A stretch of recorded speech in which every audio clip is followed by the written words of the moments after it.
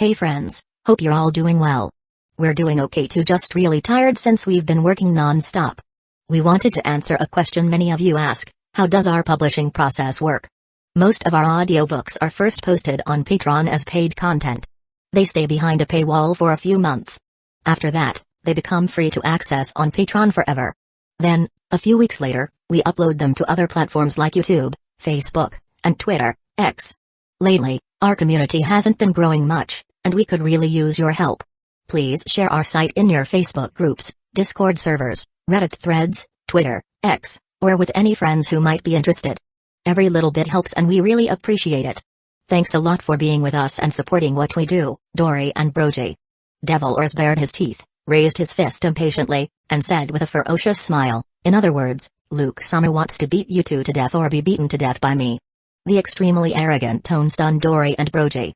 Immediately, the two giant warriors looked at each other and laughed loudly. Ja. Gabba. The next moment, two people stop laughing and exude a fighting spirit. They raised their weapons high and aimed them at Ors before responding loudly in unison. Betting on the glory of Elbaf, we accept your challenge. Chapter 48, Luke, it's a matter of life and death. Hey, let's get started. With Dory and Ogre taking on the challenge, Ors, who had already been impatient, grinned ferociously and rushed out before Luke, who was above him, could speak. The huge body shows an exaggerated speed that is completely inconsistent with the size. In an instant, it turned into an afterimage and rushed out like lightning. What a speed! Seeing this scene, the pupils of the two giant warriors shrank sharply. They never expected that Ors, a big man, could be so fast. Ha. In the blink of an eye, Ors has already rushed in front of Dory and Brogy. The huge fist was dark and shiny, entangled with armament hockey as it struck the two of them like a violent storm, creating an astonishing wind pressure. Svalin Sun Shield. Two shields, wrapped around by armament hockey, firmly stand in front of Dory and Brogy. Bang. Bang. Bang. Loud noises continued. The extremely exaggerated impact let Dory and Brogy keep retreating. Bang. Bang. The ground rumbled, cracking as it was heavily stepped on. Powerful shock waves kept sweeping across, making the sea surface in the distance boil. Brogy. Dory. The next moment, the two giant warriors who had been having life and death duels for nearly 100 years looked at each other with a perfect understanding of each other. Not to be outdone, they launched a fierce counterattack, and the shield in their hand suddenly struck out. Skilja split. Ors was taken by surprise, and his huge body was directly thrown away by the violent impact. Bang. Bang. The huge soles of his feet hit the ground hard, and he retreated back continuously, almost falling to the ground. Ja. It's been a long time since I met a decent opponent. Dory bared his teeth. His eyes were full of fighting spirit. Gabba. That's exactly what I want to say. Brogy is no exception. Looking directly at Ors, who was forced to retreat, Luke, with his arms folded, seemingly not in a hurry to take action. Do you want to go together or one-on-one? Dory said with a smile. He is not arrogant or overconfident. Instead, he grew up with Brogy. The two practiced together and fought together. They have a tacit understanding of each other and are better at cooperating with each other. Moreover, some powerful giants combine techniques that require two people to work together. If they joined forces, the effect of 1 + 1 would definitely be greater than 2. One-on-one, there is no challenge for me. Dark shadows surged, and black shadow wings spread out from Luke's back as he glided down directly from the top of Ors' head. It's a matter of life and death. You two should go together. Challenging Dory or Brogy alone, for Luke, there really isn't much of a threat. At the very least, relying on the strange ability of the shadow fruit that makes people difficult to guard against him, he is innately invincible. But that wasn't the fight he wanted either. Ja. Brogy, what do you say? Dory looked at his friend. Gabba. It's been a long time since we fought together, Dory. Brogy replied back with a laugh. The two of them raised their long swords and giant axes, pointing directly at Luke and Ors. Then we will be rude. Realizing the two people in front of them is indeed a powerful enemy that cannot be underestimated. The two former leaders of the giant warrior pirates had no intention of taking it easy. My blood is starting to boil. Luke chuckled. In Dory and Brogy's surprised eyes, the shadow under Luke's feet stood up and suddenly swelled. Shadow giant. A giant about 20 meters high stood there. Its size is no smaller than that of the two giant warriors. Brush. Then Luke jumped up slightly, and at a speed visible to the naked eye, he sank into the shadow giant's body. The various abilities of the shadow fruit tend to be weird and insidious, making them difficult to guard. But it was a rare occasion to face such huge and powerful opponents as Dory and Brogy. So, he preferred to use his flesh and compete head-on to fully verify his own strength. Come on. Let me see the strength of the leader of the giant warrior pirates. Luke's fighting spirit was high. Although he lost the battle with Moria more than 3 months ago, he gained a lot. Both observation hockey and armament hockey have made great breakthroughs in the life-or-death situation. Relying on the ability of the shadow fruit, he gained some of the more profound memories of the Ruma, Captain John, and others. He witnessed the growth and battles of those strong men in the past. Whether it is skilled in swordsmanship, physical skills, hockey, etc., or related experiences, he has benefited and gained a lot. After several months of unremitting hard work and training, it can be said that he has reached a higher level. Compared to before, even if he didn't use any abilities, he could confidently compete using his physical skills and hockey with Gecko Moria, who relied on the ability of the shadow fruit. Not to mention, he now has the shadow fruit. This is also the confidence that Luke dares to face Dory and Brogy, the 2 leaders of the giant warrior pirates. He's not the type of person who, when he encounters a slightly stronger opponent, will hesitate and back. Instant transmission. Luke showed madness in his eyes and took the lead. The black shadow giant pressed his feet, and together with the ground cracking, his whole body jumped up like lightning. At the same time, the huge soles of his feet suddenly tore through the air and kicked out violently. Tempest kick. Boom. Accompanied by fierce wind pressure. An exaggerated huge wind blade appeared out of thin air and blasted hard at Dory and Brogy who were in front of him. Without hesitation, Dory and Brogy dodged out of the way. Boom. Boom. Boom. The ground roared, and smoke spread everywhere. Countless, towering ancient trees were cut off ruthlessly. Crashing. Crashing. The sea in the distance was ruthlessly cut open, and a huge trench appeared there. What an incredible guy. After witnessing such an exaggerated scene, Dory's eyes narrowed, and he took a breath of air. Then, let's get rid of one first. Flexible snake. Devil or grinned ferociously. He charged straight out with his fists wrapped around by armament hockey. Suddenly, he swung out towards Brogy, who had just dodged and was closest to him. Swipe. Swipe. Even though he was still hundreds of meters away, his huge arm still stretched straight with the help of shadow fruit. The dark and exaggerated fist was blasted at Brogy, who was in shock and disbelief. What? Boom. Boom. Boom. Chapter 49, The Collision of Forces. Valen Sun Shield. Bang. Bang. Bang. On the prehistoric island, accompanied by fierce and unparalleled winds pressure, the violent fists were constantly expanding and contracting. Oars bombarded Brogy at full strength like crazy, not giving the other party any chance to breathe at all. Boom. Boom. The huge shield wrapped around by armament hockey firmly stood in front of him. Is this monster with devil fruit abilities? He's really strong. Brogy gritted his teeth with a stern look in his eyes. The ground beneath his feet cracked, and his body kept sliding out. Facing Or's monster-like power, even he, the former leader of the giant warrior pirates, was at a disadvantage and struggling hard. Brogy was secretly shocked. In terms of strength, this was the first time that he lost to others. Even the descendant of the devil, Little Ors Jr., he met at the beginning was not so strong. Although Little Ors Jr. was very big, and he, Brogy, was smaller in size, Little Ors Jr. might not be able to surpass himself in terms of strength. But the monster from the ancient giant race in front of him was completely different.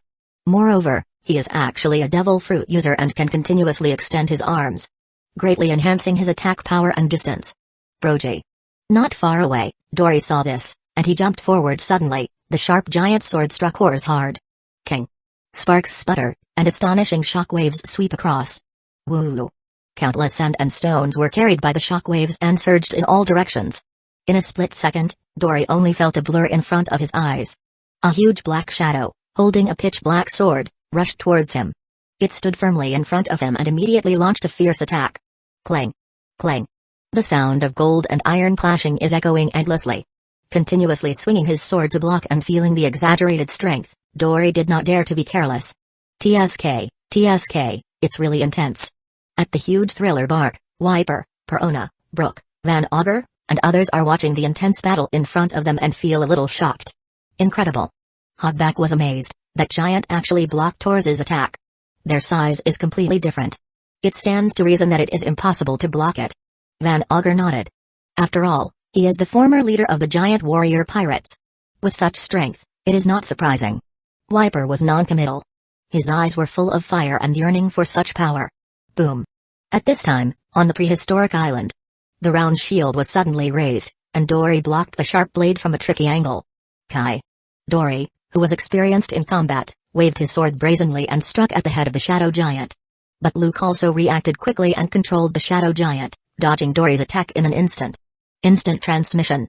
That's when Ors stops punching Brogy, who's completely suppressed and doesn't have the time to take a breath.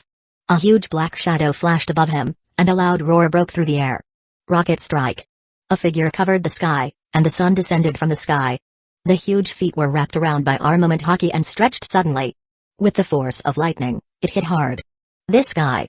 The hair on Brogy's body stood up, and his face changed color in shock. Without hesitation, he stormed out. Boom. Boom. Boom. The loud noise shook the sky.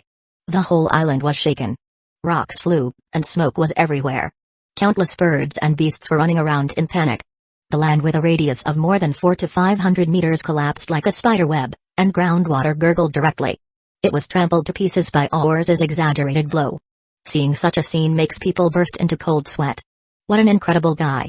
Brogy's huge figure rushed out of the smoke and dust, but a huge and dark fist struck hard again, accompanied by a hurricane. Ho! What? Brogy's expression changed, and he raised his shield in a flash, narrowly blocking Ors's relentless and murderous attack. But he was still overwhelmed by the exaggerated power and flew backward. Bang! The earth collapsed. Brogy fell to the ground in a mess. At the same time, Dory pushed back the shadow giant in front of him and came to Brogy's side. Brogy, are you okay? Gabba. It looks like I really underestimated them. Brogy stood up, somewhat embarrassed, while laughing. Ja. Indeed, we can't do it without joining forces. Dory is laughing, too. Staring directly at Ors and the shadow giant, who gave them extreme pressure. Their eyes turned sharp, and they both raised their weapons, then let them see the strength of the Elbaf warriors. The momentum of the two people became fierce. Ors. Between the eyebrows of the shadow giant, Luke appeared there with his arms folded and staring at the two giant warriors in front of him. Hey. Got it. As a zombie created by Luke's shadow, although they are independent living beings, Ors and Luke still have an inseparable connection.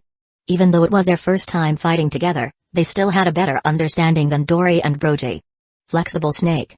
In an instant, two figures, one big and one small. They both waved their fists, wrapped around by armament hockey, and blasted wildly at Dory and Brogy in front of them. Ha. The sharp fist broke through the wind, and the violent wind pressure kept raging, making it difficult to open your eyes. Svalin Sun Shield. Not only did Dory and Brogy not flinch, but they held a shield and wrapped it with a tyrannical amount of armament hockey. Boom. Boom. Boom. Chapter 50, Defeat on the Prehistoric Island. As time continues to pass. Among the several huge figures, the exaggerated and shocking battle continued. Moreover, it gradually became more intense.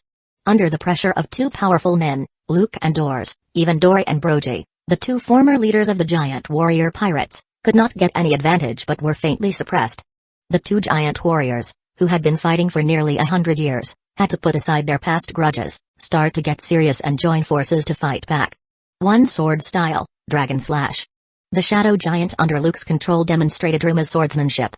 A huge flying slash turned into a flying dragon and pounced hard on Dory in front of it. Tempest kick, line. Not to be outdone, Ors leaped high with an exaggerated force, and his huge right foot swept out like lightning. Svalin Sun Shield.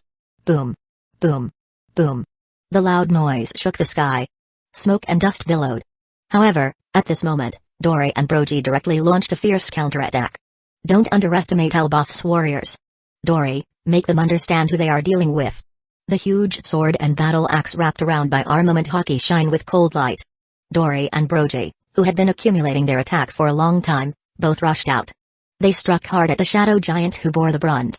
Sun Saw. They form a flanking attack from the left and one from the right. The sharp and murderous attack faintly distorted the air. Instant transmission.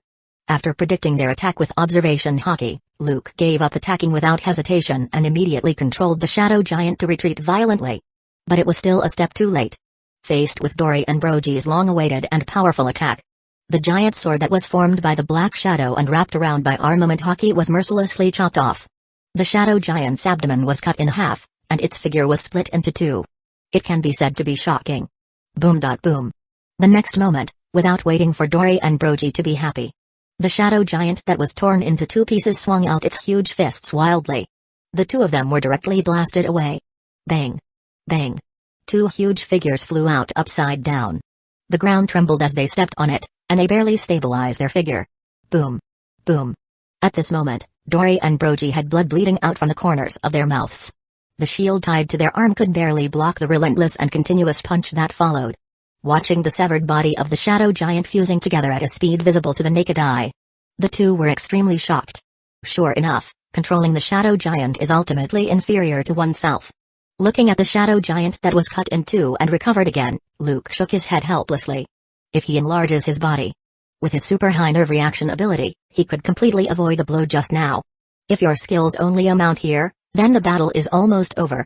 Luke looked directly at Dory and Brogy. The next moment, he separated directly from the shadow giant and jumped up high. Shadow revolution, complete enlargement. Swipe in an instant, in Dory and Brogy's surprised eyes. As Luke's shadow continued to enlarge, his entire body expanded together with his shadow. It turned into a giant about 20 meters tall, almost the same as Dory and other giants. The muscles all over his body were tense, and veins popped out. There were wisps of hot steam coming out all over his body. The momentum is terrifying. Machine gun, King Cobra. Luke's eyes were stern. He directly launched a fierce attack with the shadow giant transformed by the shadow clone. His hands, which had become as black as ink, suddenly clenched into fists. It's as if it was poured from molten iron, and it shines brightly. Ha! In Dory and Brogy's surprise eyes, the fists all over the sky were like a violent storm, bombarding them crazily. Boom! Boom! Boom! Dory held up his shield to block. But in the next moment, something happened that shocked them even more. Each one continues to extend, and the punch that come violently turn at incredible angles, blast towards them at their blind corner. Bang! Bang! Bang! Ah! For a moment, Dory and Brogy were caught off guard and could not completely prevent the intensive and ruthless attack. They were knocked back repeatedly. Their face is swollen up, and they turn their noses blue. That's it. At the same time, Oars grinned ferociously. He rushed forward to Dory and Brogy without mercy. Rocket launcher. Two ridiculously big palms wrapped by armament hockey stretched backward, accumulating powerful potential energy. In an instant, the air was completely overwhelmed as it flew towards Dory and Brogy, who were unable to dodge and could only block with all their might. It hit hard. Svalin Sun Shield. Boom. Boom. Boom. The loud noise shook the sky. The exaggerated punch landed. The earth was directly torn apart, and the violent shock waves spread everywhere. Just the wind pressure alone makes it impossible to open your eyes and look straight. Bang. Bang. Bang. There was no surprise. Two huge figures flew out like cannonballs. Towering trees were directly knocked down. They dragged long and wide scratches on the ground. Hey, the former leader of the giant warrior pirates should be considered the strongest warrior in Elbaf, right? Oars bared his fangs. It's nothing special. Idiot, don't be careless. They still have reservations and didn't use all their strength. Are not serious about it. Luke, who had grown in size, said in a deep and hoarse voice. Although Dory and Brogy's strength is roughly clear, it doesn't seem to be as powerful as he expected. But he doesn't look down on them too much. Ja. Gabba. Suddenly, a burst of laughter came from the ruins in the distance. I haven't been hurt this badly in a while, Brogy. Me too, Dory. Two huge figures covered in blood and in a miserable state slowly crawled out of the ruins. They staggered a little, and their extremely heavy footsteps made the ground cave in. But they began to exude an aura that could not be ignored. The glory of Elbaf cannot be stained by us. Dory, whose face was covered in blood, was holding a long sword and looking directly at Luke and Oars in front of him. Then let them witness the spear that our Elbaf giants are proud of. Brogy, who was bruised and swollen, held up the giant axe and bared his teeth in a smile. Then, both men raised their weapons, and terrifying momentum kept rising around them. Our Elbaf's strongest combat skill. Swinging the long sword diagonally, Dory looked majestic. He grinned at Luke and said, "Young man and a monster from the ancient giant race. Don't die easily." Chapter 51, Hikaku's Sovereignty vs. Six King Gun. Finally. Are you going to make your strongest move? Looking at Dory and Brogy, whose momentum was getting stronger. Both Oars and Luke have shining eyes and a high fighting spirit. I'm not unprepared. At this moment, Luke suddenly took out a stack of shadows from his arms. Countless compressed shadows were struggling there. These are all the shadows of pirates he encountered these days who took the initiative to provoke them and were captured by him. He deliberately kept a part of it on his body in case of emergencies to enhance his own combat power, instead of struggling to absorb the shadows of those zombie legions. The shadow of 500 people should be enough, right? Luke's eyes were stern. He suddenly pressed these shadows on his body. The plundered shadows were all absorbed into his body. Thump. Thump. Thump. The heartbeat, like a drum, kept echoing. His muscles are pulsing, and all the veins on his body are popping out. His figure, which was already over 3 meters tall, was once again expanding at a speed visible to the naked eye. At this moment, his originally fair skin turned directly into a faint blue, his entire face was distorted, and his eyes turned terrifying bloodshot. The next second, he let out a roar like a wild beast. Whoa, an astonishing shock wave, accompanied by deafening sound waves, spread everywhere. Luke. Ors, who was next to him, his eyes widened as he stared blankly at Luke, whose image had changed drastically and was completely unrecognizable. In the blink of an eye, Luke, who was originally 3 meters tall, had turned into a little giant no less than 5 or 6 meters tall. His momentum is incomparably breathtaking and terrifying. Pressing down on his feet on the ground, it cracked, and smoke flew everywhere. Boom. The exaggerated display of strength makes people's scalp numb. After taking a long breath, Luke waved his hand, his voice became extremely hoarse, and he signaled Ors not to worry, although it is far from the limit. But I think it is almost enough. The spear that the Elbaf giants are proud of. Next, let me see it. The next moment, Luke's eyes narrowed. Shadow revolution, complete enlargement. His momentum kept rising, and his figure of 5 to 6 meters tall continued to grow with the shadow. In the blink of an eye, he transformed into a giant who was second only to Ors and was about 30 meters tall. The muscles all over his body are bulging, and the exposed veins are beating constantly, exuding an unparalleled violent aura. It makes people feel a little frightened, and their scalp feels numb. This guy is really not simple. Indeed, this size can be considered within the level of ancient giant. Looking at Luke's amazing changes, Dory and Brogy, who were already ready to go, were a little surprised. But at the same time, their fighting spirit burns even brighter.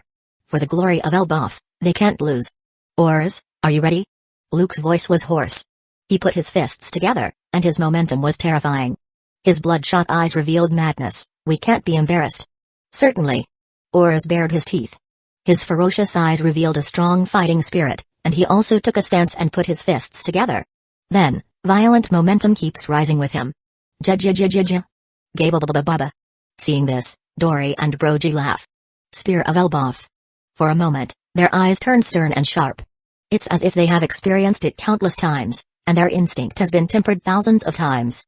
The weapon in their hand traced a rapid trajectory. Without hesitation, they all attacked violently.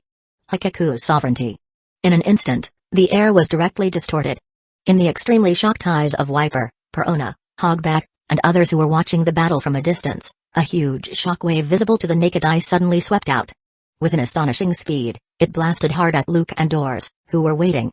6 superhuman fighting skills, Luke and Ors are side by side there. 2 huge figures, far larger than ordinary giants, with astonishing momentum. With their fists together, the amazing hockey flowed, and they both yelled, "Ultimate radius, 6 king gun." Buzz, buzz, the air was directly distorted. Facing the huge shock wave, they retaliate without showing any signs of weakness. Boom. The whole island shook, and the ground was directly torn apart ruthlessly. All obstacles were instantly reduced to ruins. Boom. 2 shock waves, one large and one small, kept squeezing each other. Finally, Luke and the Ors attack was crushed ruthlessly. Woo-oh. However, accompanied by fierce and unparalleled wind pressure, the attack released by Dory and Brogy, after all the strength ran out, gradually dissipated. Gulu.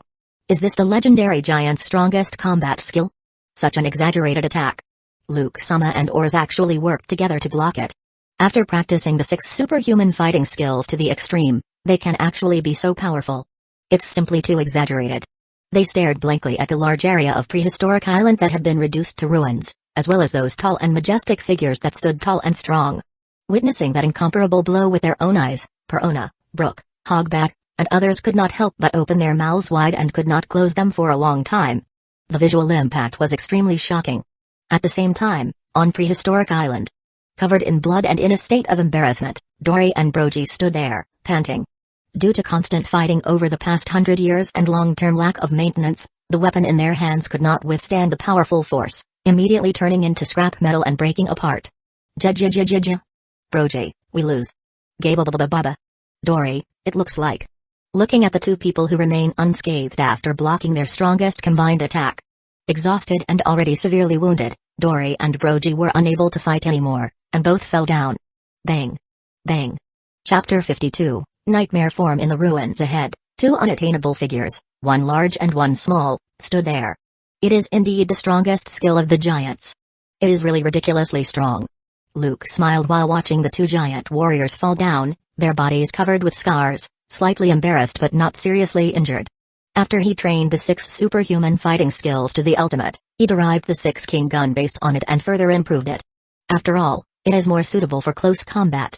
To deal with single targets, the power should be more concentrated. The power is quite exaggerated, and it can be used by 2 people together.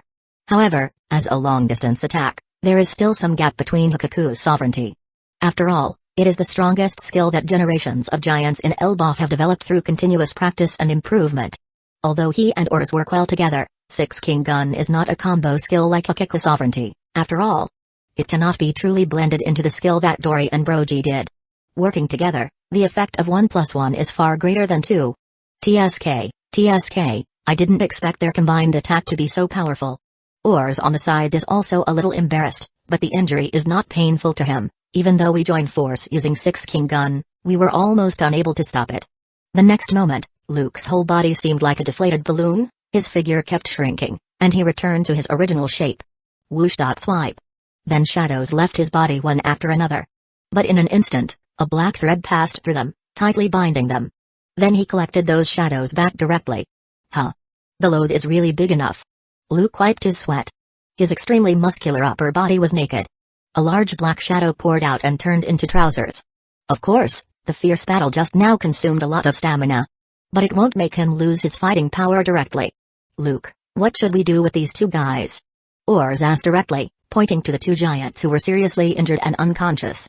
Arriving directly in front of Dory and Brogy, Luke said nonchalantly, when I cut out their shadows, I'll let the shadow clone send them directly to the underground prison and lock them up. He had already specially prepared a cell for the 2 former leaders of the giant warrior pirates that could accommodate them, so there was no need to worry about not being able to accommodate them. Ors's size is so exaggerated. He was worried that this guy would collapse the newly expanded underground prison if he locked them up. Later, you will be responsible for leading the zombie army to capture large beasts that have escaped on the island, especially the pterosaurs with the ability to fly. It doesn't matter whether they are dead or alive, but the body must be kept intact. Luke then ordered, next, I am going to build an army of beasts and flying troops. He has long had the idea of forming an army of ferocious beasts. As for whether those ferocious beasts can be tamed, there is no need to worry at all. It only takes a little time to stuff the plundered shadows into their corpses. The zombie beast created can not only ensure 100% loyalty but also possess human wisdom and perfectly execute combat instructions. No problem. Ors bared his teeth. He turned around and looked around, sizing up the prehistoric island, and began to look for targets. Although some areas have become devastated due to the battle between them, the island is huge enough, and most of the area is still intact. Those ancient creatures that have become extinct in other places, such as the Triceratops, saber-toothed tiger, Brachiosaurus, and pterosaurs, have all gone to other places. Shadow Cutter. Luke stopped talking nonsense, and his eyes sharpened suddenly. He directly pulled up the shadows of 2 giants. In the blink of an eye, a huge shadow was struggling in his hand, then he cut it off directly. Shadow Ball. Immediately afterward, Luke raised his right hand and shook it suddenly. The unreasonably large shadow was continuously compressed at a speed visible to the naked eye, turning into 2 balls. Oh ho ho ho, I'm really shocked. I didn't expect the giant's combat skills to be so amazing. Hiss hiss hiss, as expected of Luke, even the leader of the giant warrior pirates is no match for him. At this time, Perona, Brook, Hogback, and others rushed over one after another. They looked at Luke, who was in a bit of a mess but was not seriously injured, then looked at Ors, who standing there as if nothing was wrong, and the 2 giant warriors lying there covered in blood. Everyone couldn't help but feel a little inexplicable. This battle was too shocking for them. It can be said to be an eye-opener. This is? Perona blinked her big eyes. Looking at the 2 strange balls in Luke's hand, she was full of surprise. Okay, stop flattering. Luke waved his hand. There is no pride or arrogance. He is very clear that his current strength is still lacking, and he needs to work harder. He glanced at the unconscious giant lying there. Whoosh. Then, with a thought of his mind, the shadow under his feet stood up and turned into a substantial shadow clone. Shadow Giant. The next moment, the shadow clone was like an inflated balloon, constantly expanding and enlarging. A huge black shadow, no smaller than Dory and Brogy, stood there. In the somewhat Verona and others' dumbfounded gazes, it directly showed quite exaggerated strength, simply and crudely carrying Dory and Brogy, the two giants that were about 20 meters tall and as big as mountains. With heavy steps, it walked towards the thriller bark. Then, the rest is up to you, Oars. Luke had no intention of staying. Shadow wings spread out behind him, and he flew straight toward the thriller bark. Wait for me, Luke-sama. Perona, who was floating in the air, hurriedly followed. Hey! When Wiper saw this, he also turned into lightning. Only the three of them, Brooke, Van Auger, and Hogback, were left looking at each other. They had no choice but to walk back on foot again. They can't fly. Soon, all over the prehistoric island, there were constant roars of beasts. Under Orr's leadership, the zombie army launched operations and began to continuously capture and hunt those large beasts. As for the more troublesome pterosaurs with the ability to fly, they are the negative ghosts sent directly by Perona to assist in the battle. On the thriller bark, Luke returned here with Wiper, Perona, Hogback, and others. A shadow ball compressed from Dory's shadow was absorbed into his body. Ha! The next moment, his body shook all over, and he couldn't help but growl. He clenched his fists tightly, and his veins popped out. Then, his body began to expand at a speed visible to the naked eye. The originally perfectly proportioned muscle lines became extremely exaggerated, like an inflated balloon. From being just over 3 meters tall, he once again transformed into a muscular giant 5 to 6 meters tall. His black hair has grown a lot and straightened up, while his skin color turned darker blue. At this moment, he exudes an extremely powerful momentum. Luke-sama's nightmare form. Is this the shadow of the giants? Looking at Luke, who was completely different from before. Perona, who was floating there and watching, was a little shocked. Only one shadow can produce such an exaggerated change. At least it can equal the shadows of hundreds of people. When Luke fought against the two giants, he absorbed hundreds of shadows at once, and his body underwent tremendous changes. He didn't just get bigger, his own speed and strength increased by more than 10 times. Luke once called it nightmare form. It's almost the same as now. Chapter 53, Beast Legion and Flying Troops. Hiss. Hiss. Hiss, probably because the master of this shadow is too powerful. On the training ground, looking at Luke, who had just absorbed the shadow of a giant warrior and directly entered the nightmare form, Hogback said with a strange smile, after all, that is the shadow of the leader of the giant warrior pirates, not to mention the strongest warrior of the giant clan, but it should be not far off, right? Wiper, Brooke, Van Auger, and others nodded. In the previous battle, the strength shown by Dory and Brogy was obvious to all. It can be said that it was impressive. Even if it's just a single shadow and I am a shadow fruit user. I can't sustain it for less than half an hour. Luke relaxed slightly, but this is much better than directly absorbing a large number of shadows. Stuff the plundered shadow into the body of a living person. There will be a huge rejection reaction, and he, the shadow fruit user, is no exception. Although he can directly stuff a large number of shadows into his own body, it can make one's own strength skyrocket in all directions in a short period of time. But time is limited. The more shadows are absorbed, not only are the restrictions greater, they are also difficult to control. And the shadows of giants like Dory and Brogy, the quality is naturally far from comparable to those of low-level pirates. One of them can rival 500 ordinary shadows, and it is relatively easy to control and will not affect him during the battle. And for him, if he just absorbs the two shadows into his body to enhance his own combat power, the rejection reaction will not be that big. In contrast, it is undoubtedly more cost-effective. He can consider bringing them with him as a trump card, just in case. Anyway, the current underground prison on the thriller bark is almost saturated. Plus, the next beast army and flying troops. Overall, the number of zombie legions is almost enough. In a short period of time, there is no need to capture more prisoners. However, it should be enough. Ignoring Hogback and others, he digested the huge amount of information and closed his eyes. But Luke didn't read all of Dory's mixed memories. A giant's long life of hundreds of years would probably burst his head. So, he only selectively extracted memories related to hockey, the giant's combat skills, etc. After a while, Luke opened his eyes. A huge shadow broke away from his body and continued to expand. His whole body was like a deflated balloon, and he quickly returned to his original state. Holding on to the shadow that just escaped, he compresses it into a shadow ball the size of a walnut and prevents it from returning to Dory. Come again. Luke gritted his teeth. He once again absorbed Brogy's shadow into his body. In an instant, He changed again and entered the nightmare form. His black hair stood up, and his skin color turned blue. His body shape has become extremely exaggerated. The muscles swelled, and the veins popped out. Then, he closed his eyes once again. Through the ability of the shadow fruit, he continues to selectively extract Proji's memories. Less than half an hour. Luke could no longer hold on and return to his original state. He couldn't help but breathe heavily. At this moment, he was extremely exhausted. Not only did he have to bear the rejection caused by the shadow, but also the huge memory, which gave his brain a splitting headache. Even if he selectively read the extracted memories, it far exceeds the information obtained from the shadows of dead people such as Rima and Captain John. After all, the shadow of a dead person only carries a part of the owner's deeper memories during their lifetime. Although I am a little tired, I have gained a lot. Luke showed a satisfied smile. Although the giant's skills in using hockey are a bit rough, they are not without their own uniqueness. In particular, techniques like Hakaku sovereignty were specially developed for the giant's huge size. Over the long years, generations of giants have continuously tried and improved. He benefited a lot. That afternoon, a beast of varying sizes was tied up and placed in the open space outside the training ground.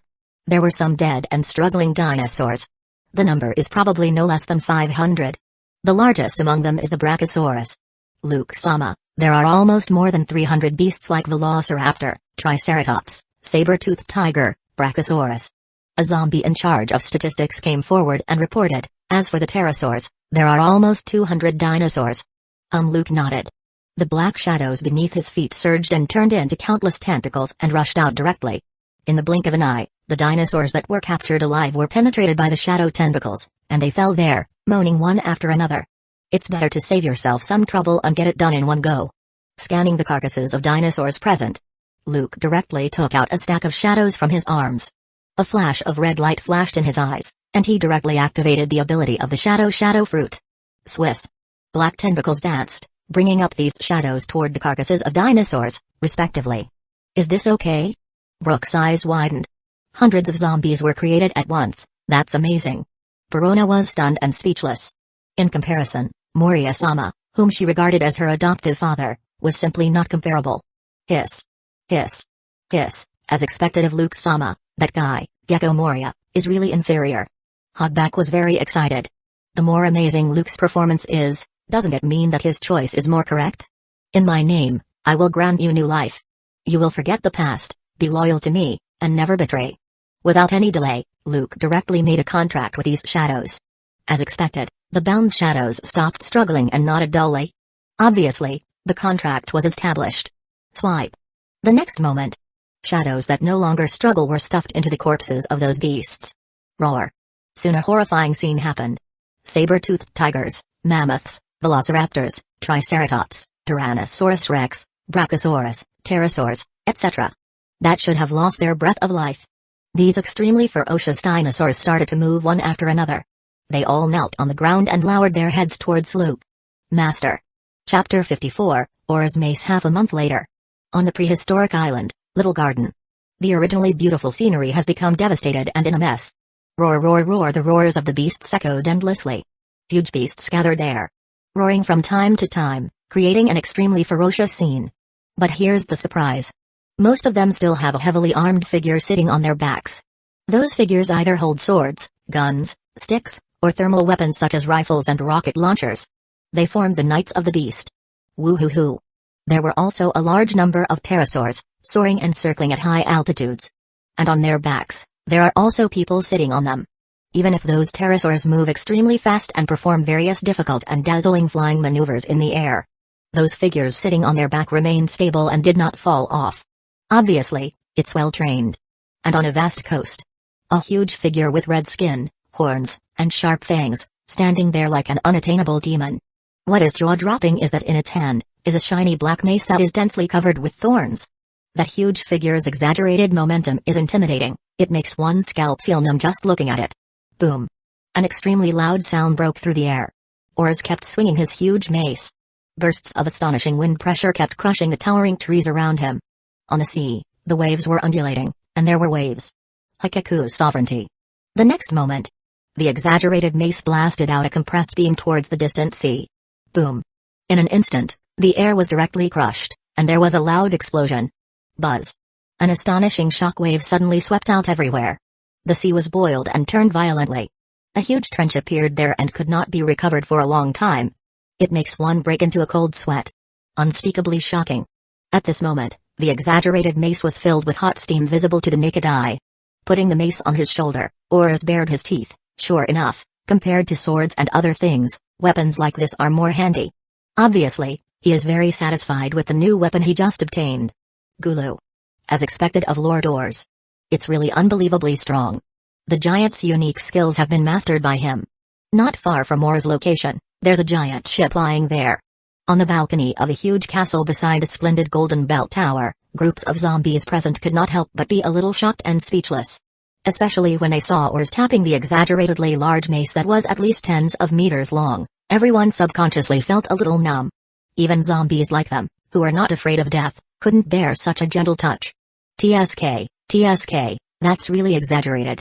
Oh ho ho ho, as expected, this type of weapon is more suitable for that guy. In the past half-month, Luke-sama has really put in a lot of effort just to forge weapons for him. Hiss. Hiss. Hiss, the minerals on this island have almost been dug up by that guy, Wapol. On the training ground nearby, looking at Oars on the coast from a distance. The cadres, such as Perona, Brook, Van Auger, and Hogback, who had just finished their morning exercise, were all filled with emotion. It was not too surprising that Oars successfully used a giant's Hukaku sovereignty. Because they have seen him do it more than once these days. Not far away, Wiper was sweating profusely and still did not stop training. Lifting extremely heavy dumbbells, he grits his teeth and exercises unremittingly. A few weeks ago, he witnessed the battle between Luke and Oars and the two leaders of the giant warrior pirates. When he saw such a powerful force, his desire for power has undoubtedly become greater. He is desperate, longing to become stronger. On the other side of the prehistoric island, an extremely loud sound came from the mountain. Luke himself, who was sweating profusely, had a stern look in his eyes and kept punching, elbowing, and swinging his legs towards the mountain in front of him. He didn't use hockey at all, he just used pure physical strength to train like crazy, and the whole mountain was treated as a sandbag. Even the fists, elbows, knees, and other parts of his body were already red, swollen, and even bleeding. He still has no intention of stopping. It makes people stunned. To actually use the mountain as a sandbag, it's just watching Luke's training. Van Auger, who came over from the Thriller Bark while riding a giant pterosaur, was amazed. This is not the first time he see the other party training like this. But every time he sees it, he still feels amazed. He finally understands why Luke has such amazing strength at such a young age. It's not just that superhuman talent. It is also because of this tenacity and tenacious will. Luke, everything has been achieved, whether it is Oars' weapon forging or the training of the Beast Legion and the Flying Force. The swift pterosaur circled and landed. Van Auger jumped down from the pterosaur and stepped forward to ask Luke, "Is it time for us to leave?" "Well, it's almost done." Luke stopped. He shook the sweat off his head. He didn't care about the swelling on his hands. These days, in addition to his daily training on this island, he also often practices Hukaku sovereignty with Oars. He even used the shadow clone to turn it into an axe and use it as a temporary weapon. It can be said that the gain is not small. He has to say. A special zombie created through his shadow, Oars, perfectly inherited his talent, and his learning ability is quite amazing.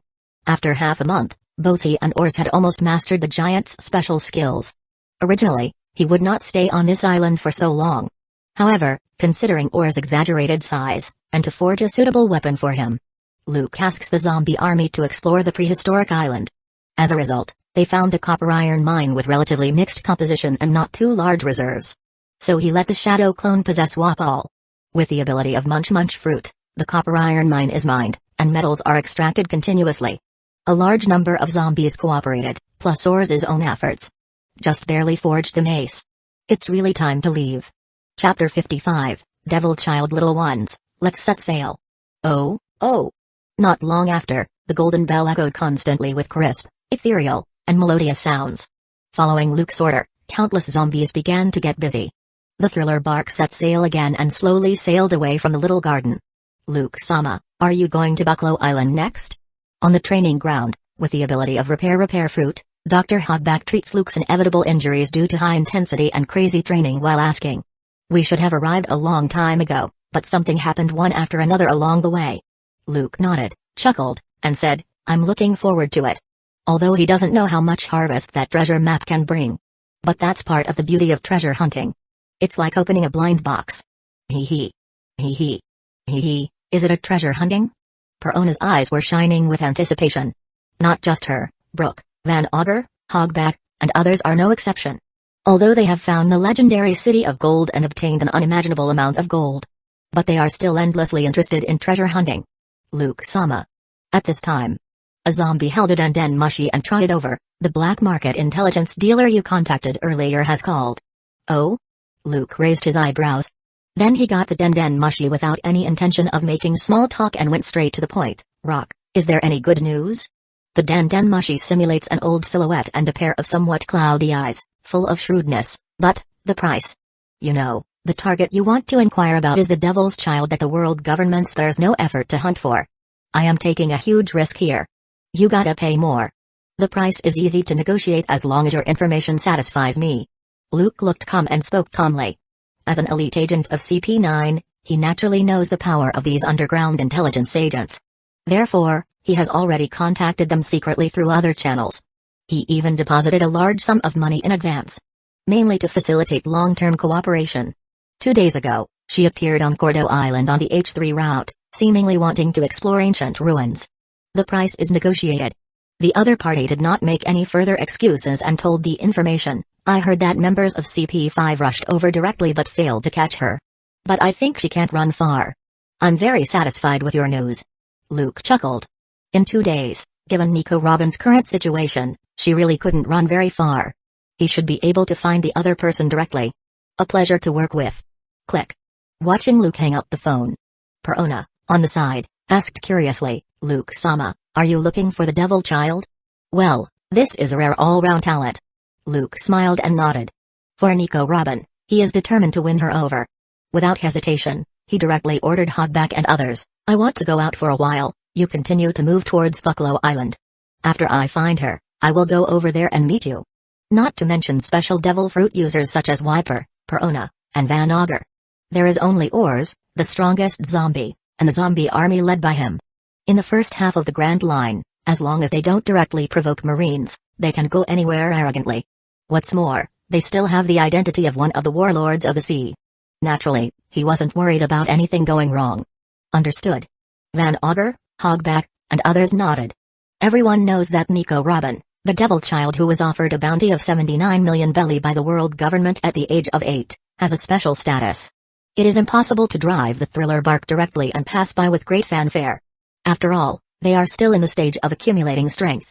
They are not ready to ruin the relationship with the Marines and officially enter the New World.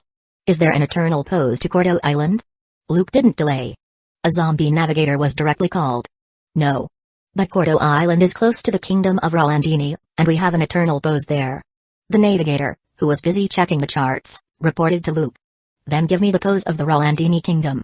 Yes, Luke Sama. That afternoon after a short rest, he relieved the fatigue caused by high-intensity training and restored his physical strength.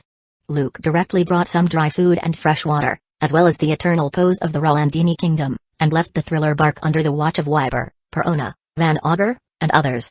Whoosh! The black shadow wings fluttered slightly, and Luke soared directly into the distant sky. Nico Robin, I believe we will meet again soon. Looking at the undulating sea, the corners of his mouth slightly raised. Thinking back to that beautiful and charming face, he smiled softly. About 4 years ago, Luke, who had just turned 13.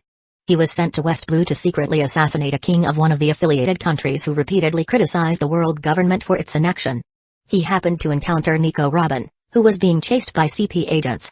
Then he killed several of the pursuers and let Robin go while leaving a word about meeting in the future under her stunned eyes. Then he walked away. Noon the next day. The sun was shining brightly, and there was no cloud in the sky. While flying, Luke, who was tired of travel, rushed directly to the kingdom of Rolandini. Whoosh! He landed from the deserted coast, changed his appearance, and disguised himself as the winged swordsman Yasuo. In an instant, his powerful observation haki enveloped the entire small island.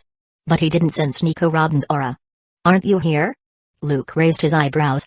He asked about nearby islands and bought a few eternal pose. When preparing to leave, a merchant ship that had just docked in the port, with a rather strong aura inside, caught Luke's attention. Huh? But no figure was seen at all. He only had time to see a pool of sand turning into a small tornado, quietly flying into the distance. Luke's eyes narrowed, and he was surprised. Crocodile? Chapter 56, G2 Branch Lanka Island, adjacent to the Kingdom of Rolandini. It is a town directly governed by the world government. What's happening? There haven't been any pirates recently, right? Those guys suddenly appeared here.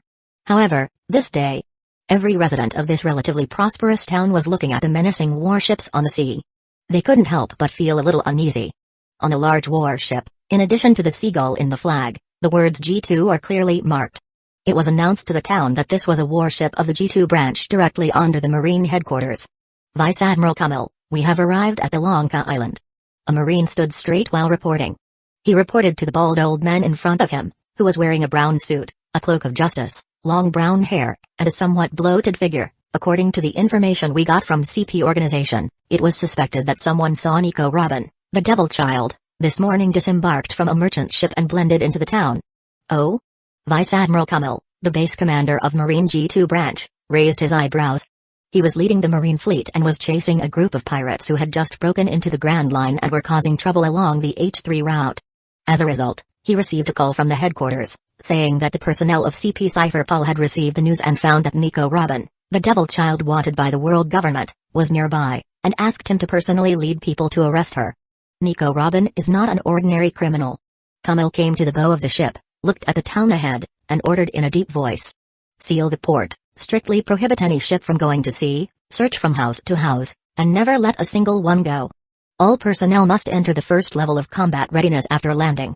On the port, a figure wearing a cloak, who was just about to board a merchant ship, looked at the unkind fleet. Without hesitation, she gave up boarding and quietly retreated to the town and mixed in the crowd. Search. Don't let Nico Robin get away. This woman is very cunning and good at disguise. We must not let her escape. Any suspicious target will be arrested directly. Not long after there were some riots in the town. A Marine personnel armed with live ammunition landed one after another and began to search. In a deserted alley, a figure wearing a black cloak escaped from a group of Marines. Then she leaned against the wall and breathed a sigh of relief. Under the cloak, a gorgeous face was revealed. Stop. At this time, a dozen Marines came running over. They saw a suspicious figure wearing a cloak. Instant transmission. Nico Robin's expression changed. Without hesitation, she stepped hard. Whoosh. Then, in the blink of an eye, she disappeared from the sight of those Marines. Disappeared? Am I dazzled? The person just now was obviously still here. The Marines, who had just raised their guns and were about to block the opponent, couldn't help but look at each other. That was one of the 6 superhuman fighting skills just now? A Marine ensign reacted, a little shocked. Obviously, he recognized the 6 superhuman fighting skills that only a few elites in Marine can access. He took the lead and chased after her while shouting loudly without looking back, "No, she is definitely Nico Robin. Chase her. Notify the higher-ups immediately." Yes. And at this time no one found out. The other side of the island. A black shadow flew over and landed in the deserted wilderness. Oh? Looking at the fleet of ships preparing to block the island, Luke's eyebrows raised. Marine? Interesting. Finally, my efforts were not in vain, I found you. After closing his eyes slightly, Luke's powerful observation hockey directly enveloped the entire island. He instantly locked onto the aura that was somewhat familiar, but much stronger than 4 years ago, and confirmed the other party's identity. On the rooftop of a 3-story building, a beautiful figure kept stepping through the air while a burst of smoke erupted from beneath her feet. Then, she landed on the rooftop, not away, and she immediately hid in a corner. Nico Robin breathed a sigh of relief, crossed her hands, and closed her eyes. A Joe's fleur.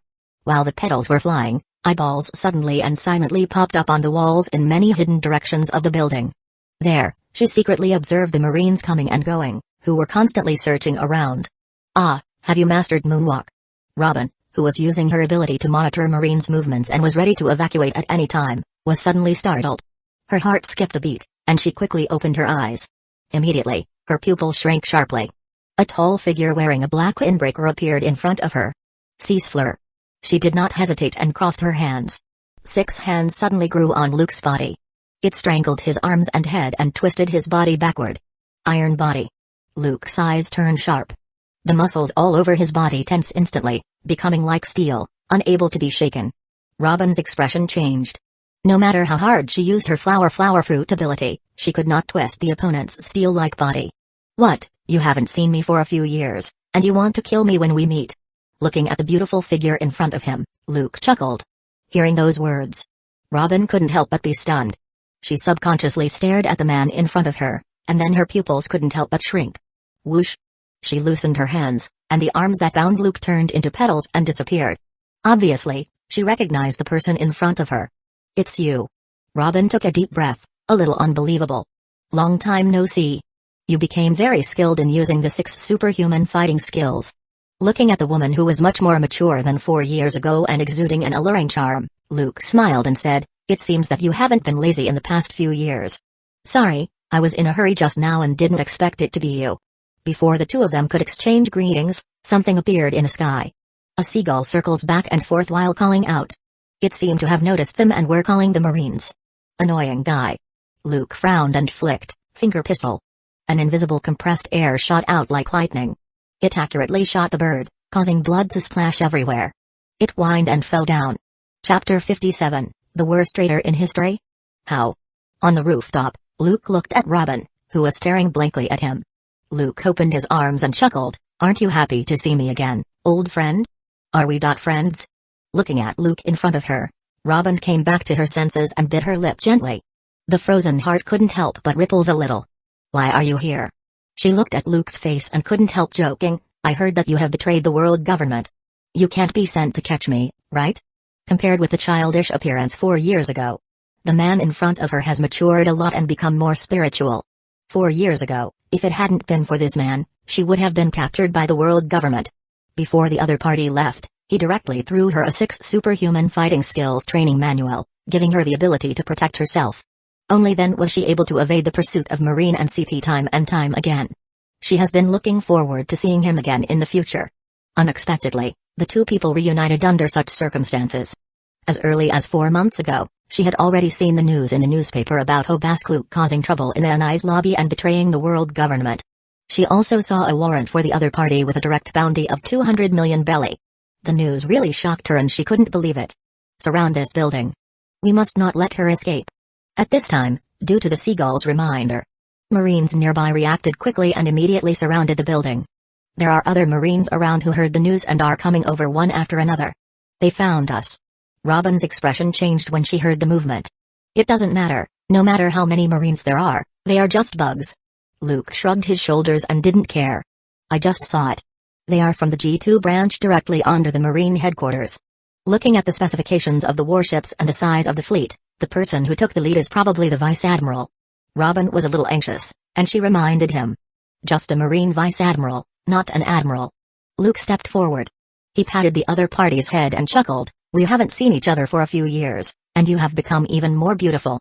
Let's get rid of them and find a place to chat." After hesitating for a moment, Robin nodded.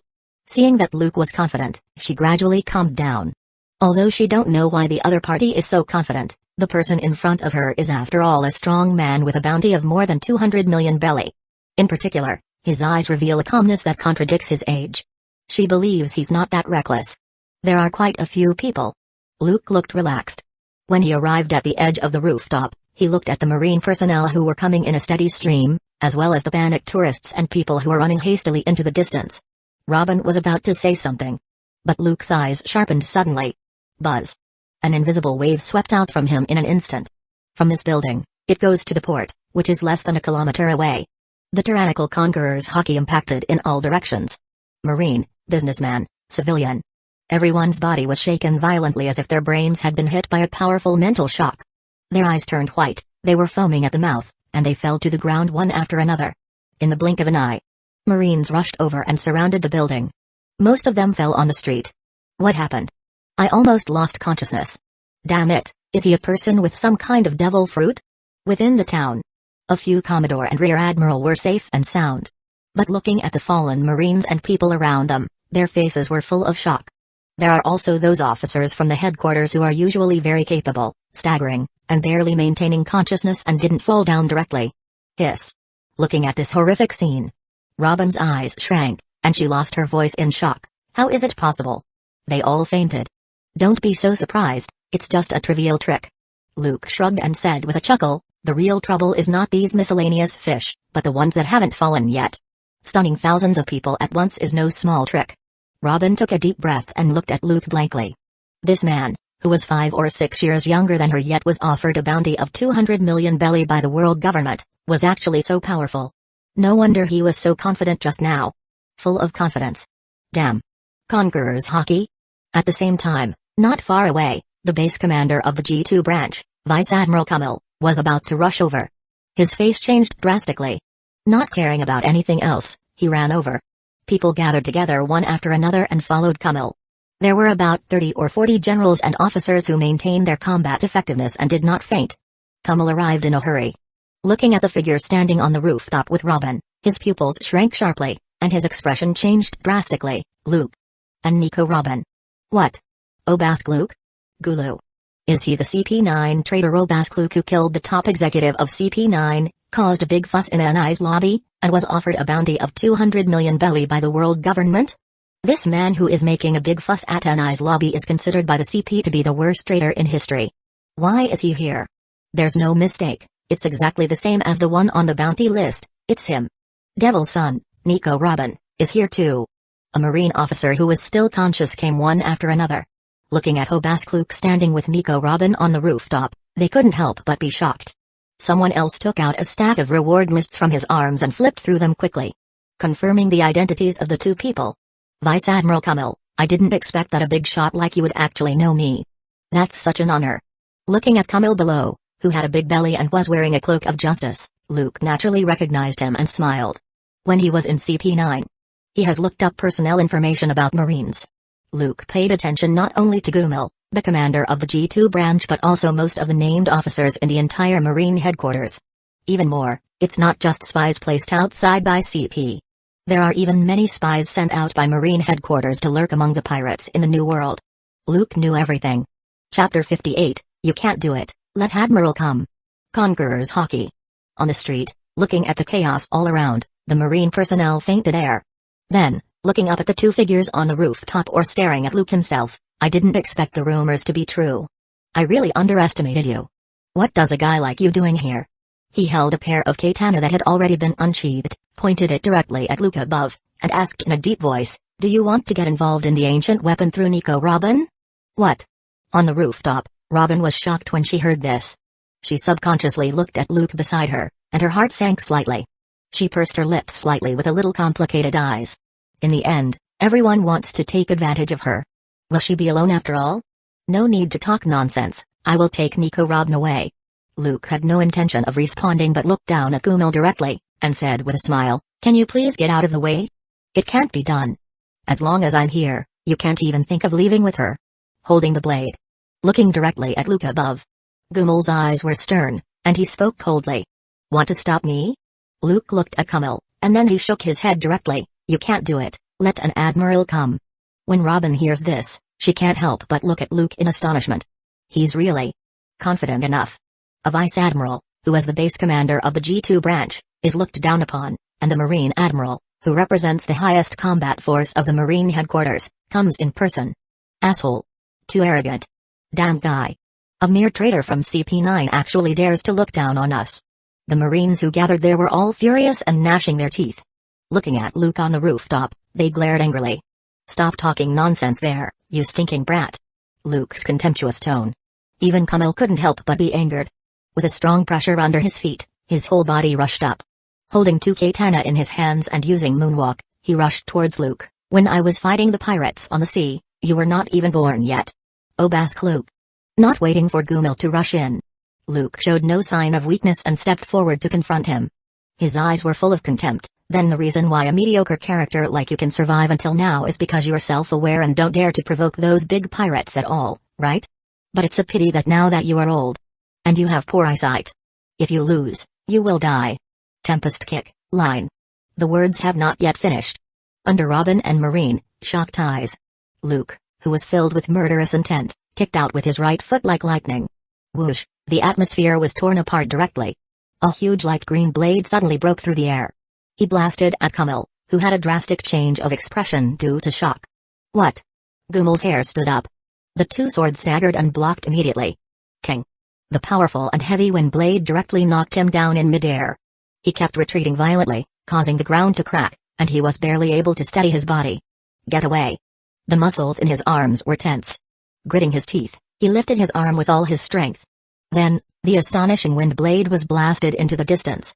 In the disbelieving eyes of those Marine officers, several buildings in a row were cut diagonally like tofu, and the cuts were extremely smooth. Loud noises were heard, and the cut floors slid down one after another. Large amounts of smoke and dust billowed into the air. It makes people burst into cold sweat. It's unbelievable, it's really incredibly strong. This is an exaggerated scene. Even Robin couldn't help but widen her eyes and was speechless. 6 superhuman fighting skills, are they really that strong? In the past 4 years, she has been forced to hide and flee from the pursuit of the world government. But even most of the time is spent on archaeology, constantly exploring ancient ruins and looking for historical texts. Trying to unravel the void century and fulfill the last wish of scholars in O'Hara. Privately, she still tries her best to take out a certain amount of time and persists in practicing hard. In particular, the 6 superhuman fighting skills manual that Luke threw to her had Luke's own annotations and experiences on it, which made her practice more effective, and many problems could be solved easily. With her extraordinary mind and talent, she has already mastered most of the 6 moves. Tempest Kick, she also barely mastered it. But that power, exhibited by Luke, it's a world apart from her. What kind of monster is this? Is he really only 17? Is this the true strength of this traitor? Staring blankly at the collapsed buildings. Looking at the lower half of the floors that were still intact, the smooth cuts on them. One Marine officer swallowed. Everyone couldn't help but shed a cold sweat. They just feel their scalp going numb. Don't be intimidated, idiots. After taking a deep breath, Kummel's face became solemn, and he stared at Luke full of solemn eyes, who had just walked onto the street with a relaxed expression. He no longer had the previous contempt. He is known as the strongest CP9 genius in NI's lobby in 800 years. With such strength, of course. I will deal with him. You are responsible for catching Nico Robin. You must not let her escape. For a while, the morale of each Marine officer was lifted. They barely calmed down and responded loudly. Oh? Looking at the Vice Admiral in front of him, Luke was full of fun. Do you think you can stop me? Don't underestimate the Vice Admiral of Marine Headquarters, Obask Luke. Vice Admiral shouted angrily. Instant transmission. He stepped hard. Holding 2 knives in hand, he rushed forward suddenly. The extremely sharp blade, gleaming with cold light, struck hard at Luke in front. Luke looked calm. Both fists are wrapped around by armament hockey. Without showing any weakness, he started a confrontation with him. It seems that there is no concern about whether Nico Robin will fall into crisis. Go. Get Nico Robin. At the same time, a Marine Rear Admiral, holding a katana, immediately began to command the Marines who still retained consciousness under the impact of Conqueror's hockey and were constantly gathering from all directions. Among them, there were many Marine officers who were not too weak and quickly woke up one after another. In a short period of time, there were already hundreds of people. Robin, who was watching the battle above, looked grim. Looking at some Marines, who were holding rifles and rocket launchers, and pointed them at her. Crossing her hands, she decisively activated Flower Fruit's ability. Twirling flower. The petals are flying everywhere. On the bodies of various Marines, arms sprouted one after another and wrapped tightly around them. Grabbing their limbs, necks, and other parts. Hand? Grown from the body? Damn it, what the hell is this? Let go, bastard. Everyone, be careful, this is Nico Robin's Devil Fruit ability. However, she was completely not going to give these Marines too many opportunities to resist. Robin's intertwined hands, her palms suddenly clasped together. I'm sorry, I don't want to be caught yet. The arms that grew out of the Marine personnel directly grabbed their bodies and twisted them mercilessly. Chapter 59, Robin's Strength Crack. Accompanied by sound that makes people's teeth sore. There were bursts of shrill screams, creating a terrifying scene. Many Marines who were a little far away and had not yet been targeted could not help but step back in shock. Some couldn't believe it as they saw their companions whose body joints were broken the next second, and then they all looked at Nico Robin above the rooftop. They couldn't help but feel a chill on their back. Damn woman. Don't be afraid, everyone, this is the ability of Flower Fruit. It's not a big deal, just use the iron body to defend. If those hands are injured, the body will also be injured. This is the weakness of her Devil Fruit ability. There were a dozen Marine officers who had mastered some of the 6 superhuman fighting skills. They immediately tensed up their muscles and performed this physical skill specially used for defense. The Marine's body suddenly became bulky, and their body became extremely hard. Although the arms that grew out of their body tried to twist their body, it was still as solid as steel and could not be easily twisted. Some people have pointed out the weakness of flower fruit. Apparently, the Marine has already done relevant intelligence work. Huh? Iron body? Robin looked at the Marine present while removing her devil fruit abilities.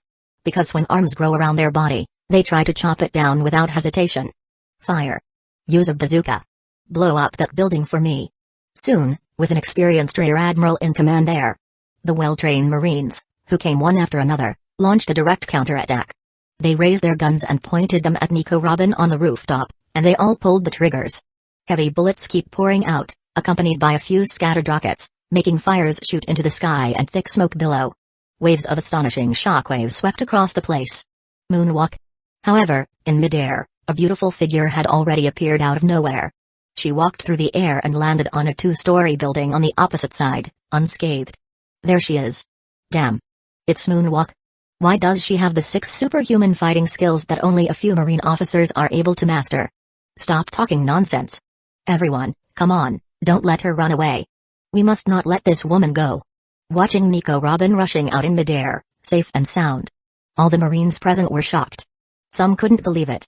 Obaskluk is a traitor from the CP9. Why does even Nico Robin, the devil child, know such advanced physical skills as the 6 superhuman fighting skills? But without hesitation, they all raised their guns and attacked with murderous intent. Endless. Turn to Fleur. Looking at Marine rushing forward, Robin crossed her hands and activated her devil ability directly. Finger pistol. One arm at a time suddenly sprouted from Marines' bodies.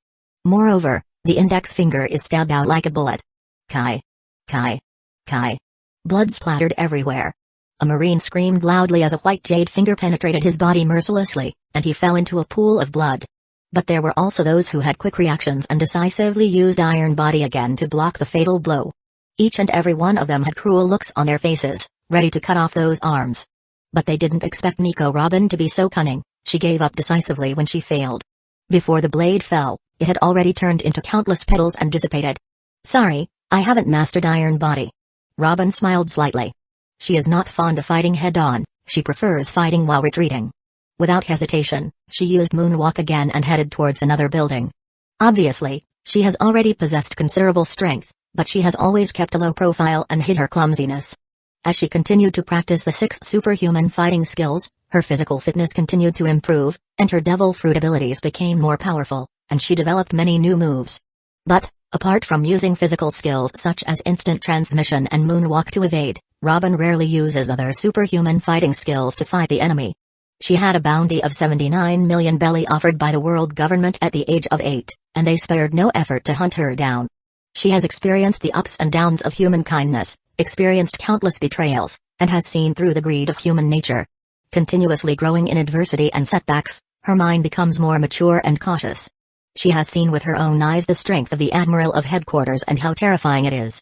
Naturally, it is clear that if she openly shows her strength in front of world government personnel, she will definitely attract stronger Marine or CP agents. It will be more troublesome by then. Therefore, she has always deliberately hidden her strength. Unless absolutely necessary, she would not show her strength in front of others easily. Therefore, her bounty has remained unchanged at 79 million belly. But in today's situation, it's obviously impossible not to be more serious. King. Kyang. Sparks sputter as the blade and fist clash together. Kummel, who was fighting with Luke, caught a glimpse of this scene. He couldn't help but feel shocked and couldn't believe it. That woman. How is it possible? Why does this woman, Nico Robin, know the 6 superhuman fighting skills? Moreover, it seems that she is already very proficient. This cannot be accomplished in a day or two. Hey, you're surprised, aren't you? Luke bared his teeth, full of amusement. But under Kummel's horrified gaze, he laughed ferociously. But are you sure you still have time to pay attention to this? Flying finger pistol, Gatling gun. In an instant, Luke suddenly launched an offense. The fingers wrapped around by armament hockey turned into afterimages that filled the sky, and holes shot out. Like a dense barrage of bullets, it attacked Vice Admiral Kummel crazily, whose expression changed greatly in front of him. It's so dizzying that he can't react at all. The 2 katana kept swinging to block the incoming compressed air shockwave. Is the Vice Admiral from Marine Headquarters currently having a hard time? Luke speaks sarcastically while launching an attack. Don't get carried away. Kummel, who's somewhat embarrassed, was angered. With several steps, he retreated violently and distanced himself from Luke. Then, his 2 katana were waved out boldly. 2 sword style, Whirlwind slash. A cold light flashed as two katanas were drawn. Whoosh. Whoosh. Like a whirlwind, it spins violently and cuts hard. Hey, this looks cool. Luke's figure soared into the air. Turning 360 degrees at an incredible speed, his right foot swept out smoothly, but unfortunately, it's not enough. Tempest kick, victory bird. Boom. A loud explosion broke through the air. A huge light green blade shot out like lightning. In the blink of an eye, the wind blade turned into a huge, ferocious bird that swooped down. There was a loud bang. There were no surprises. The two astonishing whirlwind strikes were directly defeated. The huge flying bird was unstoppable. It tore apart the air and hit Kamal hard, whose expression changed greatly. Chapter 60, Crush. Sparks flew everywhere, and the sound of a metal collision echoed several times. The huge flying bird was unstoppable. Even though Kamal's two katana were wrapped around by Armamataki as he tried to block it. But he was still pressed hard by the incomparable force and crashed into the building behind. Boom. The huge bird continued to move. One building after another was cut open mercilessly. The explosion continued, and the smoke and dust rolled everywhere. What? Vice Admiral Kamal. How is it possible? Seeing this horrifying scene, the Marines have a drastic change in their expression. They never thought that Vice Admiral Kamal, who they thought was a great man, would be suppressed so easily. At this moment, it was unknown whether he was dead or alive. Too strong. Even Robin, looking at the overwhelming bird, couldn't help but be dumbfounded. No wonder Luke was so arrogant just now, saying that the Vice Admiral was not good enough and wanted the Marine Admiral to come over. Obviously, Kamal, the Vice Admiral, was not a match at all. Asshole. Damn bastard, go to hell. At this moment, two Marine officers rushed up directly. Staring at Luke, who was hovering in the air with moonwalk and had not yet landed. Without hesitation, they pointed the rocket launcher at him and pulled the trigger. Swish. Swish. Two rockets broke through the air. Flying finger pistol. In an instant, two compressed shockwaves shot out like lightning. It accurately pierced the two rockets' rocket before continuing to fly with unabated force toward the hearts of the two Marines. Ah! The two figures screamed and fell directly. The Marines present couldn't help but step back, and chills spread at their back. Gurgle. That monster. Looking at the figure that walked out of the explosion unscathed. All of them swallowed their saliva with horror and fear in their eyes. They felt their scalps tingling. Look. Instant transmission and moonwalk, this is how they are used. Luke turned his head to look at Robin, who was watching him on the rooftop of a two-story building not far away and said with a chuckle. The next moment. Swish. He stamped his feet, and his body turned into an afterimage as he rushed out like lightning. Death Razor. In a flash. His legs were already wrapped around by armament hockey. Swoosh. In the air, a sharp wind blade that was almost invisible to the naked eye rose up. A flash of cold light passed by. The terrifying wind blade was as fast as lightning. In the horrified eyes of those Marines, it came in an instant, giving them no time to block or dodge. Whoosh. Blood splashed everywhere, accompanied by screams. The sharp wind blade was unstoppable. Even if there were several powerful Marine officers trying to block it, they still couldn't defend, let alone avoid it. Pa. Pa. Bursts of explosions continued in the air. Luke's attack was not just a straight line. But it turned left and right. Kai. Kai. Kai. In a moment, it had already passed through their bodies. One figure after another fell directly into a pool of blood. Their bodies were cut in half. It's scary. His witnessing this bloody and horrific scene. Robin's pupils shrank sharply, and she couldn't help but take in a breath of cold air and feel a chill running down her spine. If she faced this kind of attack, she might not be able to dodge it either. She will be torn apart directly.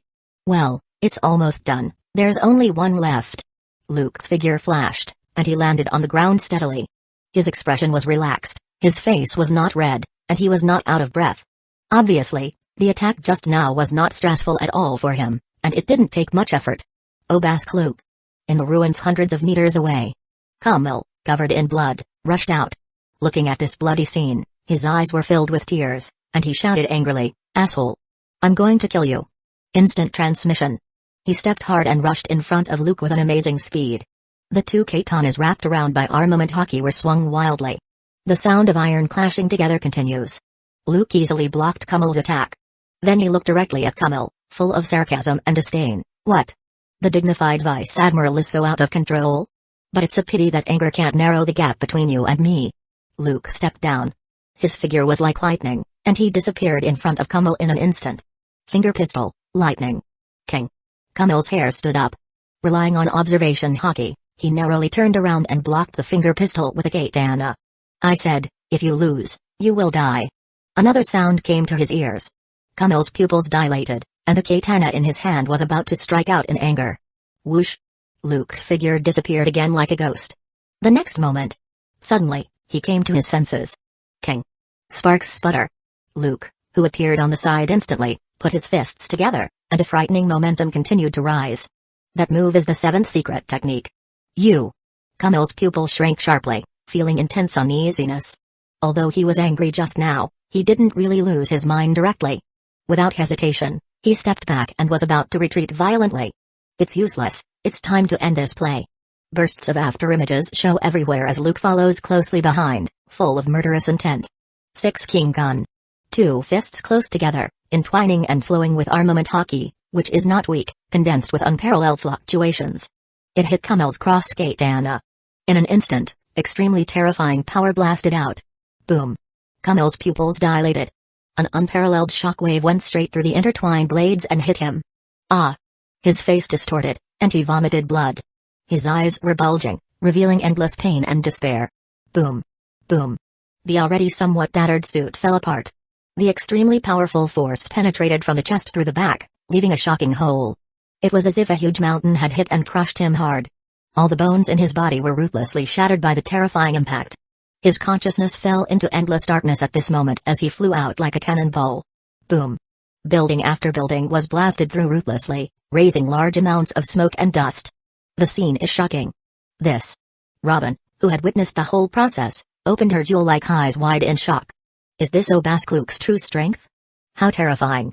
Chapter 61, Robin's gratitude. The Marine Vice Admiral died, and he was also the base commander of the G2 branch.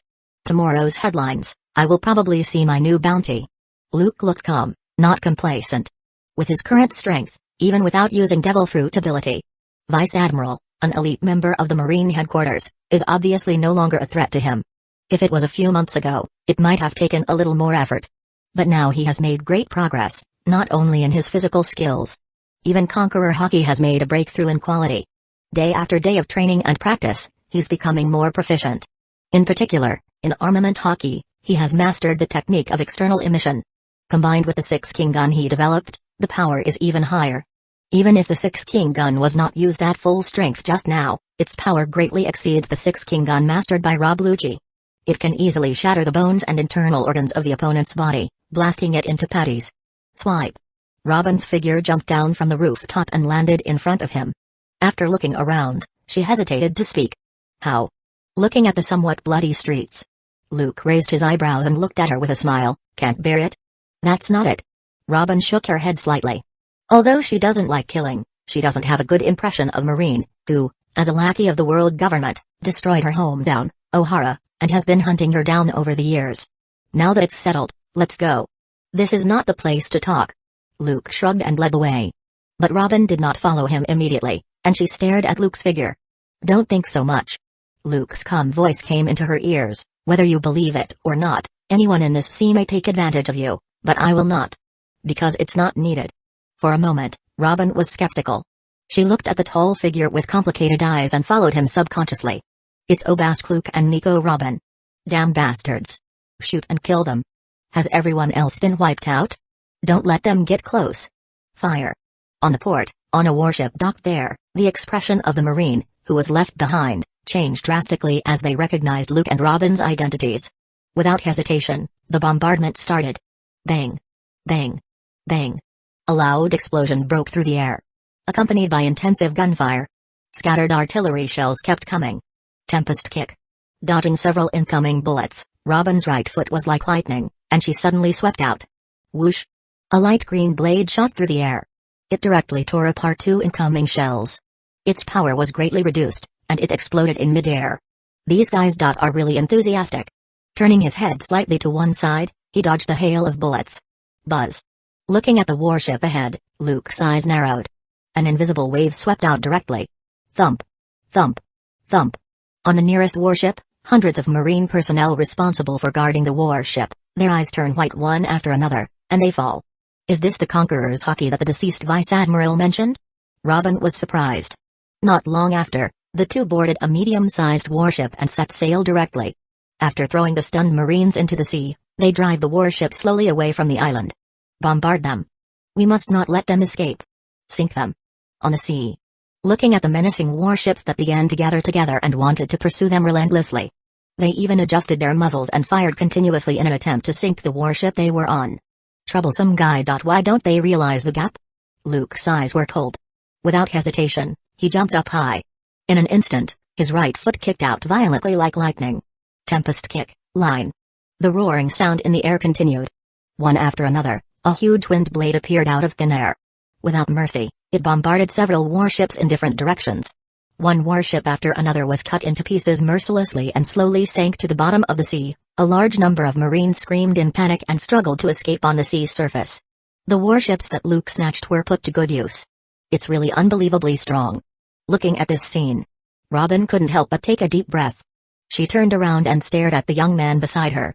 She felt a little confused. It's unbelievable. Are you really only 17 years old? She has to say. The gap between people is really too big. He already had such strength at the age of 17, and if he was given more time to grow. To what extent can it reach? Maybe, better than the Admiral at Marine Headquarters? Robin secretly guessed. She had seen Admiral Aokiji take action with her own eyes. That overwhelming power has left her with shadows and nightmares. Every time she thinks of the enemies she might face, she can't help but feel a little breathless. But she felt that even Admiral Aokiji at that time would not be more powerful than this man. Haven't you seen it? Luke asked with a smile. It's not like the other party has never seen him before when he was 13 years old. That's right. Thinking back to that young man 4 years ago who was a little immature but also calm beyond his age. At this moment, the two figures gradually overlap and merge together. Then Robib pulled down the hood of her cloak, revealing a young and beautiful smiling face. But I didn't expect you to be so powerful. No wonder you were able to escape unscathed even after causing trouble in Anai's lobby, one of the 3 major agencies of the world government. Thank you for saving me again. She looked at Luke, full of indescribable gratitude. If it hadn't been for this man, she would have been captured by the world government and be directly executed. Chapter 62, Ancient Weapon. No, the last time I saved you, maybe it was just a whim. Facing Robin's sincere thanks, Luke shook his head gently and smiled, but this time, it has a purpose. Stop standing around, sit down and talk. He sat down casually on the steps at the bow of the ship. He motioned for Robin to sit down and talk. Purpose? Robin was stunned. But thinking about what the other party just said, she felt a little relieved. Looking at Luke, who was sitting there with a calm expression, she was a little surprised and bit her lip. You also want me to help you interpret the historical text to know the location of the 3 ancient weapons? No, I told you, I never thought of using you to do those things. Luke waved his hand. Looking at Robin sitting in front of him. He did not pretend but smiled and said directly, but that's not that I don't have ambition, but that I don't need it at all. Robin was silent. Looking at him, she said nothing. In this world, who wouldn't be interested in the ancient weapon? It's the legendary power that can destroy the world. You don't believe it, do you? Seeing this, Luke smiled lightly and said bluntly, when I was in CP9, I checked your experience over the years. You have joined various forces, but no matter what kind of job, you can do it competently and handle it in an orderly manner. You are a true genius, not only an excellent archaeologist but also have management skills that no one else has. Looking at Robin in front of him, he said directly, after leaving world government, I have formed my own power. Can you come and help me? Is this your purpose? Robin was stunned. She never expected the other party to find her for this purpose. She stared at Luke closely, pursed her lips, and said, as a former member of the CP, you should know very well how special and sensitive my identity is. How dangerous it is to take me in, aren't you afraid of causing unnecessary trouble? After saying this, she subconsciously clenched her fists. With a bitter look on her face, she said loudly, the world government will not let go of any person or force related to me. Of course I know. Luke said nonchalantly, as you said, I killed my boss and even made a big fuss in Anai's lobby, one of the 3 major agencies of the world government, which is said to have been unbreakable by anyone for the past 800 years. In terms of the graveness of the situation, as far as the world government is concerned, I have committed an unprecedented felony, and I'm an unpardonable traitor. Especially as a member of CP9, I know too many dirty secrets of the world government. That's different. Robin pursed her lips slightly. There was a hint of complexity in her eyes. If it were anyone else, she would be smart enough to keep doubts in her heart. Pretentiously and submissively, waiting for the other party to reveal their flaws one day or find an opportunity to sneak away quietly. But for this man who helped her time and time again. After all, she still had some illusions and couldn't help but want to get to the bottom of it, and, do you think I will believe you easily? No, you can always trust me. Luke looked calmly into those jewel-like eyes with a smile and said, if I told you the whereabouts of the two ancient weapons, I have known it for a long time. Do you believe it? Except for the most mysterious, Uranus, which is suspected to be the national treasure of celestial dragons, he naturally knew the whereabouts of the other two ancient weapons, Pluton and Poseidon. He really didn't think about using the other person to find it for himself. What? Robin's pupils shrank sharply, and she looked at Luke in disbelief. She pursed her lips and shook her head decisively. It's impossible, I'm sorry. I can't believe it. I think you should recognize it, right? Luke was not annoyed, either. With a smile on his face, he took out a photo from his pocket and handed it to the other party. He knew very well that the girl in front of him had had to flee alone since she was 8 years old. During this period, she experienced countless betrayals and fully experienced the horror of human nature.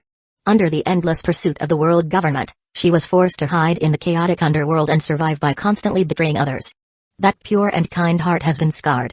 She has become as self-isolated as a hedgehog and can no longer trust others easily. It will take time for her to open her heart and believe in others again. This is historical text? She subconsciously took the photo and took a look. The next second, her eyes narrowed sharply. She looked at Luke in shock and said, have you ever encountered poneglyphs? There is currently a piece on my ship, and this is the photo taken from it. Luke shrugged. I also know the whereabouts of some other poneglyphs. Robin was completely shocked, and she couldn't wait to read the text on the photos. But soon, she looked horrified and looked at the man in front of her in disbelief. Do you know how to interpret historical texts? No wonder she thought so, because the information above clearly recorded the whereabouts of the ancient weapon, Poseidon. In addition, Luke had vowed previously that he would not use her, saying that it was not necessary at all. Robin naturally thinks so. No, I don't know how to interpret historical texts. Luke waved his hand. I once accidentally obtained a shabby handbook, which was suspected to have been left by other archaeologists who broke into the Grand Line in the past to find the truth about the Void Century. This is recorded in it. What? Robin was filled with excitement. She hurriedly grabbed Luke's arm, and her eyes were full of longing. Where is the handbook? Can you let me see it? At that time, before I left the world government, I had already destroyed it. Luke said directly. Of course, he made this up. But there is also a certain truth. So, can you please? Hearing Luke say this, Robin was a little disappointed, but naturally, she would not give up easily. She still can't help but want to get to the bottom of it. I understand what you mean. Don't be so excited yet. Looking at Robin, who was completely excited, Luke shook his head. But unfortunately, apart from the whereabouts of the ancient weapon, the handbook does not mention much information about the Void Century. The above only mentioned that a long time ago, there used to be a huge kingdom, which was suspected of having a technological civilization that far exceeded the current era. Luke didn't hide much and said half-truthfully. A technological civilization far beyond the current era? Robin's pupils shrank sharply, full of disbelief. I also secretly found some information that was severely blocked by the world government and tried to be erased. Luke nodded and said solemnly, about 200 years ago, a giant robot full of traces of time suddenly attacked the Holy Land Mary-Joyce, causing a great sensation. What? Hearing this, Robin looked shocked. She just feels that her own understanding is about to be subverted. Chapter 63, Admiral Aokiji. At the same time, at the end of the first half of the Grand Line. Adjacent on the Red Line. In the magnificent building, on the highest floor, in the Fleet Admiral's office. With a bang sound, Sengoku slapped the expensive desk heavily and stood up suddenly. His eyes were burning with fire, and he looked at the adjutant in front of him with a face full of shock and anger. What did you say? The base commander of the G2 branch died? Are you kidding me? They are just hunting down Nico Robin. Fleet Admiral Sengoku, this is from the Marine personnel accompanying the G2 base commander who sent the urgent report. Seeing the Sengoku burning with anger, the adjutant couldn't help but shed a cold sweat as he reported quickly. It is said that they were searching for the whereabouts of Nico Robin on Isla Blanca. When they just found Nico Robin and were preparing to arrest her, Obaskluk suddenly appeared on that island. He directly used Conqueror Hockey to knock out most of the Marine personnel. And then fought with Vice Admiral Kummel. But Vice Admiral Kummel was no match and unfortunately died in battle. This is the photo that was urgently faxed back, confirming that it is Obaskluk himself. After the adjutant finished speaking, he respectfully presented a few photos and handed them to the Sengoku in front of me. That daring kid, the world government is worried about not being able to find him. He disappeared for a few months and then suddenly reappeared? Sengoku looked through the photos with fierce eyes. In the first photo, a young, handsome, tall boy was standing on the rooftop with a young woman wearing a cloak. Asshole. His pupils dilated after turning to the last photo, and he became extremely furious. Bang. The next moment, his palm fell heavily on the desk in anger. That expensive desk fell apart in an instant. In the last photo, it shows a bloody corpse. It was so miserable that it didn't resemble a human. Based on the blood-covered face, one could barely recognize that this was Vice Admiral Kummel, the base commander of the G2 branch directly affiliated with the Marine headquarters. Marine Vice Admiral can already be said to be the indispensable backbone of Marine headquarters. Anytime personnel is lost, it is a huge loss for Marines. Not to mention that it is a base commander of the G branch that is directly under the Marine headquarters. How can Sengoku not be angry? This is simply a provocation and trample on Marine's majesty. Damn it. Oh Baskluk, that bastard kid, is simply lawless. Sengoku's face turned dark, and he gritted his teeth. The current situation is not just a matter of the unfortunate sacrifice of a Marine Vice Admiral. At this time, an elderly woman wearing a cloak walked in with a serious expression. Vice Admiral Tsuru. The adjutant next to Sengoku directly saluted. This gray-haired old woman is no ordinary woman. She is not only the Vice Admiral of Marine headquarters but also serves as the Marine think tank and the chief advisor of Marine headquarters. Tsuru, you're here. After seeing who it was, Sengoku's livid face suddenly relaxed a lot. The two have been friends, fighting side by side since they were young. There has been a friendship between them for decades. Sengoku even had a crush on her when he was young. It's a pity that he was too thin-skinned at that time, for fear that his confession would be rejected, and as a result, others beat him to it. For this reason, Sengoku still has regrets to this day. Obaskluk is a traitor from CP9 and knows too many secrets.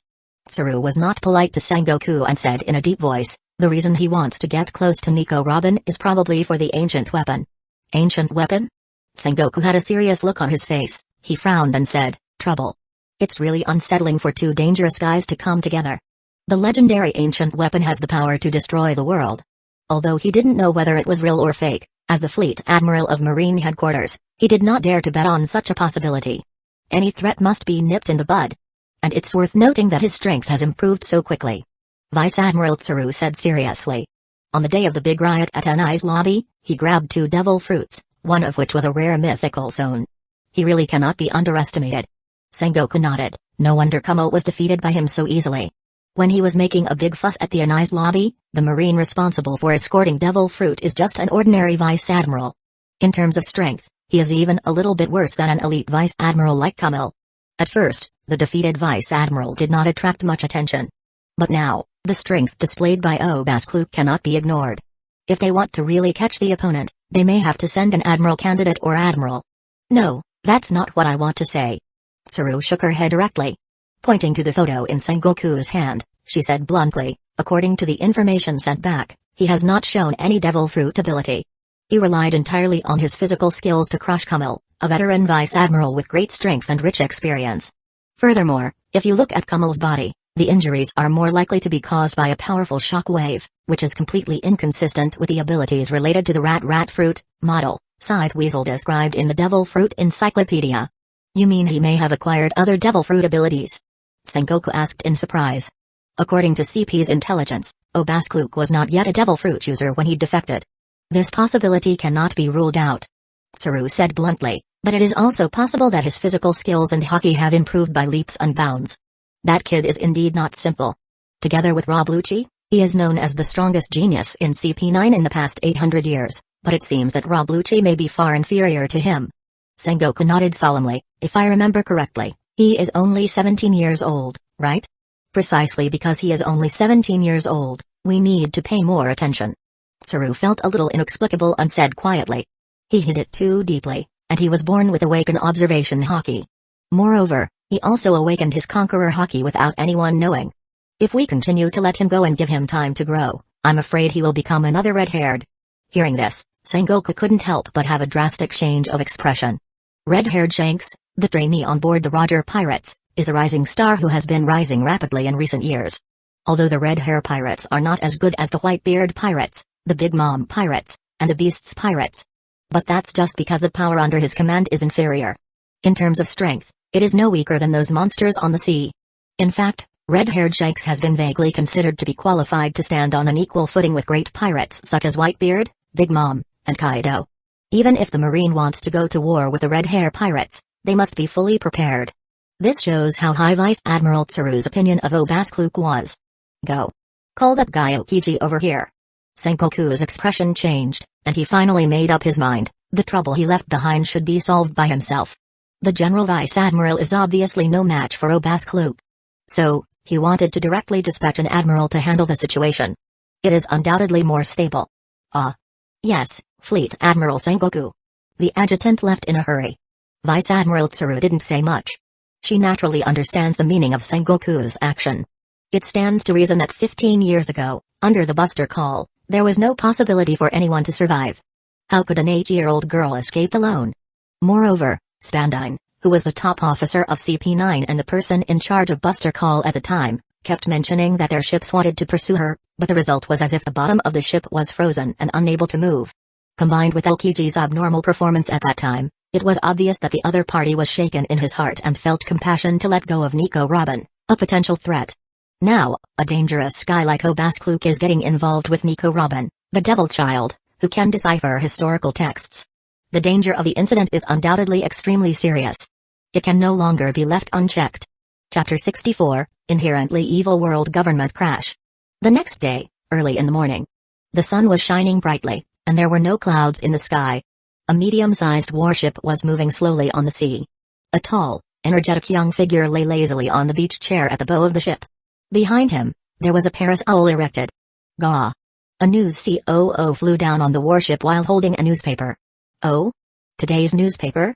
Luke opened his eyes, yawned lazily, and said nonchalantly, if nothing else happens, the two of us should be on the headlines, right? Because there is no rush to meet up with Perona, Hogback, and others. He also brought along Robin, who was still considering and did not immediately give an answer about whether she was willing to follow him, so he had a temporary vacation. He didn't want to wrong himself anymore, as he had done before when he flew on the entire journey. Instead, he took the stolen warship and traveled slowly and leisurely. After all, why not be alone with a beauty like Robin? It's just a treasure, there's no rush to get it. There's no need to push himself so hard. Luke naturally knows. Take Robin's past experiences as an example. Being so hesitant and not directly agreeing to join his team is enough to prove a point. She never wanted to take advantage of him, Obaskluk. Otherwise, she has been struggling and surviving alone in the underworld for these years, constantly joining those ambitious forces, and when those forces encountered crises, she betrayed and left without hesitation. After all, you killed the base commander of the G2 branch, it's not an ordinary vice admiral. Robin, wearing a denim outfit and sexy, threw a coin and caught the newspaper thrown by the news COO. Glancing at the two bounties sandwiched inside, she looked at Luke in surprise with her jewel-like eyes. Ah, your bounty has more than doubled. It became 500 million belly. She saw Luke's bounty first. The photo has been changed, and she doesn't know who took it. The background looked like it was on Lanka Island, and his handsome face was clearly photographed. The amount above is even more jaw-dropping, a total of 500 million belly, regardless of life or death. Turning to the second bounty sheet. Robin's eyes narrowed, and she felt helpless. My bounty actually became 100 million belly. She has always deliberately kept a low profile and is unwilling to attract the attention of the world government. As a result, the bounty inevitably increased. Now, she can't even think about living in peace. What's so strange about this? Luke shrugged and said nonchalantly, I guess the strength you showed yesterday has attracted Marine's attention. And don't forget, you are now with an ambitious and wanton criminal like me. In the eyes of the world government and Marine, the level of danger has obviously increased by more than one level. To be honest, I'm curious. Looking at Luke's handsome face. There was a smile on Robin's beautiful face. She blinked and asked in confusion, why did you suddenly betray the world government? Although she doesn't know what the future holds. But she still decided to stay with him for the time being. But they only got along for less than a day. Robin found that instead of feeling uncomfortable, she felt surprisingly at ease. This little man, who was full of mystery and several years younger than herself, gave her an indescribable sense of security. She can only sigh secretly. Humans are, after all, social creatures. Even when she thinks she can no longer trust others easily. In her heart, she still longs for a friend she can truly trust completely. Actually, I have never thought about staying in the world government and being a dog to those celestial dragons. Luke didn't mean to hide it and said directly. The reason why I stay in CP quietly is just to learn physical skills and hockey so that I can become stronger quickly. Yeah? Robin was surprised. After thinking of something, she asked curiously, hockey? Is it the power you use to stun those Marines just with a glare? That is Conqueror hockey. It is an innate power that cannot be obtained through practice. It is a qualification of a king that only a few people among countless people can possess. Qualifications of a king? Robin raised an eyebrow. But thinking about the scenes yesterday on Lanka Island, Luke could easily stun thousands of battle-hardened and well-trained Marines with just a glare from the rooftop. Compared to such a shocking performance, this description is quite appropriate. This is just one of the functions of Conqueror hockey. In this sea, there are only a few strong people who can truly master it perfectly and exert greater power. Including me now, I am still figuring it out. While saying that, Luke took the opportunity to popularize science about hockey. He also briefly introduced observation hockey and armament hockey. I see. In addition to devil fruit, there is such a magical power in this sea. After listening to Luke's introduction, Robin was amazed. She really didn't expect that in addition to the devil fruit, there's also such power as hockey that can rival it. If you are interested, I will teach you how to use armament and observation hockey, Luke said with a smile. He already knows Robin's current strength. She has mastered the 5 physical skills of instant transmission, moonwalk, tempest kick, paper arts, and finger pistol, among the 6 superhuman fighting skills. The only thing missing is iron body, which she hasn't mastered yet. But she is already qualified to practice hockey. Okay, let's not talk about these things for now. Seeing Robin was very curious, and Luke didn't mind resolving her doubts and continued, I didn't plan to betray the world government so soon, but as the top executive of CP9, Spandam wants me to be an undercover agent. It may take several years, I don't want to waste time, so I refuse. But he didn't agree, so you just killed him? Robin asked with a smile. No, originally he agreed. Luke shrugged and said with a sneer, but unfortunately, his father happened to come over to Anai's lobby and saw that his son had to give in because of the opinions of a subordinate. He directly vetoed my opinion and tried to threaten me. Robin suddenly realized. In this situation, based on the other person's character, on the premise of having the ability to protect himself, it's not surprising that he made such a decision. Luke spread his arms and said nonchalantly, so, I turned around and killed the father and son, grabbed the 2 devil fruits that were to be transported to Mary Joyce, and defected directly. Speaking of which, he thought of something, he looked at Robin in front of him and added unhurriedly, however, you should be happy. To a certain extent, I helped you get revenge. Help me take revenge? Robin blinked. Does it mean that she is often hunted by CP? Maybe you don't know, right? Spandam's father, Spandine, was the former CP9 chief, and your mother, Alvia, was arrested by him. Your hometown, O'Hara. He was also the one responsible for summoning the buster call at that time. Like thunder, it exploded in Robin's ears. She couldn't help being completely shocked, and her jewel-like eyes were wide open. She looks at Luke in disbelief, unable to calm down. Are you telling the truth? Her voice was already a little choked, and tears were accumulating in her eyes. Memories of scenes from the past inevitably came to her mind again. Well, but Spandine is only a small player. The real culprits of O'Hara's destruction must be those who control the highest power of the world. Or from the root, it is the world government. Although looking at it from his perspective, those scholars in O'Hara are indeed seeking death. But I'm sorry, the butt determines the head. He is not on the side of world government now. Of course, he prefers Robin, the beautiful, intellectual big sister.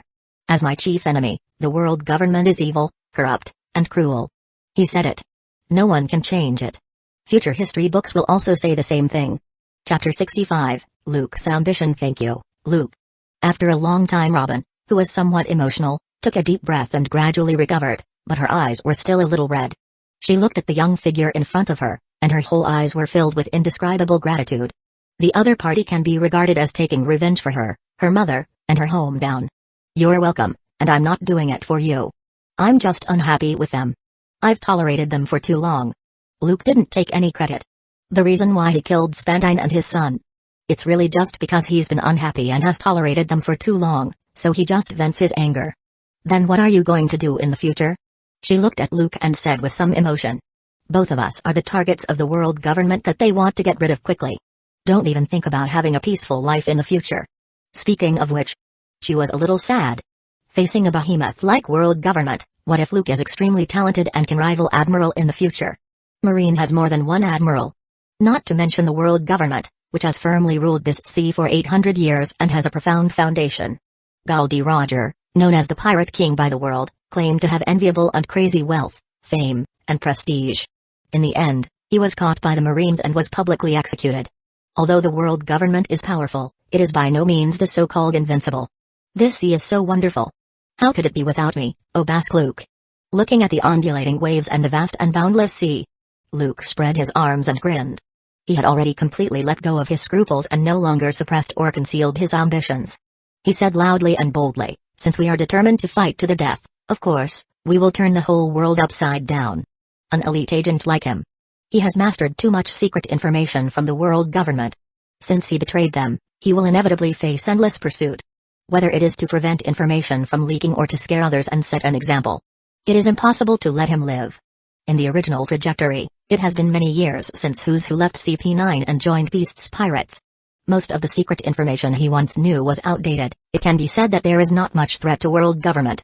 However, the CPO was not prepared to let the other party go and wanted to obliterate him. Luke knew this very well.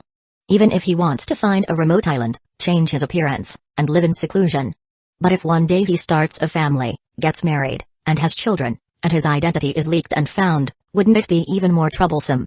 Some tragedies often occur due to such luck. Of course, he couldn't sit still and wait for death. What about world government? What about descendants of the Creator?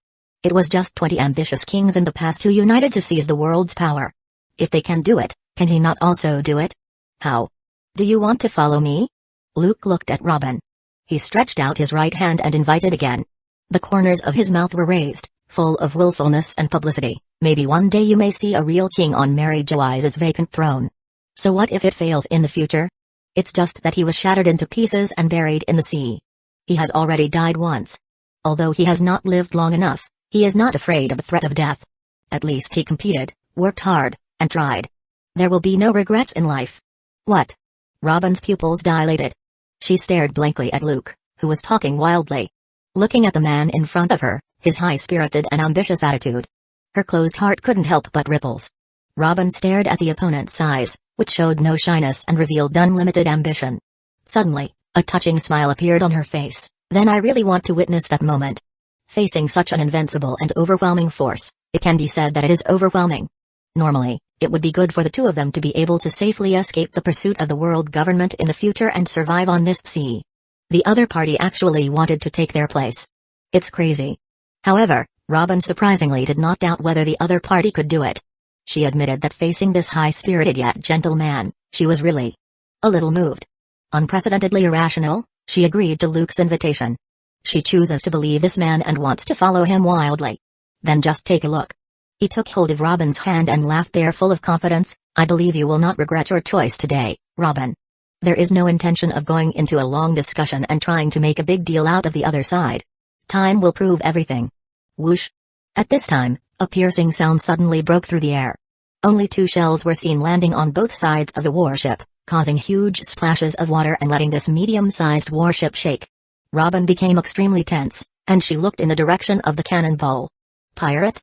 Luke raised his eyebrows. Generally speaking, there are very few pirates who dare to attack marine warships. It seemed that they saw that there were only 2 people on the ship, with no other marine personnel. That's why they launched the attack directly. Want to fight back? Robin asked. No, it was just a demonstration of firing. They want to come up closer. Luke chuckled. As expected, the group of pirates did not fire again. Instead, they quickly approached the warship. But Luke had no intention of changing direction and let them catch up. Ha ha ha, there are indeed only 2 of them. On a pirate ship, wearing a pirate hat, the tall pirate captain smiled ferociously and held up a knife, but it's really strange. Did you steal a warship from some marine base? Little ones, come over here and grab them. Captain, that girl has such a good figure, she must be pretty good looking, we need to catch her alive. Really? We can play for days. It was a medium-sized pirate ship that was about the same size as the warship Luke had snatched. It was also not too big, about tens of meters long. A pirate with a fierce appearance speaks full of excitement. However, as the 2 ships gradually approached, and distance was shortened to less than 1 or 2 kilometers. With the help of the monocular telescope, Luke and Robin standing on the bow of the ship were clearly seen. Each of these pirates' eyes widened as if they had seen a ghost. Black. Black prison, Luke? Gulu. That woman is Nico Robin, the devil child? Apparently, they recognized the figure on the warship. A pirate looked panicked and couldn't help but feel cold. Some people still couldn't believe it, so they deliberately found the newspaper and the brand new bounty list that they had just read and compared them again and again. Damn. Why are they here? The leader of the pirate captain's face changed drastically. He broke out in cold sweat and was full of panic. The guys who were offered bounties of 500 million belly and 100 million belly respectively by Marine. Quick, turn around and run. A group of pirates screamed in fear. Two guys with a bounty of over 100 million are definitely not something they can mess with. Early this morning, they saw the front page of the World Economic Times that they ordered from News COO. The photos published showed the tragic scene of the separated bodies of the base commander of the Marine G2 branch and the Marine officers, which really shocked the readers. The pirate ship began to turn around. It's too late to leave in a hurry now. Chapter 66, Surprised. Hey, want to leave? At this time, on the slowly moving warship. It's too late. Luke raised his right hand slightly, and suddenly, a large amount of black strings came out and shot towards the pirate ship in the distance. This is? Robin was a little confused. Subconsciously, she used a monocular to observe the direction of the pirate ship. The next moment, in her disbelieving eyes, the pirate ship that was preparing to turn around and slip away. One by one, the pirates in the ship suddenly turned crazy. They suddenly waved their swords and rushed towards their companions. Or directly raised the gun and pulled the trigger while pointing it toward their companion. Clang. Clang. Clang. Bang. Bang. Bang. A tragic scene of pirates killing each other appeared in Robin's eyes instantly. Watching this scene, Robin couldn't help but gasp. She put down the monocular and looked at Luke in disbelief. Is this your devil fruit ability? She had never seen Luke use his devil fruit ability before on Lanka Island, and she thought he was not a person with devil fruit. Don't be so surprised, it's just some trivial means, Luke said with a smile, then he looked back directly at Robin. In comparison, I prefer your flower fruit ability. This is not nonsense, to be honest. If you put shadow fruit and flower fruit together, he will definitely choose flower fruit without hesitation and become a real tentacle monster. This devil fruit doesn't seem to be particularly powerful, not as powerful as those top logias. It's actually hard to say. How high is its upper limit? It depends on whether the devil fruit user itself is strong enough. If it were him, he could easily become overpower. Be like Senju Hashirama and become a Buddha. You have 2 hands, I have 99.8, maybe even 9,998. As long as the devil fruit user has sufficient physical strength and strong enough haki. The power that flower fruit can exert is absolutely beyond imagination. Yeah? Robin chuckled. She is also very satisfied with her flower fruit ability.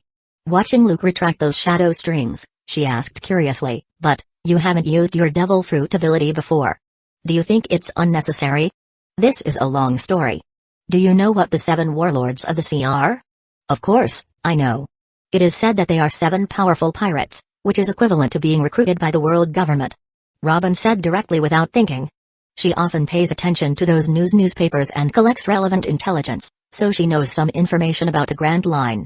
Are these related? She did remember Luke mentioning it. Before leaving Inai's lobby, I grabbed 2 devil fruits that were to be escorted to Marijois, the center of world government. About a few months ago, after I escaped from Inai's lobby, I accidentally encountered a storm and broke into the Florian Triangle and was targeted by Gecko Moria, one of the 7 warlords of the sea. Luke did not hide anything and gave a brief introduction. Then, at that time, I was not as strong as I am now. I had a battle with Gecko Moria and was defeated by him with the help of the shadow fruit. And my shadow was taken away, and I was locked up in an underground prison. What? Robin's eyes widened. Looking at Luke in shock. Then you. I didn't expect that the other party would have such an experience. But being able to defeat a guy like Luke, the warlord, is really powerful. But judging by his words, he should have become stronger in just a few months. Hey, that guy thought he could just lock me up with sea prism stone handcuffs, and then he could rest easy. Having said this, Luke couldn't help but sneer, but he underestimates me, an elite CP9. After I recovered more than half of my injuries, I easily got rid of my restraints by relying on the life return I had already mastered. Then I sneaked directly into the kitchen, poisoned that guy's food, and killed him. So, Gecko Moria, the 7 warlords of the sea, is dead? Robin was a little sluggish. Was the notorious warlord killed just like that? That would be too surprising. What really surprised me was...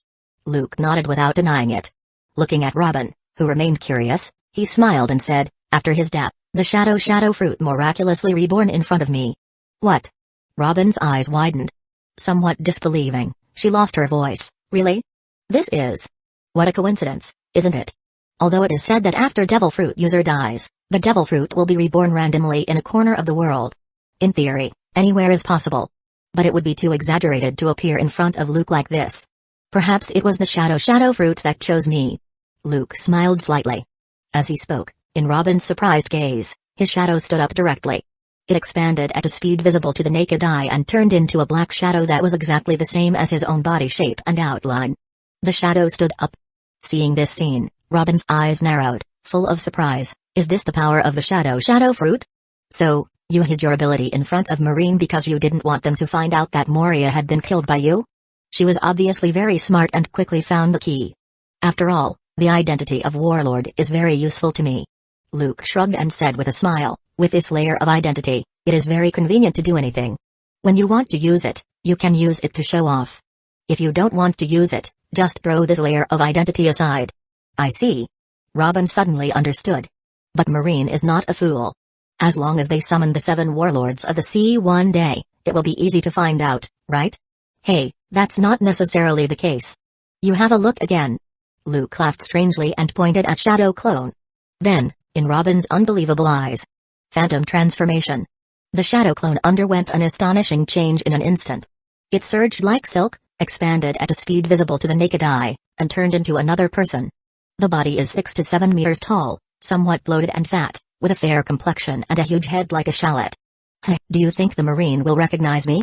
The tall and bloated figure looked down at Robin and said with a strange smile. The sharp voice was completely different from Luke himself. "Hiss. This is... Gecko Moria?" Robin's face was filled with disbelief, and her mouth was opened slightly. She recognized the other person. It was Gecko Moria, one of the 7 warlords of the sea whom she had seen in the newspaper. Chapter 67, A Man Riding a Bicycle on the Sea. The weather is really nice today. Time flies, 5 days have passed in the blink of an eye. The warship is still on the sea, riding the wind and waves and moving forward slowly. It headed towards Buffalo Island, located at the entrance to the first half of the Grand Line, close to the H7 route Whiskey Mountains. There were plenty of food, fresh water, and other resources on the robbed warship, and the pirates they met along the way also provided them with a lot of free supplies. For 2 people, it's more than enough. After finishing washing, Robin was in a good mood and had a smile on her face. Seeing that Luke was wearing Sea Prism stone handcuffs and training hard, she was already used to it and greeted him. "Haha, you really worked hard." "I don't want to work hard, I want to let myself rest, but someone doesn't give me a chance." Holding the dumbbells originally equipped on the warship for training, Luke, who was doing push-ups there without blushing or out of breath, glanced at Robin helplessly. Who do you think gave him nowhere to vent his abundant energy? In the past 5 days, the two have become more familiar with each other, and their relationship can be said to have improved by leaps and bounds. Surprisingly, even Luke has the idea of intimacy. Robin, this big sister, didn't back down either. Instead, she responded very naturally and warmly. But what makes Luke depressed is that this intimate elder sister is so sinister. In the past 2 days, the two naturally became lovers. Her devil nature began to be exposed, and she always made him furious every time she bumped into him intentionally. Although he was full of benefits, at the critical moment when he was about to go into battle with real swords and guns, he was blocked by the other party's relatives. Moreover, they are not willing to give him the opportunity to find another way to open up the second and third battlefields. She ran away decisively as soon as possible. "There is a chance. I am very optimistic about you, Luke." Her jewel-like eyes blinked. Robin covered her mouth and chuckled, full of teasing. She did not reject this handsome young man who was incredibly strong despite his young age and gave people a sense of security. On the contrary, she has always been a little excited. Especially based on past events. After 5 days of getting along, the two became familiar with each other day by day. She also gradually figured out the other party's character. He is cruel and ruthless towards his enemies. But the real him is not as cold as imagined, let alone as cruel as outsiders see him. At least. This is generally the case when it comes to treating his own people. Calm, wise, powerful. He also has perseverance. There is also a burning ambition that refuses to be ordinary. And like other men, Luke is not really perfect and has shortcomings. He is a bit lustful but not obscene. He is frank and never hides it. Under such circumstances, at the age of 23, in the most beautiful years of her youth, how could Robin, who has never really been in love, not be tempted? For more than 10 years, under the pursuit of the world government, she continued to experience betrayal, was forced to close her heart, and learn to betray others. Alone, hiding here and there, living a life of precariousness and fear.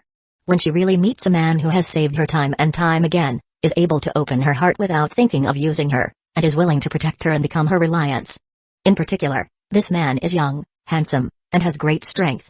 Relatively speaking, his character is not bad, just like Prince Charming in fairy tales. It can satisfy almost all the fantasies a woman has about her partner, just like a walking hormone. Even though over the years, no matter how hard she pretends to be, she is just like a hedgehog who has no access to oil or salt. Privately, she is, after all, a woman who longs to be loved. It's inevitable to fall. Today is the 7th day. Robin squatted in front of him and spoke with a smile. Doesn't that mean we have to wait 2 more days? Luke was unmoved and looked at her sideways. This woman is too sinister, and he won't be fooled easily. Maybe there are other ways. Blinking her watery eyes, Robin gently licked her lower red lips, which were moist. Under the open collar, intentionally or unintentionally, the crime-inducing 24K ultra-clear picture. Coupled with the charming and seductive look. It makes people's eyelids jump and bleed from their noses. Don't play with fire anymore. Once I become a beast, I will not be a human being. Luke warned there. With the eyes of examining art, he watched generously there. Lace? It's purple. But he didn't fall for it easily. Of course, it's because he has been a human for 2 lifetimes. He has always admired and loved and felt sorry for this woman who has a bad fate and is full of misfortune from the bottom of his heart. If it were someone else, if they dared to provoke him like this. Even if relatives came, Luke would not be polite to her, and he would not stop until blood flowed. I'm not afraid that you are not a human being, I'm afraid that little Luke is worse than a beast. Ha ha. Touching Luke's face with a smile on her face, Robin teased and walked away with a smile. This was a joke that the other party had told her before, and she used it flexibly. Don't you know whether it is big or small? Luke glanced at her. Although he didn't get on base directly, someone couldn't hold back his hands. He didn't get angry and continued to exercise there. Breakfast is prepared for you, I've already eaten. Because of morning exercise, he got up early. When training without wearing sea prism stone, he had already asked Shadow Clone to simply prepare breakfast for 2 people. And his own portion is more than 10 times that of the other party. Of course, this is not because Robin is lazy.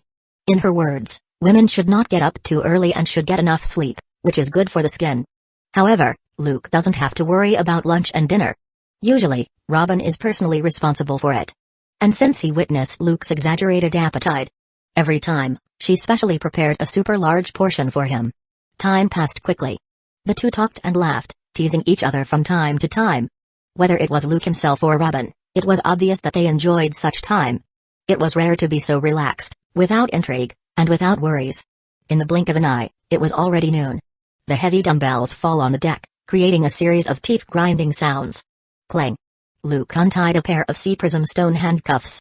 Originally, he was a little tired after long-term training, but he regained his strength instantly after removing the handcuffs. TSK, it's incredible. Looking at the sea prism stone handcuffs that Luke found on the warship and then looking at the dumbbells that he had stacked to an exaggerated degree. Robin, who had just prepared a sumptuous lunch and walked out of the cabin, was full of emotion. Wearing sea prism stone, you can lift dumbbells so easily and do such exaggerated training. As a person with devil fruit ability, she has tried it on purpose. As long as you encounter this kind of sea prism stone that is specially used by the Marine to deal with prisoners with devil fruit ability, the purity is infinitely close to 100%, making their whole body inevitably feel weak all over. It's good to be able to stand and walk normally.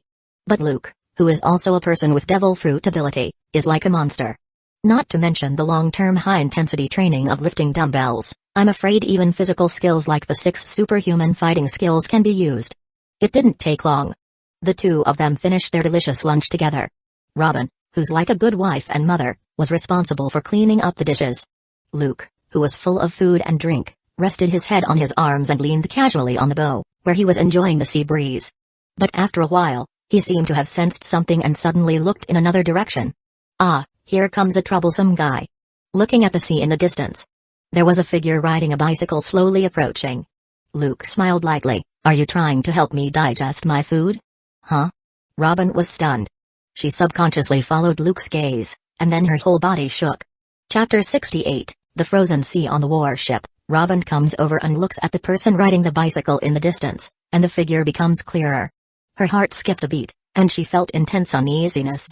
She subconsciously took out a monocular from inside the fourth-dimensional pocket and observed. That's... Robin's whole body trembled, and her face turned pale.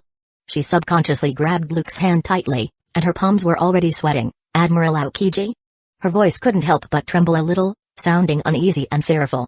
"Hey, it seems that we still underestimated Marines gathering information." Luke chuckled.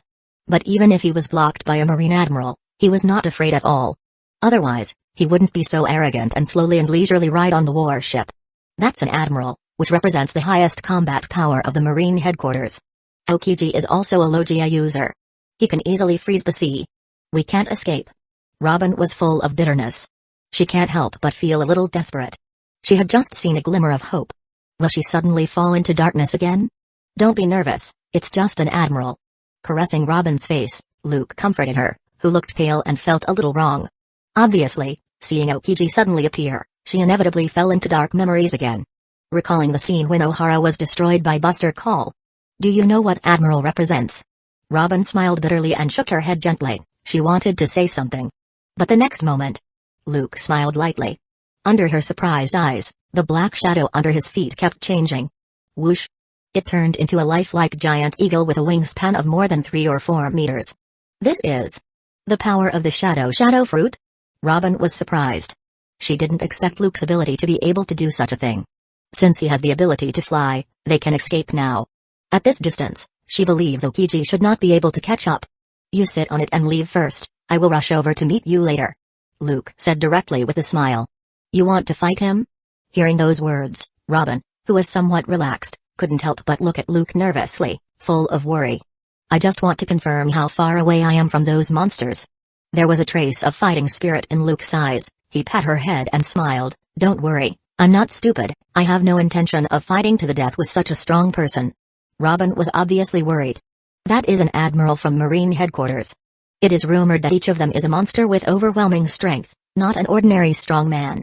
Once he is entangled, when Luke wants to leave, it will not be that easy. Don't worry, the ability of the shadow fruit is more powerful than you think. I can swap places with my shadow at any time, no matter how far apart we are." Luke chuckled, and his tone was full of confidence. "There is no worry at all. If I want to run away, no one can stop me. I'll let it take you away first, so I won't have to worry about anything later." Although she was a little shocked by the ability of the shadow fruit, Robin was still a little worried. But seeing that he had made up his mind, she could only nod lightly. "You must get out in time, don't be too obsessed with fighting." After saying this, she looks at the figure riding a bicycle that gets closer and closer. She knew that if she continued to stay here, it would only distract Luke. She no longer hesitated and jumped onto the back of the eagle. "Luke, I'll be waiting for you, you must catch up safely." Looking at the young, handsome, and high-spirited man in front of her, Robin pursed her lips slightly, her jewel-like eyes filled with indescribable affection. In just a few days of getting along, this man, who was several years younger than her, made her happier than ever before. She no longer wanted to be like before, a person who could only hide everywhere, wear a hypocritical mask, survive by constantly betraying others, and live alone on the sea. "Don't worry, I haven't got you yet. Hold on tight, don't fall." Luke laughed, and then he held her soft body and kissed her. The next moment, the eagle fluttered its wings. Whoosh! Accompanied by a strong wind pressure. With an astonishing speed, it rushed into the distance. 1 kilometer away on the sea. Looking at the eagle suddenly rising into the sky. There is also a vague figure above that can be seen sitting there. "I'm careless. Is there a pet that can fly?" The tall and thin figure who was approaching the warship on a bicycle was surprised, but his expression remained the same. The next second, he jumped off the bicycle and activated his devil fruit ability, Ice Age. In an instant, the undulating sea turned into a vast expanse of white, vast, and endless ice field with no end in sight at a speed visible to the naked eye. Even the warship that was moving slowly ahead was no exception. It was frozen directly and couldn't move. "Don't even think about leaving." Aokiji turned into an afterimage. The cold air surged under his feet and turned into a piece of ice. He jumped up and rushed up at an astonishing speed, wanting to catch up with the eagle that fluttered away. Suddenly, Aokiji stopped. His eyes were fixed on the warship ahead. The tall figure standing on the bow of the ship looks at him with a fighting spirit. Moreover, that rather strong aura and strong fighting spirit can be felt from a distance. "Obask Luke?" Aokiji recognized the other party. About 2 years ago, He met Luke in an ice lobby.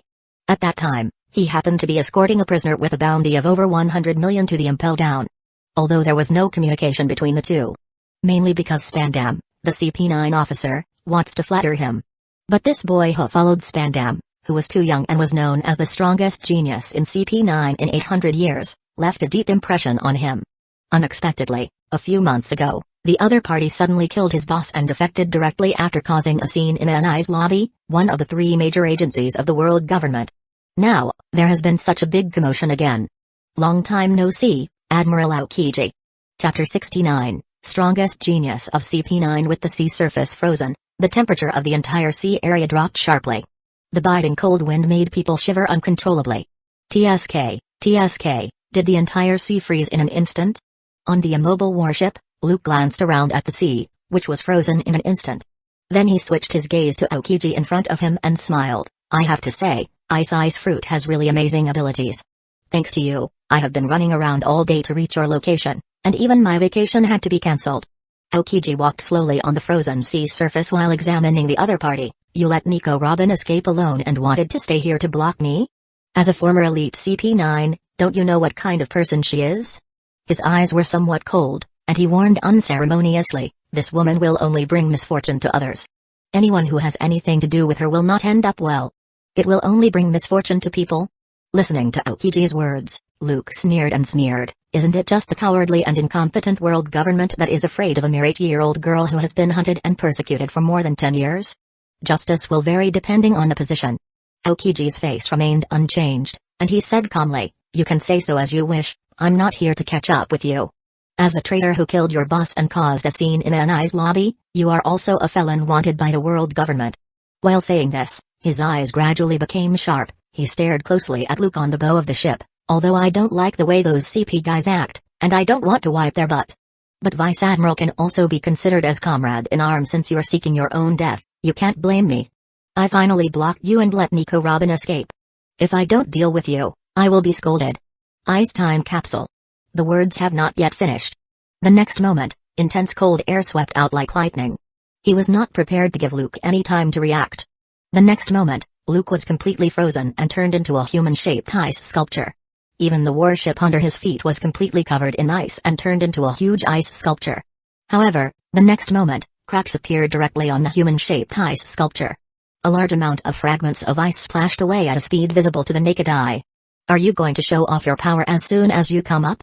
Luke, who was safe and sound, looked at Aokiji and chuckled, it's really cold. Allah, it seems I can't freeze you easily?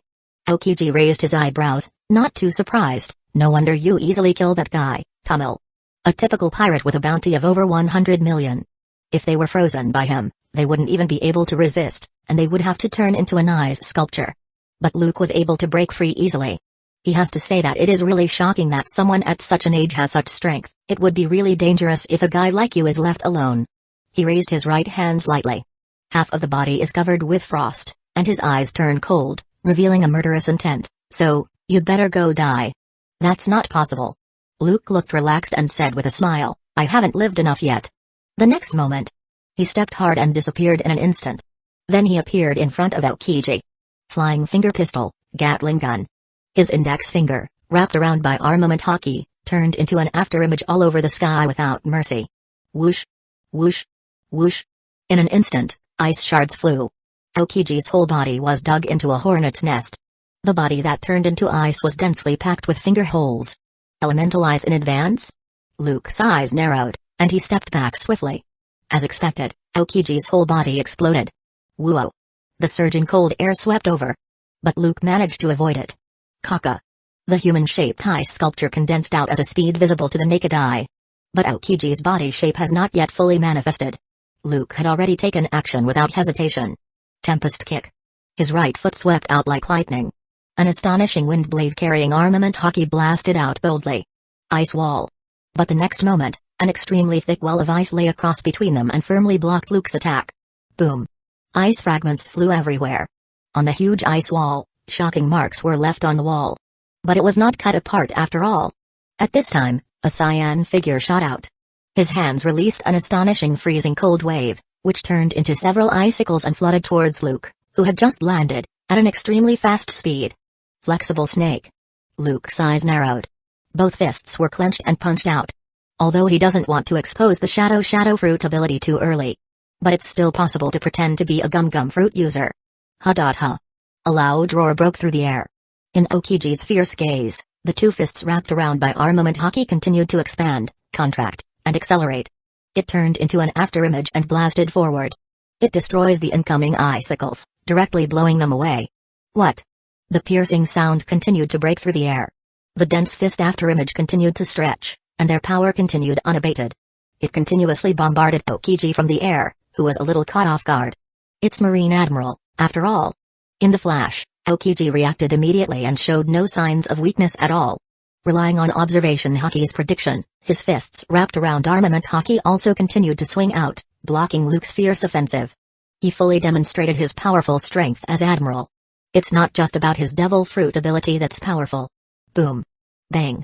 The two of them were punching each other flesh and the thick ice beneath their feet was cracked by the shock. The fierce wind swept away countless pieces of ice. Click. A footstep caused the ice to crack. Luke withdrew his fist and looked at Aokiji with awe-inspiring eyes. He felt his fists were burning and trembling slightly. For a moment, he took a breath of cold air and couldn't help but secretly wonder, is Admiral's armament haki this strong? It's really hard. These past few months, his armament haki can be said to have improved by leaps and bounds. Especially with the training experience of powerful men such as Rima and Captain John in armament haki, it has reached a higher level. But compared to Admiral, which has monster-like strength and basically has no major shortcomings in terms of devil fruit ability or haki, it is obviously still some distance away. With the ability to freely expand and contract, it can continuously accumulate power and increase the range of attacks. Neither of them could overwhelm the opponent in terms of strength. Little did Luke know.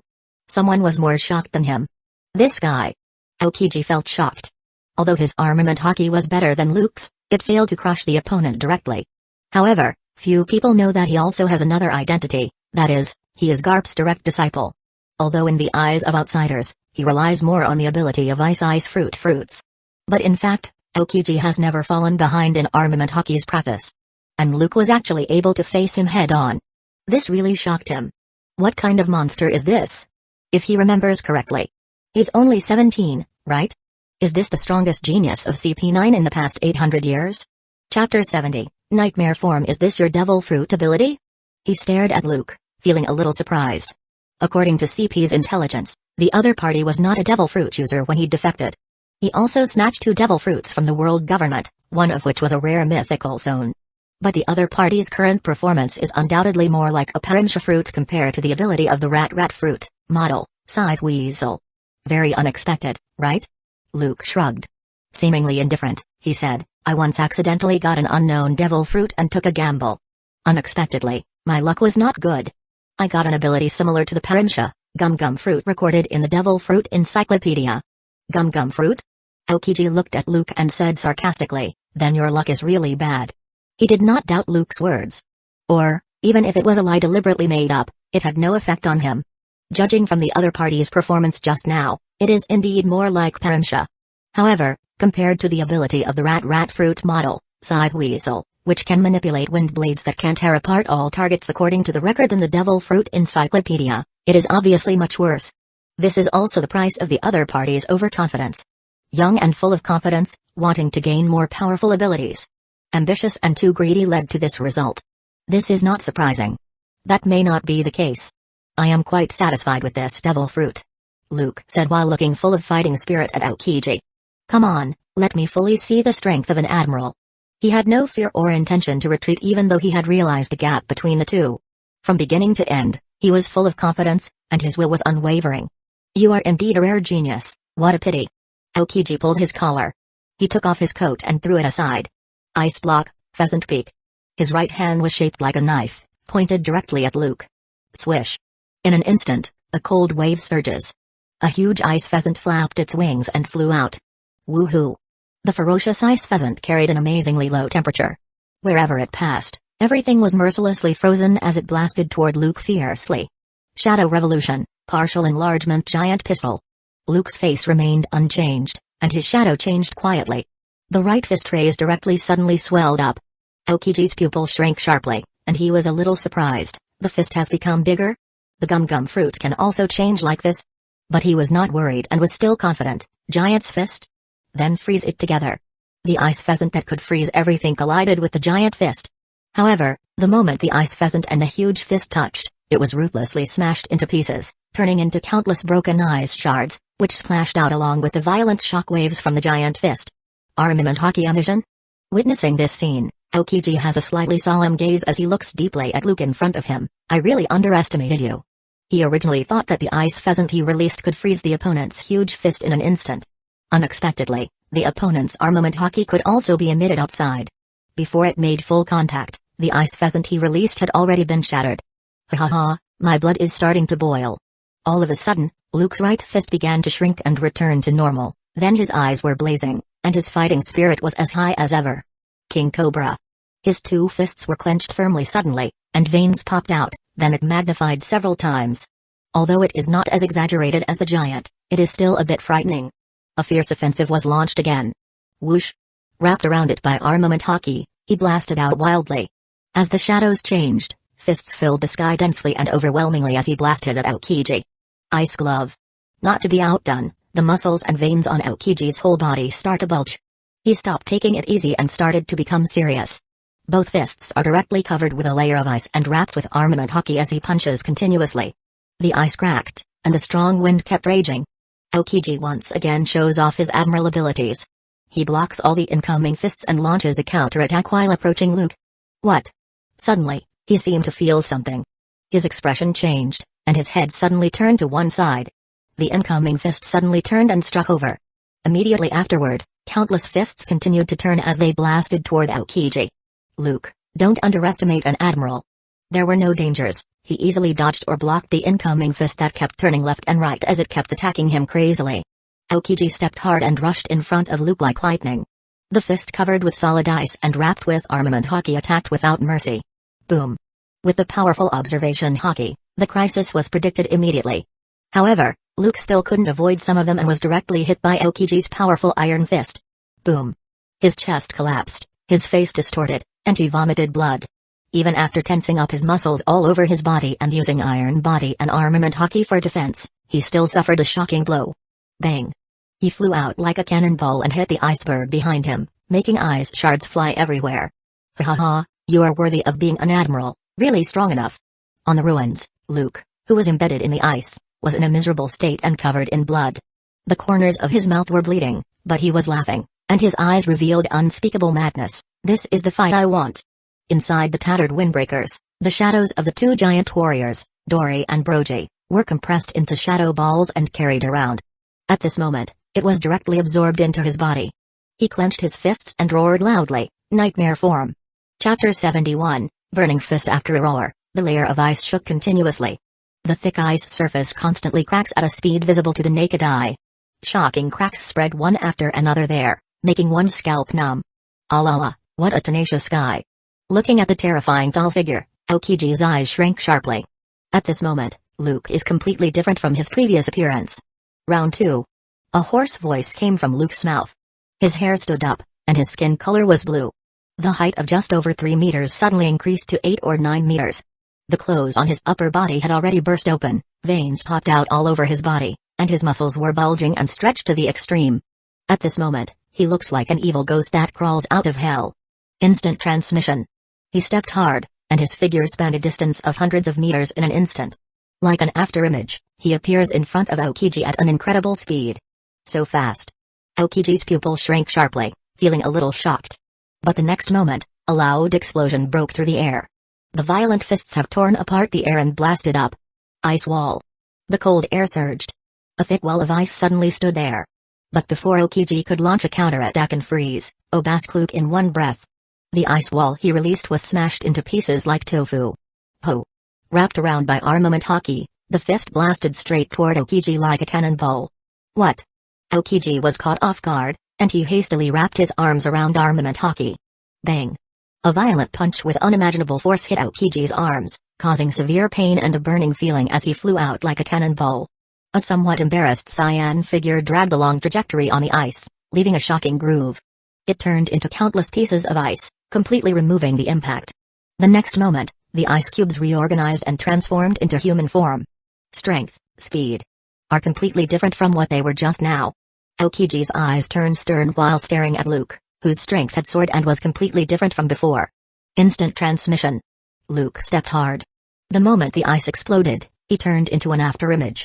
In an instant, the tall figure with a violet aura, like a little giant, rushed in front of Aokiji. King Cobra. The huge fist became as black as ink. All of a sudden, it stretched out and blasted forward. Ice glove. It's a Marine Admiral, after all. Facing Luke's attack, he did not flinch. His right fist, covered with solid ice and wrapped around by armament, Hockey flew forward without any sign of weakness. Boom. A terrifying collision sounded, and the shockwave caused the ice to crack one after another. Ice time capsule. In an instant, an astonishing freezing air rushed out like lightning and was about to freeze the huge figure. However, Luke's reaction was lightning fast. He disappeared in front of Aokiji in an instant. What? Aokiji's eyes narrowed, and his hair stood up. Relying on observation Hockey's prediction, he turns around suddenly. Boom. A thick wall of ice suddenly appears beside him. But there was no suspense, and it was immediately blown to pieces. Countless pieces of ice splashed everywhere. King Cobra. The incoming violent fist was blocked by Aokiji's crossed arms. It's unbelievable that someone with such an exaggerated body shape can have such reflexes. The ice beneath Aokiji's feet cracked, and he stared in disbelief at Luke, who looked like a demon in front of him. Shockingly cold waves keep releasing, trying to freeze Luke's fist. But at this moment, another huge fist struck directly. Aokiji decisively gave up on freezing Luke. He stepped hard and retreated, trying to distance himself. Luke didn't hesitate, he refused to give up and pursued him. Invincible rocket launcher. As the shadow changes, the arms continue to extend, accumulating terrifying potential energy. The next moment, it shrank back like lightning. Huh. The closed palms wrapped around armament Hockey, carrying unparalleled power, flew swiftly towards Aokiji. Ice block, pheasant peak. The next second, a huge ice pheasant was released, carrying endless freezing air to meet the attack. However, the huge ice pheasant was ruthlessly blasted to pieces. But it brought its purpose, which was to buy precious time for Aokiji. Ice block phalanx. He jumped up high. A large number of icicles were released, flooding straight towards the tall figure. Luke was not given any time to react at all. Whoosh. Luke, who had no time to dodge, was frozen directly. Within a huge ice layer, his tall and ferocious figure was clearly visible. Huh. Aokiji took a long breath of cold air. But before he could be happy, he had a drastic change of expression. What? Kaka. Kaka. The huge iceberg cracked directly. The terrifying, tall figure broke free. Fire King Cobra. The violent fists wrapped around by armament Hockey constantly expand and contract. The atmosphere was continuously and violently rubbed, and a blazing fire suddenly appeared around the fist. Ha. The fist, which was burning with fire, carried unparalleled force. Ice wall. A huge ice wall stood there again. However, it was penetrated directly, and the flaming fist melted the thick ice wall and came straight towards him. Ice glove. Aokiji's eyes were stern, and his hands were once again covered with a layer of ice before turning as black as ink. Not to be outdone, he punches violently to meet the attack. Chapter 72, Frost Giant Boom. The ice surface cracks and an afterimage of fists fills the sky. Two figures, one big and one small, with unequal body shapes, kept colliding. On one side, there was a terrifying fire that was extremely hot. On the other side, the cold wave is surging, threatening to freeze everything. It's like two layers of ice and fire. Their fists hit each other flesh, but they refused to give in to each other as they fought like crazy. Good. Luke grinned and laughed loudly. He felt that all the cells in his whole body seemed to be jumping with joy as they boiled with excitement. His fighting spirit has never been higher. What a terrible guy. Aokiji looked stern, he showed no signs of weakness and punched wildly. It continuously outputs a freezing wave to maintain the ice glove while blocking the incoming fist that comes from tricky and unreasonable angles. At this moment, Aokiji was extremely shocked. Not only the speed and strength but also armament Hockey has become a lot stronger. It's incredible. His armament Hockey, which is quite not weak, is naturally slightly better. Coupled with ice fruit ability, he should have the upper hand. But the opponent's skyrocketing power made him fall into a disadvantage. This led to a stalemate between the two's confrontations. At this time, Luke stopped punching. He stepped hard, and his right foot swept straight towards Aokiji. Tempest kick, victory bird. Whoosh. The air was ruthlessly torn apart. An incomparably huge wind blade that made people break out in cold sweat shot out of the air.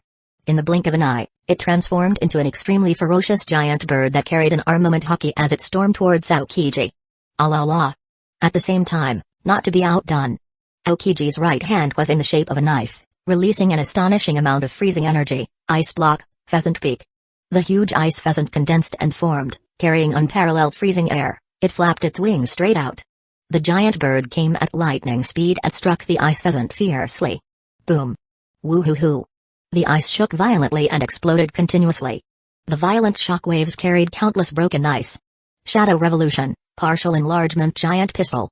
Luke rushed forward suddenly, not giving Aokiji any time to breathe.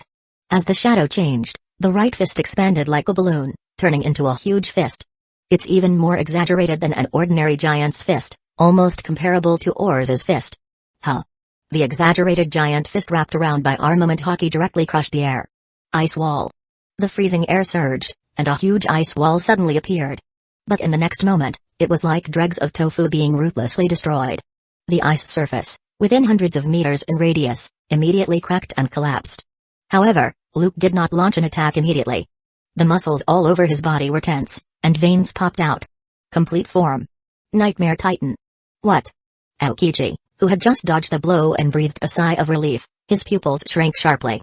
That apostrophe s. Hey, is it too exaggerated? He looked at Luke in disbelief. At this moment, his body was like a balloon. It was inflating at a speed visible to the naked eye, and grow bigger. Suddenly, the ice surface trembled.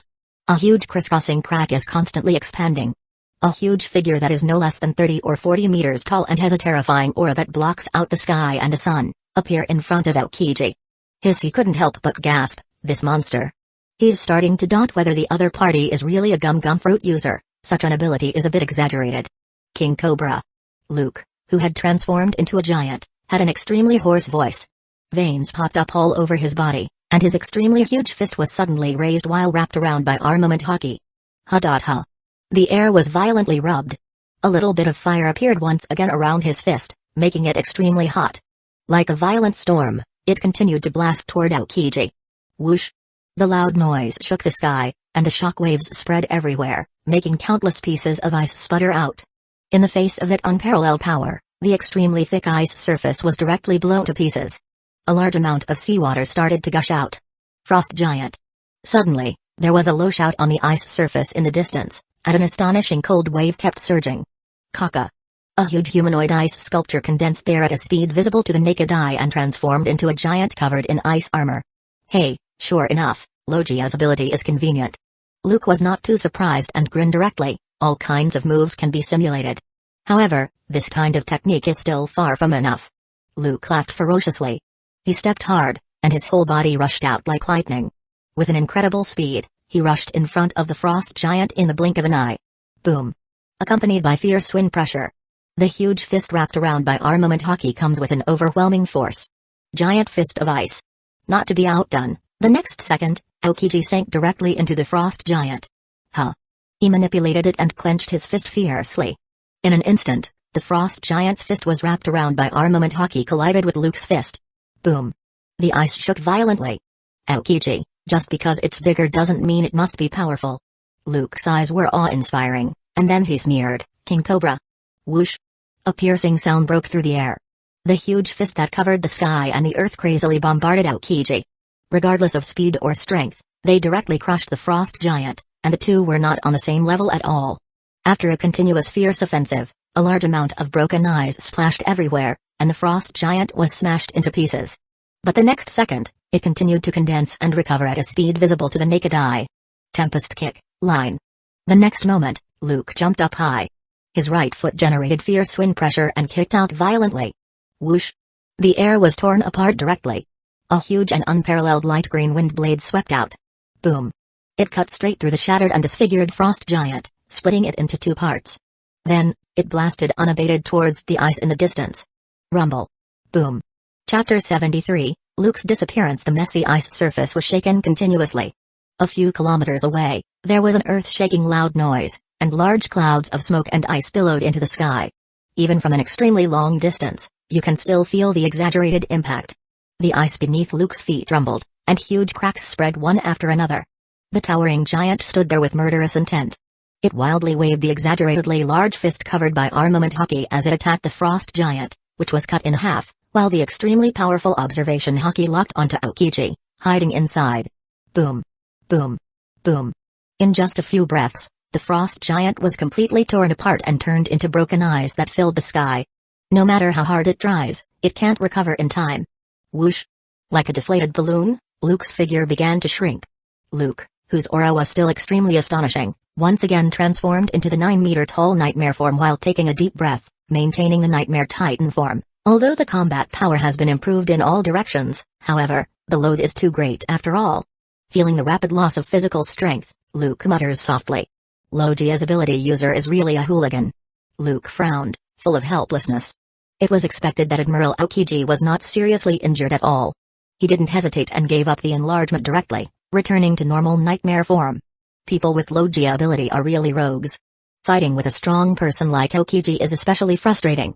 Under the violent attack just now, if it were another person with a non-Logia devil fruit user and an armament hockey's level comparable to Aokiji, even if they were not severely injured by him, it would definitely make them uncomfortable.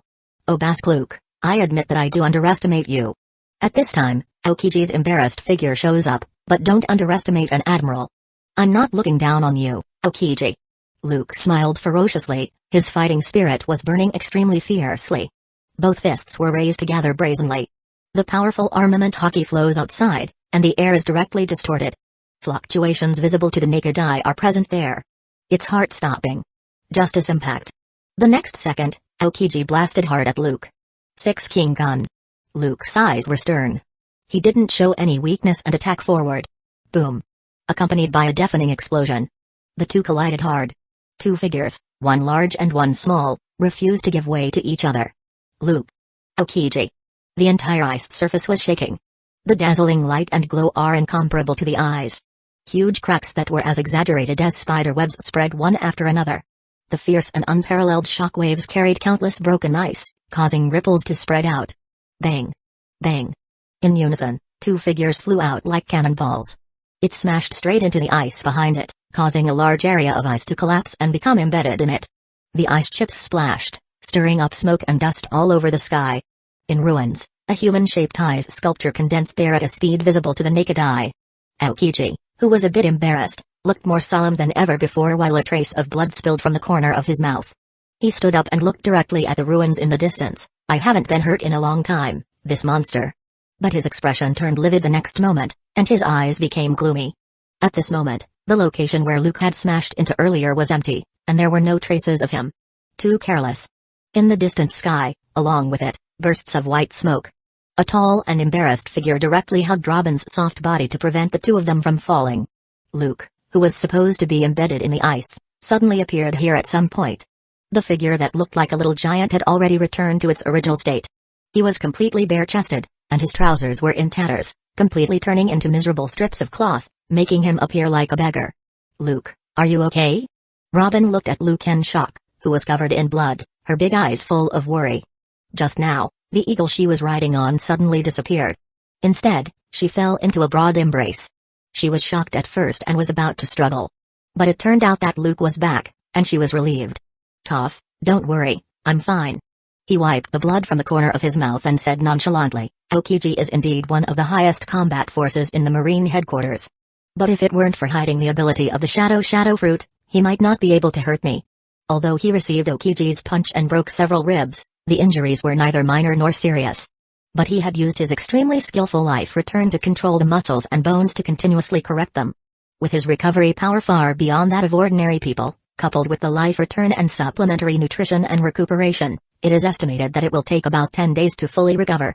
If he returns to the thriller bark and receives Hogback's superb medical skills and the ability of the repair fruit, it is estimated that he will be back to normal in 3 days.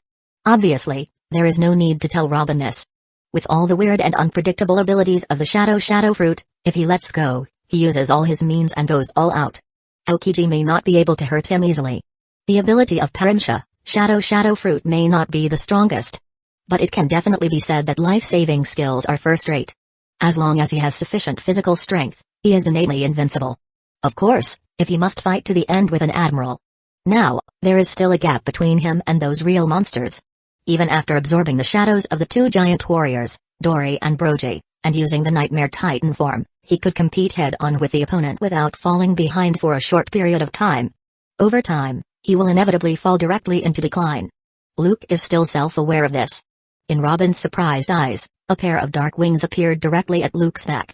Then Luke flew away into the distance. Although Robin is still a little worried. But seeing Luke in full swing, she relaxes a little. However, the biggest gain from this battle is that it fully verified the gap between me and an admiral from Marine headquarters. Holding Robin's soft body, Luke bared his teeth there, showing indescribable joy. He stared into the distance with stern eyes, full of confidence. That distance is not too far away. I will be able to catch up in a short time. Chapter 74, The Correct Usage of Flower Fruit Whoosh. Above the blue sea, Luke took Robin and followed the guidance of the Vivre card to speed up. After having a battle with that guy, Aokiji, he naturally wasn't ready to sail back slowly anymore. By the way, Luke, what about your shadow? In the sky, the strong airflow kept blowing towards Robin's face. In order to prevent his hair from getting tangled in the wind, Robin tied it directly into a ponytail. Robin, who looked very heroic, leaned into Luke's broad arms. She doesn't mind the blood and dirt at all. Caressing the muscles with perfect lines, she felt an unprecedented peace of mind. She looked at Luke curiously. Doesn't this mean you have no shadow? Don't worry about this. The shadow that I swapped locations has turned into an ordinary shadow and disappeared immediately. Even a strong person like Aokiji cannot detect it easily. Luke smiled and said, it won't be long before it can return on its own. This is one of the characteristics of the shadow fruit. It itself is transformed into a shadow, and it can naturally be transformed into an invisible and uncaptured shadow again rather than being easily trapped. Even if an accident does occur, he has to give up this shadow and not take it back. At most, he can directly generate a new shadow clone after a while. It won't have much impact on the user. Robin nodded, then she immediately looked at Luke quietly and spoke with a smile. But can you restrain yourself a little? I'm protecting you from falling. Luke spoke plausibly. Naturally, he didn't want to take back that hand from that big and soft thing. Moreover, he boldly used a little force and measured it directly. That's not what I'm talking about. Robin's pretty face turned red, and she rolled her eyes at Luke. She feels a little soft and leans on Luke's arms. But she didn't refuse the other person's intimacy. In the past few days, except for that one incident, the two have become very close. But having said that, if Luke's life return is not very powerful, where he can freely control his body shape to a certain extent. Such an exaggerated thing, full of murderous intent. She will probably break immediately, right? I'm sorry. Luke smiled, then he lowered his head and bit Robin's ear before chuckling softly. It's all because of your charm. It always makes me a little uncontrollable. It's really not his fault, he can only blame someone for being too charming. I'll just assume you're complimenting me. Why haven't I noticed before that you're so thick-skinned? Robin was speechless and helpless. She rolled her eyes at Luke angrily. But there was some joy in her heart. Now that you have discovered it, would you like to express your thoughts on me? Luke's eyes were smiling and full of teasing. Robin blinked, chuckled, and said, unfortunately, I seem to have entered the wolf's den. Ha. Luke laughed, then he rolled his eyes, lowered his head, and whispered a few words into Robin's ear. Ah. Robin's eyes widened, and she looked at Luke speechlessly. Now I am convinced that you may not be injured. At the very least, the injury shouldn't be serious. Who is seriously injured and still thinking about those things? Just say whether you are willing or not. Luke is very direct. Robin's pretty face turned red. I'm on a pirate ship. She sighed helplessly. But she didn't refuse and raised her hands gently. Luke smiled and said, don't use flower fruit's ability yet. Das Fleur. Hiss. The next moment, Luke's expression changed, and he gasped, Robin, are you serious? Haha, didn't you ask me to do this? Robin blinked her big eyes, her face was full of innocence. Although it was still through the flower fruit, the movements finally started to become gentle. Little Luke, don't go too far. Hey, Robin, actually, I have an immature suggestion. Tell me. Robin rolled her eyes. This man has so many tricks up his sleeve and has many demands. With your flower fruit ability, can you change to a few mouths? Get out. Robin cursed angrily. But she tilted her head slightly and looked at Luke's unkind gesture. Actually, it seems. It's not impossible to consider. At the same time, at the Marine headquarters, Maniford. In the Fleet Admiral's office. What did you say? Behind the expensive desk. A tall figure wearing a white military uniform covered with medals, a seagull hat, frog glasses, and a braided beard was holding a microphone connected to a den mushi. Then, his voice suddenly rose. You, an admiral, took action personally and actually let them escape? Sengoku's expression was ashen, and he was a little angry. Q's. Are you kidding me? This time, considering the potential threats posed by the two coming together. He specially sent an admiral, who represented the highest combat power of the Marine headquarters. Especially with the support of CP's intelligence, how could the dignified admiral still let people slip away from him when he was already taking action seriously? This is a joke. No, I'm really not kidding, Mr. Sengoku. The Dendenmushi imitated Okiji's figure and said in a deep voice, the strength of Baskluk has far exceeded our expectations, and we all underestimated him. Even you can't take him down? Hearing those words, Sengoku's face was solemn. How should I put it? If it is a fight to the death, he will definitely not be my opponent. At the other end of the Dendenmushi, on the vast ice, Aokiji, who was a bit embarrassed and was riding his bicycle gradually away, stopped and scratched his head. Holding the Dendenmushi with one hand, he responded helplessly, but his devil fruit ability is very weird, it can make his combat power soar in a short period of time, and he was even able to compete with me equally head-on. What? Sengoku cried out. He is very aware of Aokiji's strength. After taking action seriously, he could not capture the CP9 traitor Baskluk, which shows how strong the opponent is. Is this really a 17-year-old kid? I'm very sorry. Although I don't want to admit it, this is the situation. Thinking back to the fierce battle before, Aokiji was a little emotional and said bluntly, in short, although we have tried our best to pay attention to it, we still underestimated that guy's potential. Marine clearly needs to conduct a comprehensive intelligence investigation and re-examine the strongest CP9 genius in 800 years. At this age, this strength is simply incredible. Yeah? Sengoku frowned, staring at the bounty on the desk in front of him. The young and handsome figure above is clearly none other than Luke himself. Tapping his fingers on the desk, he said in a deep voice, in this case, you come back first and report the details. I will ask Marine's Intelligence Department and CP to pay close attention to Baskluk and Nico Robin's whereabouts. Chapter 75, I really hope to see him sooner the next day, early morning. Luke and Robin did not travel all day and night. Instead, they slept on an uninhabited island they crossed and rested for the night.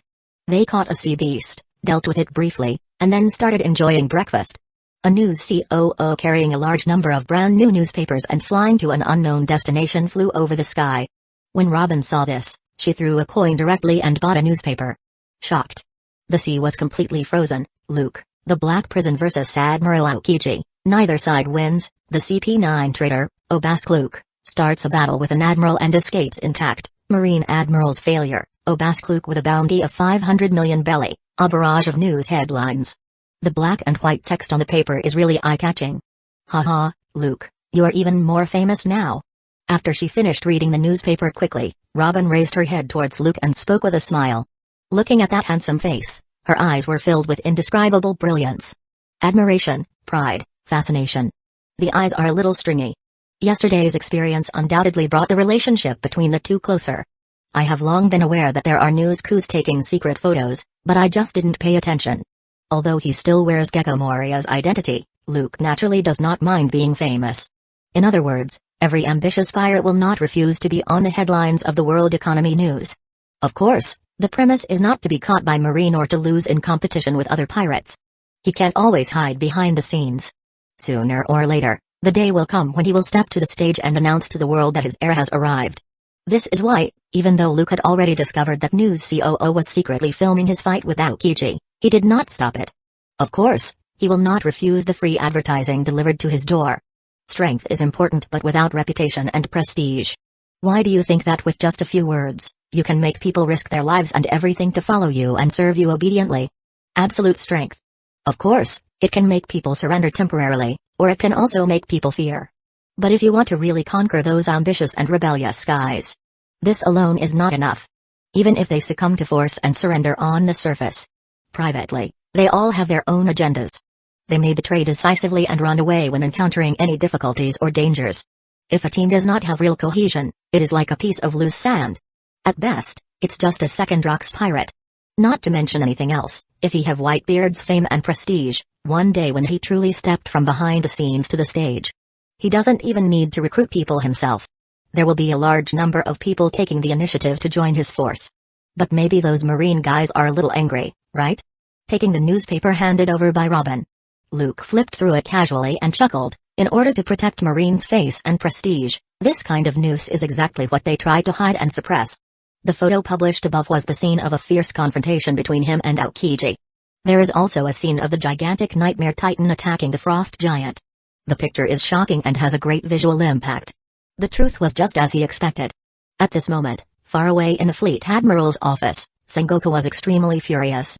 He slapped the desk in front of him heavily with a livid face. Damn Morgans, they are so pervasive. Aokiji, didn't you notice that someone was filming secretly? Aokiji, who is still on the road. Sorry, I really didn't find it. Since the news can no longer be suppressed, does Obaskluk's bounty need to be increased? Vice Admiral Tsuru on the side asked directly. Regardless of whether he uses external force to briefly compete with an admiral, this shows that the other party undoubtedly has the strength of more than 1 billion. He is already a very dangerous pirate who cannot be ignored. He can no longer be treated like a newbie. Let's raise his bounty. Sengoku frowned and finally made a decision. For the sake of Marine's face, it is impossible to raise Luke's bounty to 1 billion at once. After all, this guy, as the most high-profile supernova this year, has not officially broken into the new world yet. In addition, let the Intelligence Department and CP find out the whereabouts of that kid and Nico Robin as soon as possible. It is too dangerous for these two people to get together. His face was full of seriousness, and he said in a deep voice, that guy awakened Conqueror's hockey early but has deliberately hidden it until now and went directly to contact Nico Robin, who can interpret the historical text. His ambition is definitely not small. Even Admiral Aokiji personally took action but failed to capture Obaskluk. In particular, Obaskluk possesses such strength when he is only 17 years old. He is too young, and his potential is simply terrifying. This made him, the Fleet Admiral, have to be vigilant and pay attention. Yes. The adjutant on the side wiped his sweat and saluted in response. It's not just Marine headquarters. Because of this shocking news, there was quite a stir all over the sea. The name, Luke, the Black Prison, once again entered the sight of those big forces and attracted widespread attention. That guy is getting more and more powerful. Adjacent to the edge of South Blue's calm belt, on the Kuji pirates' ship. Looking at the newspaper that had just been delivered, Pirate Empress Boa Hancock was amazed. Because of Obaskluk, Boa Hancock, who originally had a cold temperament and never paid attention to current affairs news, these days, she has begun to pay attention to the other party's news intentionally. An admiral can't even take him down. Such strength is really amazing. Sandersonia, on the side, couldn't help but sigh with emotion. Devil child Nico Robin? Her jewel-like eyes stared at the beautiful figure standing with Obaskluk's side in the newspaper. Boa Hancock frowned slightly. Immediately, a confident smile appeared on that beautiful face. I really hope I can see him again soon. Chapter 76, surprised on the second half of the Grand Line, a huge white whale-shaped warship lay across the sea. Around it, there are several smaller warships of the same model, surrounding and guarding it like stars holding the moon. A flag with a skull and a crescent moonbeard pattern hangs above it, announcing that this is the pirate ship of the Whitebeard Pirates, the uncrowned king of the New World. Marco, what are you looking at? On top, the figurehead of the Moby Dick. From a distance, a man with a pineapple head read a newspaper. Thatch, the captain of the 4th Division of the Whitebeard Pirates, smiled and called the other party, it's dinner time, come over to eat first. Don't keep Pops waiting. Right away, Thatch. The captain of the 1st Division, Marco, responded swiftly. This pizza tastes really good. The open-air restaurant of the Whitebeard Pirates is on the deck of the Moby Dick. The captain of the 5th Division, Vista, feasted there and praised, Thatch, your cooking skills are really getting better and better. Ha, that's natural. Hearing the compliment, Thatch felt a little proud and smiled happily. After saying that, he asked Marco with some curiosity, Marco, you were reading the newspaper so seriously just now. Is there any important news today? It is indeed incredible news. After eating the delicious food in front of him, Marco nodded directly. When the other captains on the side heard this, they couldn't help but look over. Goo la la la, has something interesting happened again? Even Whitebeard, who was sitting in the middle, looked over curiously. Then he grinned and said, could it be that kid, Kaido, and that crazy woman Linlin got into a fight? That's not it. Pops, do you still remember the CP9 kid who made a big fuss in Anai's lobby some time ago? Marco directly pulled out a bounty from his arms and gestured to everyone present. I have an impression, that kid seems to be called Luke, right? Whitebeard nodded. After all, it is one of the 3 major agencies directly under the world government. Anai's lobby, which was said to have never been invaded by anyone in 800 years, have a big fuss. Although Whitebeard didn't pay attention deliberately, he naturally heard about it. He seems to have a bounty of 500 million belly now, right? Thatch said in surprise. I remember at the beginning, he seemed to have been offered a bounty of 200 million belly, right? TSK, I remember him, Luke. Yes, I also have some impressions. It is said that he just turned 17 and was once a member of the secret cipher Pol number 9 under the world government. Later, he suddenly killed his boss and betrayed the world government. The first time the bounty was offered, it was as high as 200 million belly. Now, has it increased to 500 million belly? What an amazing guy. He's surprisingly young. What did he do again? Captains present. Everyone present spoke one after another. Obviously, they all have some impression of Luke. After all, he was a strong man who made a big fuss in a nice lobby at a young age and was offered a bounty of 200 million belly. Ha ha ha, I know. Not far away. A voice came over. A man with a bloated body and a fierce face, but also a bit honest and cunning aura, was happily eating a peach pie. He grinned and introduced the situation directly. A few days ago, he killed the base commander of the G2 branch, Vice Admiral Kummel, on Lanka Island. In addition, a large number of Marines also died at his hands. It is said that he also took away the survivor from O'Hara, the Devil Child, Nico Robin. Therefore, the world government has put a bounty of 500 million belly on his head. I heard that the identity of that woman is not ordinary, Zaha. Speaking of which, there was a gleam in his eyes. In his opinion, Luke definitely has strong ambitions. At the age of 17, a bounty of 500 million belly was placed on his head. What an incredible guy. The captains present were surprised to hear Marshal D. Teach, an elite member of the 2nd Division, say this. Goo la la la, are you so young? Even Whitebeard was no exception and raised his eyebrows. He subconsciously looked at the young and handsome figure on the bounty. Those guys from world government, I'm afraid some of them have a headache. Hey, there's something even more amazing.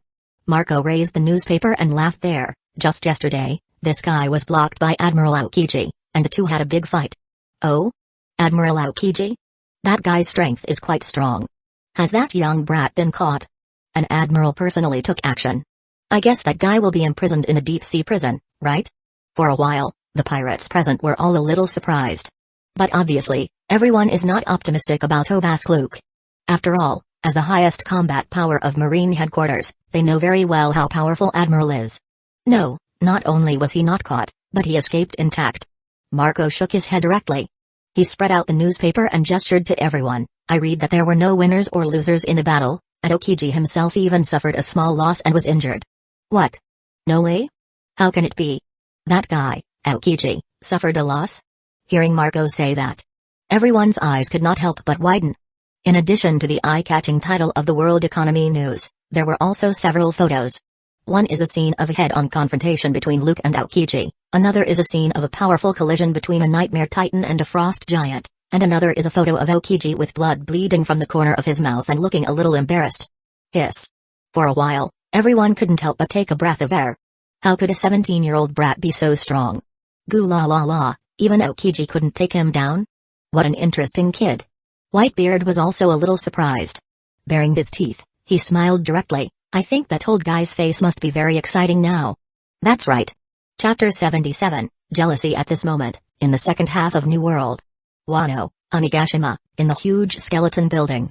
In a Japanese-style hall, a beautiful woman with horns, long golden hair, over 8 meters tall, and wearing a gorgeous kimono, was sitting there on her knees while playing the shamisen.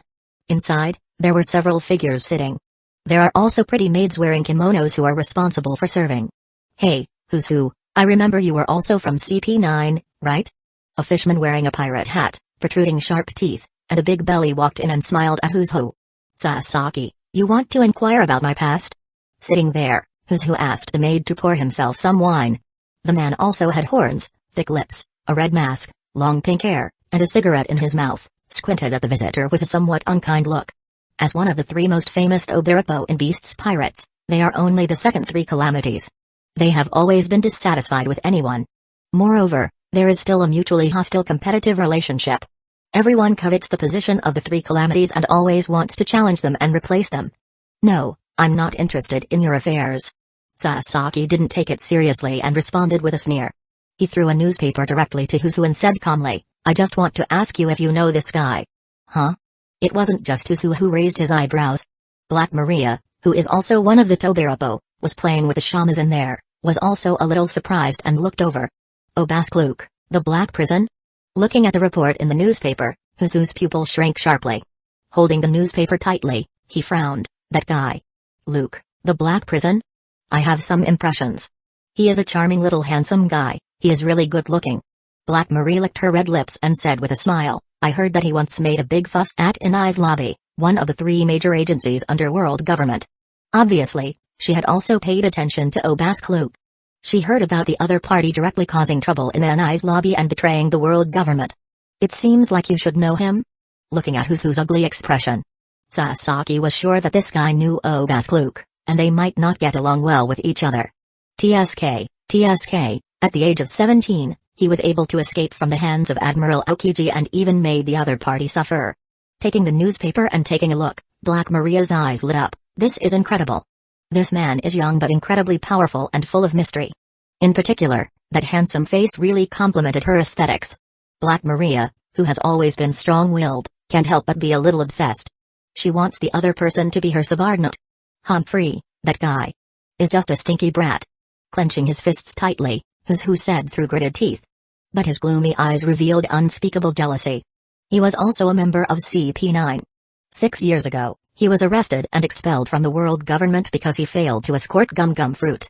Putting aside these things, Luke, who had just turned 11 years old and was already known as a genius, left a deep impression on him. At that time, who regarded himself as an elite CP9 and was arrogant. He simply looked down on Obask Luke, who was already very famous at the time but was overhyped because he had not yet mastered all 6 superhuman fighting skills. Moreover, he was still only a member of CP5 and had not yet joined CP9. The two had disputes and fought in private. What makes him a little embarrassed is that he, an elite P9, was once regarded as a promising and high-profile talent, along with Rob Lucci. Unexpectedly, he is unable to defeat Luke, who has not fully mastered the 6 superhuman fighting skills. That kid is an out-and-out monster. His talent, which is far superior to even Rob Lucci's, really makes him jealous. Although he has not mastered all the 6 superhuman fighting skills and is only 11 years old, his power level has exceeded thousands. And with the innate and rather exaggerated observation hockey, he was able to face his violent offensive with ease and not fall behind at all. He was preparing to use his devil fruit ability to teach the other party some lessons, so that this kid knows how to respect his seniors. Unfortunately, they were stopped by Jabra, Rob Lucci, and others who came over. Others were unaware of Obask Luke's potential. Who had experienced it firsthand, knew it all. The strongest twin star of CP9? That guy, Rob Lucci, is not even worthy of carrying Luke's shoes. Although he was very unhappy with that kid, he had to admit it. The other party has quite a terrifying talent. Obask Luke. Is the gap already so big? Staring at the familiar yet unfamiliar figure in the newspaper, whose eyes were gloomy. In his heart, he felt strong unwillingness and envy. At the age of 17, he was able to confront an admiral head-on and escape unscathed. Although it is unclear whether Obask Luke was injured, Aokiji, an admiral who represents the highest combat power of Marine headquarters, was actually injured. Such talent. It really fills him with jealousy. If he had such a talent, he has already overthrown all the 3 calamities that were lording over his head. No, maybe. It might be possible to directly unseat the governor of beasts and replace him. Time passes, and it's dusk. The crimson clouds are extremely gorgeous and beautiful. A fiery red sunset slowly sank from the sky to the sea level. After a long journey, Luke and Robin finally arrived at their destination. From a distance, they saw the thriller bark that was slowly moving forward on the vast sea, heading towards Bucklow Island. Hiss. Looking at this huge ship, Robin's eyes widened. This is a giant ship. Moreover, what she couldn't believe was a large number of pterosaurs were flying back and forth and patrolling there. On their backs, she can vaguely see figures sitting on them. Don't be so surprised, this is the ship of that guy, Gecko Moria. But it belongs to me now, Luke said with a chuckle. As he said that, he hugged Robin directly. The pair of dark shadow wings flapped, and they quickly flew towards the thriller bark. Luke-sama. After discovering that it was Luke, the flying unit in charge of patrolling had already reported it as soon as possible. Wiper, Perona, Brooke, Van Auger, Hogback, and others came forward one after another. They saw Luke's extremely embarrassed look and Robin in his arms. They all couldn't help but feel somewhat surprised. Chapter 78, Obviously, I came first. Yo ho ho ho, is this Miss Robin? On the thriller bark, Brooke was smiling brightly. Of course, after seeing Luke and Robin so close, He didn't dare to talk too much nonsense. She is Nico Robin, I believe you all know her. He let go of Robin's soft waist. With a smile on his face, Luke introduced Robin to others. From today on, we are all companions. Hello everyone. I am Nico Robin. Looking at the people in the netherworld pirate in front of her, Robin said with a smile, please give me more advice in the future. This Pike. Looking at the two people looking very close. Perona, on the side, puffed out her cheeks, full of disdain. She obviously came first. She works hard to warm his bed every day, okay? It's so abominable that Luke-sama has grown tired of the old so quickly. Not long after, Luke finished introducing everyone to Robin. So, except for Wiper, Brooke, Perona, Van Augur, and Hogback, everyone else is a zombie created by you using your shadow fruit, Luke? Robin was filled with surprise as she looked at the zombie legions around her and the pterosaur troops flying and patrolling in the sky. You can say that. Luke nodded. This also excludes the prisoners who were imprisoned in the underground prison and without shadow. This is Luke-sama's ability. Hogback bared his teeth and said with a smile. Then, the ship suddenly trembled slightly, and a huge figure stood up in the forest, yawning. Looking at the intimidating huge figure, Robin's eyes widened, and she couldn't believe it. The giant in my impression is not that big, right? It's not like she hasn't seen giants before. In Ohara, she met Saul, a giant warrior who defected from the Marines because he couldn't stand what the Marines were doing and ended up living there by accident. The two even became friends. Unexpectedly, in addition to those sea beasts and sea kings, there were also humanoid creatures several times larger than Saul. Hee, you're surprised, aren't you? Perona put her hands on her hips, full of pride. Looking at Robin, there was some hostility in her eyes. The strength of our netherworld pirate is beyond your imagination. She just saw it. This girl may have an unusual relationship with Luke. To her, she's a third party, so she's full of hostility. Perona, don't be rude. Luke knocked Perona on the head neither lightly nor hard, then he smiled at Robin. Its name is Ors. An ancient giant that is larger than the normal giant. But it's not really a living person. It died hundreds of years ago. It's just a corpse. I split my shadow and injected it into its body, and it came back to life. It can be said to be the strongest zombie on this thriller bark. Speaking of which, thinking of something, he smiled slightly. The strongest zombie. Maybe not necessarily that soon. Robin suddenly understood. Looking at Ors striding towards her, giving people endless pressure, she was full of amazement. With such a huge size, it is really unimaginable how exaggerated combat power it has. No wonder Luke chose the ability of the shadow fruit in the first place. For someone as ambitious as him, creating a zombie army that obeys his orders and will never betray him can help him accumulate a large number of troops in the shortest possible time. It can save a lot of things. Well, I'm going to wash up first. Luke stretched and told Perona, take Robin to settle in. Okay. Don't worry, and leave it to me. Perona was stunned. Immediately, she rolled her eyes and smiled. She nodded eagerly and agreed happily. But the next moment, Perona's smile froze. Because, as if Luke had directly seen through her little thoughts, Luke added unhurriedly, just arrange for her to live in the room opposite me. Yes. Perona's eyes widened. She pouted reluctantly but did not dare to refute. Originally, she wanted to arrange a room farthest away from Luke for this hateful woman. Also, don't try to use your abilities to tease people, or I won't be able to spare you. Thinking of Perona's eccentric character, Luke warned with a smile. No. Like a deflated balloon, Perona held her head together, unable to respond. You. Then she glanced at Nico Robin, regained her arrogance, and floated straight ahead, follow me. Haha. Seeing this, Robin couldn't help but chuckle. Then it's up to you, Perona. Soon, in the gorgeous central castle, Perona takes Robin to the room Luke ordered and says angrily, this is it. If you need anything, just look for a girl. In the castle, Hogback has repaired many corpses. Zombie maids who look just like living people are responsible for taking orders. They are not as scary as imagined. Although their strength is mediocre, they at least look good. It can still be used as a servant serving tea and water or doing chores. It's really spacious. Robin looked around at the luxuriously decorated room, which was no less than 100 square meters. Not only does it have its own independent bathroom, but it also has a spacious coat room, an independent balcony and other facilities. Robin was a little surprised.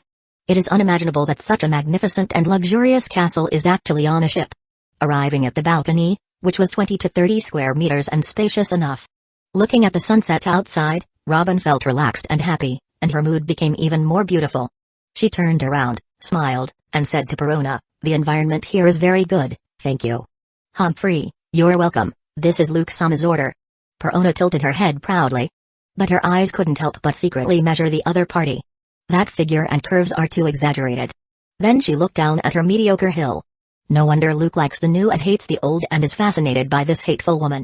But I am still young, and I will get that big sooner or later. This is what Luke said. Then, the next moment, she couldn't help but feel a little discouraged. The opponent is too strong. "It seems you like Luke very much?" Noticing Perona's gaze, Robin asked with a smile. "Listen, I don't care who you are."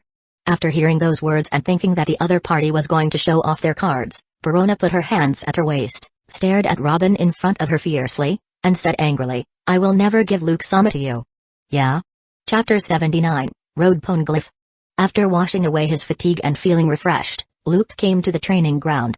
Then he let Hogback, the ship's doctor, check and repair his injuries. "Hiss, Luke Sama, your injuries are not serious, and you have recovered quickly." Hogback also directly used the power of the repair fruit to repair some potentially hidden injuries for Luke and exclaimed, "I have to say that your physique is really amazing. Now, I have used the power of the repair fruit to treat it specially, and it should be completely healed in less than a day. Well, it is indeed much more comfortable." "Thank you, Hogback."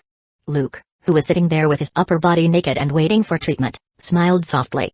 He could clearly feel that the ribs in his body that were broken by Aokiji had become tightly closed under the power of the repair fruit. Even the large bruises that were originally visible to the naked eye had disappeared. The injured skin, muscles, and other tissues around him were mostly repaired. All of a sudden, he seemed to have lightened his burden and became much more comfortable. After all, besides the apop fruit, it is the second devil fruit that most doctors dream of. Although repair fruit is most effective in repairing instruments and dead objects, its effect on other people is still very good. Although it is not as comprehensive as the apop fruit, there are also places where the apop fruit is not as good. Generally speaking, no matter how serious the injury is, as long as it is not an exaggerated injury that will kill you immediately, under Hogback devil fruit treatment and superb medical skills, it can basically be cured in 10 days or half a month. Hogback smiled. "Hiss, don't say that this is what I should do." "Yo ho ho ho, Luke Sama. Now you are famous." Brooke, who was standing by, held up the newspaper he subscribed to today and laughed. "Even an admiral himself couldn't take you down, and he was injured. That's just an exaggerated news." Wearing a black and white casual outfit, Luke said indifferently, "At this stage, I am still a little far away from those real monsters. However, if I didn't want to expose the power of the shadow fruit so quickly and use the shadow clone and other means to fight, he really couldn't do anything to me." He spoke calmly, neither arrogant nor impatient. But invisibly, he revealed an indescribable confidence. "Hee, Luke Sama, I have worked very hard during the days you were away." Perona, on the side, was full of pride. She held her head high and said to Luke as if offering a treasure, "It will probably not take long before I can master Tempest Kick. Look." As she said that, she raised her right foot and kicked it out fiercely. Swish. A fierce wind pressure swept out. The air seemed to be cut open. "Oh? Well done, keep up the good work." Seeing this, Luke raised his eyebrows. He touched Perona's head and did not hesitate to praise her. "This girl has a good talent, but she is too lazy. In such a short time, she was able to find the trick of Tempest Kick. It can be seen that she has worked hard." He. At this time, after washing up, Robin came over with a smile. She changed into a black denim outfit, looking sexy, capable, and beautiful. "Is that the Golden Bell?" Looking at the huge and luxurious Golden Bell Tower and the eye-catching black stone tablet, her eyes lit up. "Well, this is the Golden Bell brought down from Sky Island. You can go and see it first."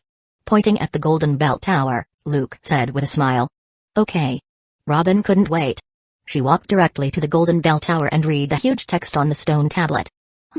Suddenly, her pupils shrank sharply, and she cried out, "This is Goldie Roger?" Because there are short sentences written on the stone tablet, and it was actually written by the Pirate King, Goldie Roger. It seems that the Pirate King should have gone up there and found this golden bell, but he didn't take it away. Luke came over, not surprised. He already knew all this.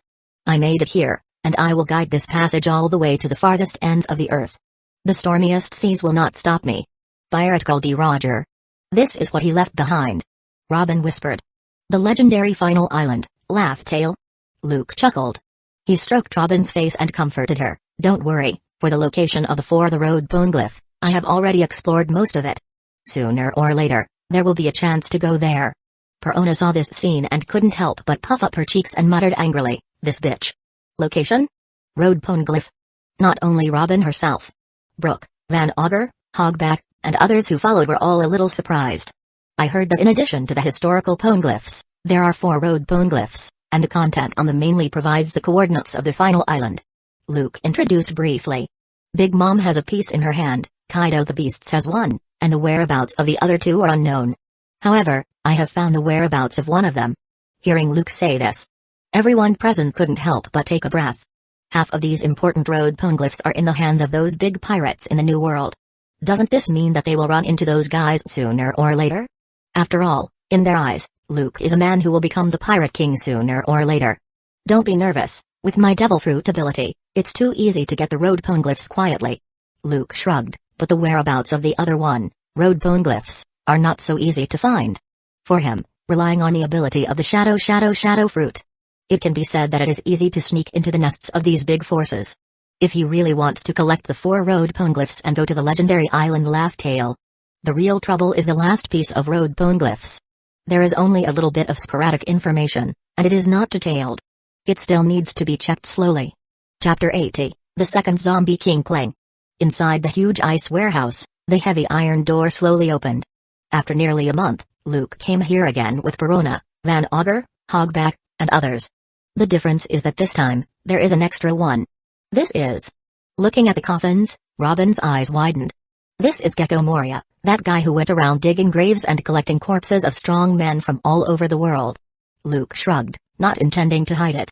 After all, if they can't even accept this, it can only be said that they are not the same people after all, and it is better to part ways early. The creation of the zombie army is related to the future development plan of the Netherworld Pirate and is an indispensable part. Although he admitted that he liked Robin very much, he was not a creature dictated by his lower body and could not walk away when he saw a woman. Robin nodded slightly. Although this way, it is somewhat desecrated to the dead. But she had already made up her mind to contribute her own strength, fully support and assist Luke in realizing his lofty ambitions, and her mentality had quietly changed. She may feel uncomfortable, but it's not unacceptable. After all, the adult world is not black and white, and she is not that naive. In particular, the foundation of world government can be said to be unfathomable.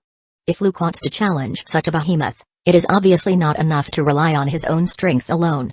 Hiss, the second zombie king, I'm really looking forward to it. Hogback was full of excitement. He and Brooke stepped forward directly to open Rima's coffin. Then, they carefully carried the former Dragon Slayer samurai out and brought him to Luke. Who was he? Robin was a little surprised when she looked at this lifelike, majestic, but somewhat old corpse. He, the Dragon Slayer samurai from Wano, a world-famous swordsman in the past. Shimatsuki Rima. Perona placed the black sword shusui that Luke had taken away next to Rima and introduced him with some pride. This black sword shusui was left behind by him during his lifetime. Should we start? Wiper, Van Auger, Brooke, and others were watching intently from the sidelines. They are all curious and look forward to what level of combat power the legendary swordsman will have after being resurrected by Luke with his shadow. After all, they had seen Aura's exaggerated power with their own eyes. Special zombies that are also at the king level can't be too bad, right? But what shocked them was, Luke's eyes were calm, and he was not in a hurry to split his shadow directly. Instead, he directly pulled up Rama's shadow and cut it off. Perona was surprised. Luke, are you to ingest his shadow again? I want to do an experiment, Luke said with a smile. Holding Rima's lifeless shadow, without any sign of struggle. His eyes flashed, and his own shadow surged there and suddenly split. Shadow splits. Whoosh! A large human-shaped shadow burst out and was caught by Luke's hand. The next moment, he sent Rima's motionless and lifeless shadow directly in front of the shadow of his own. Click. In Robin, Perona, and others' shocked and incomprehensible eyes, Luke's shadow actually swallowed Rima's shadow. In my name, I grant you new life, give you an independent personality, and become a new entity. Immediately afterwards, a strange red light flashed in Luke's eyes, and he directly made a contract. You will devote all your loyalty, serve to the death, and never betray. In an instant, Luke's previous shadow, at a speed visible to the naked eye, sank into Rima's body.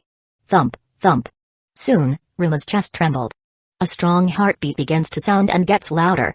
The body that was supposed to be frozen was thawing at a speed visible to the naked eye. The fierce momentum made Robin, Wiper, Perona, and others present feel a little frightened. The stiff fingers slowly began to move. The eyes that were supposed to be lifeless suddenly opened its eyes, and he sat up all of a sudden. Ruma looked around blankly, then he looked at Luke and the others in front of him. From today on, you are the Dragon Slayer Samurai, Shimatsuki Ruma, and I am your master. Luke looked at Shimatsuki Ruma, who had been resurrected by him, and said calmly. Ruma nodded blankly, and then his eyes gradually became clear and sharp. He knelt on one knee in front of Luke and lowered his head. Master. Hiss, finally, there is another zombie king. Dr. Hobart bared his fangs. With so much powerful combat power, when Luke's strength reaches a higher level, even if they were to enter the New World and compete with the big pirates who had ruled the sea area like an emperor, they wouldn't be afraid at all, right? Luke-sama, you just let your shadow eat Ruma's shadow, what effect did it have? Wiper asked curiously. I'm as curious as you about this. Looking at the shadow cast by Ruma again under the light. Luke smiled, I'm also looking forward to what kind of changes there will be. This was an attempt he made on a whim. The shadow of the target's corpse is swallowed by the shadow and then implanted into the target's body. He split out a shadow with considerable combat power and learning ability and then superimposed the shadow that carried some of Ruma's own memories and instincts. Luke also looks forward to what kind of combat power he will have. Theoretically speaking, his own shadow is still on Ruma's body, so he should not be afraid of the sun. If his conjecture is correct, this experiment can be a complete success. He can take advantage of the situation and transform the zombie army, including Auras, and let their combat power reach a higher level. Chapter 81, Ruma's Strength at the Shore. Luke came here with Wiper, Robin, Perona, Van Auger, and others. Luke-sama. Has a new special zombie been born? That guy. Seems to be the legendary Dragon Slayer Samurai, right? TSK, I'm really looking forward to it. It's not just the zombie army led by zombie generals such as Wang Zhejian and Silver Acts. Even Ors, who was sleeping soundly in the forest, followed the news with some curiosity. He stared at Ruma with burning eyes while exuding a fighting spirit. Brush. A pair of shadow wings emerged at the shadow clone's back, and it flew directly over the sea. Go, Ruma. Let me see the true strength of a great swordsman. Luke crossed his arms and said to Ruma, who was following him. As you wish, Luke-sama. Ruma held the famous sword, Shushui, tightly and slowly pulled it out. Haha, it's been a long time. Shushui. A frightening cold light flashed, and the black sword Shushui, which had a zigzag pattern and was completely black, had already been unsheathed. Then, an extremely fierce aura emanated from Ruma. Moonwalk. He pressed his foot down, then rushed up directly. He continuously stepped into the air, creating a burst of white smoke at the end of his feet. Tempest kick, line. Without any hesitation, the shadow clone took action directly. His right foot was like lightning, kicked out violently. A loud explosion broke through the air. A huge light green wind blade tore through the air and rushed toward Ruma. One sword style, moonlight. In an instant, a cold light flashed. Ruma's eyes were extremely sharp, and the black sword, Shushui, suddenly swung out. Whoosh! A huge crescent-shaped flying slash shot through the air like lightning. Boom! It directly crushed the light green wind blade that came suddenly. Although the power was greatly reduced, it still blasted hard at the shadow clone in front. Boom! Boom! Boom! Tempest kick, line. In response, the shadow clone narrowly dodged the violent flying slash, but it did not retreat. Its feet were like lightning, and it continuously kicked out. The piercing sound broke through the air continuously. One shocking wind slash came after another. Like a violent storm, it tore apart the air repeatedly as it came towards Ruma. One sword style, dragon slash. Ruma's expression remained unchanged, and his eyes turned as sharp as a hawk as he stared directly at the wind blades that kept coming. The black sword in his hand was raised high, and his body exuded a powerful and fierce aura. Kai. The next moment, a cold black light shot out diagonally. The extremely fierce slash turned into a lifelike huge flying dragon at a speed visible to the naked eye. Roar. Baring its teeth and claws, it roars out with powerful momentum. Boom. It continuously crushed and swallowed up mercilessly the incoming wind blade. Then, it continued unabated and attacked the shadow clone without mercy. Bang. Then it hit the sea in the distance, and a huge trench appeared there. Ruma's swordsmanship. Hogback opened his mouth wide and couldn't help but exclaim, it's more than 10 times better than Luke-sama at that time. He could remember that when Luke first cut off Ruma's shadow and absorbed it into his body, he demonstrated Shimatsuki Ruma's swordsmanship. However, the power is completely different and not on the same level at all. Of course, Luke-sama's swordsmanship is even a little bit better than before. His shadow is naturally stronger. Perona said proudly on the side. No, it's not just this reason. After seeing this scene in full view, Luke shook his head directly. Under my shadow, Ruma's shadow cooperated with the instinct of the body, exerting a power infinitely close to that when he was alive. This undoubtedly shows that his guess was correct, and the experiment was successful. Fusing the shadow of the strong man's corpse with shadow and then using it to resurrect the body can exert a combat power that is infinitely close to that when they are alive. Moreover, Ruma not only possesses swordsmanship and combat experience during his lifetime. He also has physical skills and hockey that are infinitely close to those of Obaskluk himself. The strength is far beyond that of ordinary zombies. Wow! Robin was amazed. She really didn't expect that the zombies created by Luke, who implanted his shadow into the corpses of those strong men, would be so powerful. Oh, it's completely different from when Moria implanted my shadow. Brooke sighed with emotion. It's not on the same level at all. His shadow was once taken away by Gecko Moria. And what a coincidence, his shadow is implanted in Ruma's corpse. If the zombie General Moria created was so powerful, he would have been even more desperate. However, it can also be seen from this. There is a huge gap between that guy, Gecko Moria, and Luke. Luke, let me fight with him. Looking at the two figures fighting on the sea, Or's eyes were burning. He was full of fighting spirit, baring his teeth and eager to try. If you want to learn from each other, there are plenty of opportunities. Luke shrugged and said nonchalantly, but not now, the location is not suitable, and I can't let you destroy this place. But, before that, I can make you stronger. As he said that, he walked forward with a smile. There are also Robin, Perona, Van Auger and others, who are looking at each other in surprise. Pulling up Or's huge shadow. Whoosh! Black shadows surged, and a pair of huge scissors condensed out before cutting it off directly. Crack! The huge shadow did not struggle, and it constantly compressed at a speed visible to the naked eye. In the blink of an eye, it turned into a shadow the size of a fist. It's a bit incredible. Eat it. He threw it high into the air and threw it towards Ors. A flash of red light flashed in Luke's eyes, and he activated the ability of the shadow fruit. Ors's whole body was shaking uncontrollably. On the huge chest, there was a faint black shadow struggling, as if it was about to rush out. Then, it opened its huge mouth and swallowed the inconspicuous shadow. Roar. Chapter 82, Treasure finally reached. The next day, the thriller bark finally arrived at its destination, Bucklow Island. With Robin, an all-powerful archaeologist, Luke and others found the treasure's location without much effort. This is it. Oh ho ho ho, it's another big harvest. In the afternoon, at the hidden cave. A pile of dazzling gold and jewelry is piled up there like a hill.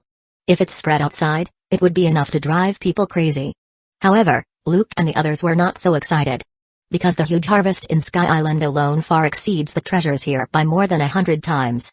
Most of the gold and jewelry are hollow. It looks like there's a lot, but in fact, it's not even as good as a single pillar of the Golden Bell Tower. What, he's a legendary big pirate? Perona curled her lips, but that guy only has this little treasure. Histilda, your vision is so high. Hogback smiled strangely and said, honestly, the total gold here is at least 2 to 3 billion. Oh ho ho ho, this already exceeds most of the treasures in this sea. Brooke also laughed there.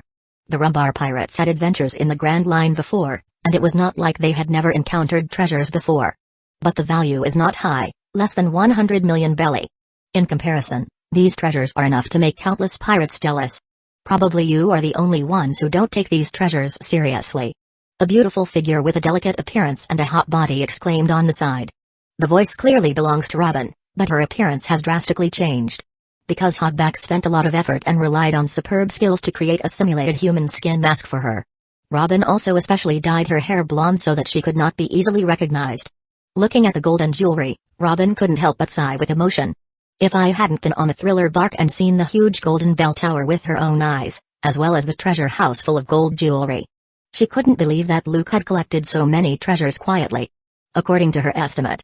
Not counting the outrageous Golden Bell Tower. The other treasures in the treasury alone are probably worth no less than hundreds of billions of belly. If word spreads outside, she's afraid that the big pirates in New World will be unable to sit still and want to rob it. Maybe even the world government will take action. In contrast, I am more curious about the things inside. Luke took out a box from the pile of treasures. His appearance has also changed greatly, and he is completely different from the past. With a life return, he shrunk his body to just over 2 meters and transformed into the vice-captain of the Netherworld pirate, the Wind Swordsman Yasuo. This is? Robin and others' eyes lit up. They were all a little surprised. If I guessed correctly, it should be devil fruit. After weighing it up, Luke opened the treasure box directly. Sure enough, there was a fruit with strange patterns inside. Moreover, there is a label attached to it. Dragon fruit, model, Velociraptor. It's actually a rare ancient zone. Robin was surprised. Hee hee. Hee hee. Hee hee. Even if it is an ancient zone, it is just a slightly stronger zone. Perona obviously likes to argue with Robin. Relatively speaking, it's pretty good. Luke was quite satisfied.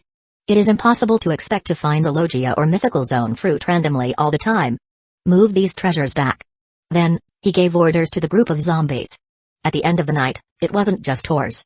Luke spent a lot of effort and finally transformed the zombie army on the thriller bark. It can be said that zombies' current combat power has directly risen to a higher level. Even zombie generals like Wang Zedong and Silver Axe, their combat effectiveness has been improved to a higher level. Not only can they use the technique they used when they were alive, but even hockey can be used. Although it is far from being comparable to when they are alive, it is enough to easily defeat their previous self before they are strengthened. Yes, Luke-sama. A zombie brings a bunch of large treasure boxes in the blink of an eye and begins to put the treasure inside. Hey, it's time to meet the little mouse hiding in the dark. Luke chuckled, and then black strings surged on the tips of his left fingers. There were. Then, several frightened figures in the corner walked towards them. Luke, who are they? Robin was surprised. Yo ho ho ho, it looks like an ordinary person who encountered a shipwreck and ended up here. Brooke laughed. Wiper, Perona, Hogback, and others are also a little curious. They thought there was no one on the island. No, they have been secretly observing us for a long time, and although they pretend to look like ordinary people, they shouldn't be. Van Augur said calmly. As a sniper, although he has not yet awakened observation hockey, his extremely keen vision has already discovered these people hiding in the dark. They are from the Cipher Pol 5 under the world government. Looking at several figures from a distance, Luke spoke calmly. At a glance, he recognized the leader, a middle-aged man in his 40s who was an elite CP5 agent. Because he spent several years in CP5 before officially joining CP9. When performing some confidential tasks, he has partnered with many experienced and veteran agents. Therefore, he quickly recognized the unremarkable but somewhat familiar face. CP5? Agent of the world government? What are they doing here? Are they starting to investigate us? Hearing Luke say this, for a moment, Robin, Wiper, Perona, Van Augur, and others were all a little surprised.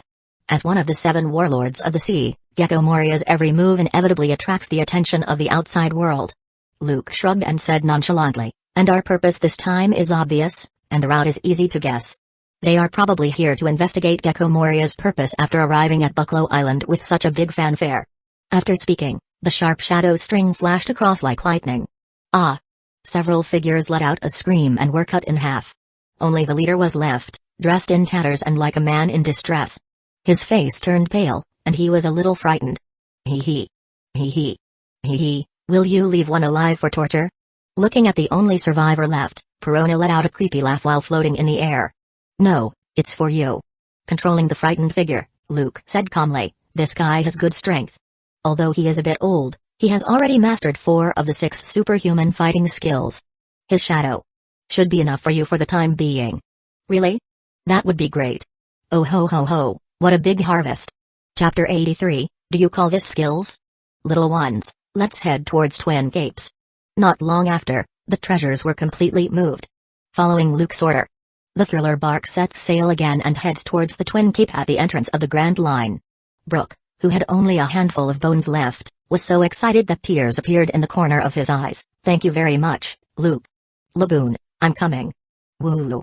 On the training ground, the shadow was cut out, and the unconscious CP5 agent was directly locked into the underground prison. Would you like to experience it? Luke chuckled and stuffed the shadow into Wiper's body. Wiper growled. His fists were clenched tightly, veins popped out from his body, and his eyes became sharp. How does it feel? Luke asked with a smile.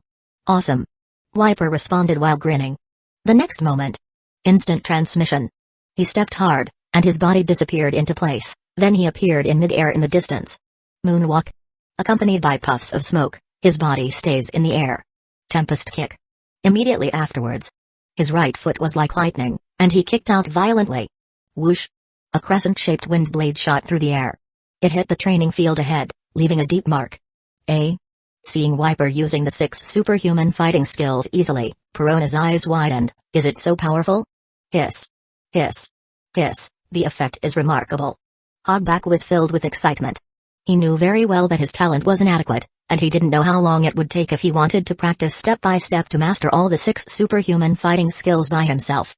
However, with Luke's plug-in ability, he believes that time can definitely be saved greatly. Not only him but also Brooke, Van Auger, and others were all eager to try and looking forward to it. If there was a chance to become stronger quickly, who wouldn't want to? This is only temporary. Luke shook his head and said directly, it depends on him how much he can understand after the shadow escapes.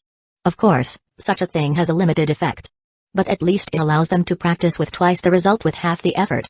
TSK, only Luke can think of this method. At this time, after landing steadily, Wiper rushed out again and came to the wooden golem that he often hit during training. Finger pistol. Then, the index finger of his right hand penetrated the wooden golem like a bullet, leaving a dark hole in it. Brooke. Iron body. Wiper turned around and said towards Brooke. He took a direct step forward and clenched his fists. His eyes flashed, the blood in his body accelerated, and his muscles tensed up. In an instant, his whole body was as hard as steel. Yo ho ho ho, let me give it a try. Brooke rushed over. The sword was unsheathed like lightning and stabbed violently. Of course, he deliberately withdrew his strength. After all, Wiper was just borrowing the power of shadow. It hasn't been tested yet, so he doesn't know how strong it is. King. The sound of metal clashing together sounded, and the extremely sharp sword was unable to penetrate Wiper's skin. Oh? Iron body? Luke was slightly surprised. It seems that the guy has made some progress in the past few years. That is to say, he has mastered 5 superhuman fighting skills, including shave, moonwalk, tempest kick, finger pistol, and iron body. Verona was full of surprise. I only need iron body. Just right. Robin chuckled. She also heard Luke mention the special effect of the shadow fruit's ability. The shadow of the plundered strong man, after being implanted into the body of others, can enhance their strength in a short period of time. Although it can't last too long, it can also allow oneself to possess the fighting instinct and corresponding experience that the other party has trained for a long time and has been integrated into the physical memory in a short period of time. They just need to persevere for 2 or 3 minutes, keep working hard to train and understand, and try again and again day after day. Maybe they can gain something. In addition, there is Luke, who mastered the 6 superhuman fighting skills, who will personally guide them. She believes that it won't be long before she can perfectly master all 6 superhuman fighting skills. 3 minutes passed in the blink of an eye, and a shadow escaped directly from Wiper's body. Verona, who was quick-witted, grabbed it and said, "It's my turn." Luke asked with a smile. "How is it?" Wiper said with a smile, "It feels good, but I'm a little tired. It's a shadow of an elite CP5 agent, after all. Even if it's just a single shadow, it's comparable to the shadows of 20 or 30 ordinary pirates. But it won't make him lose his fighting power directly.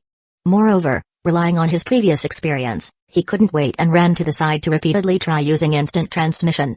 He was concentrating on training instant transmission there, hoping to master it as soon as possible. At this time, Verona, who was full of expectations, directly absorbed the shadow into her body. The next moment, her eyes became sharp, and her feet kicked out, tempest kick.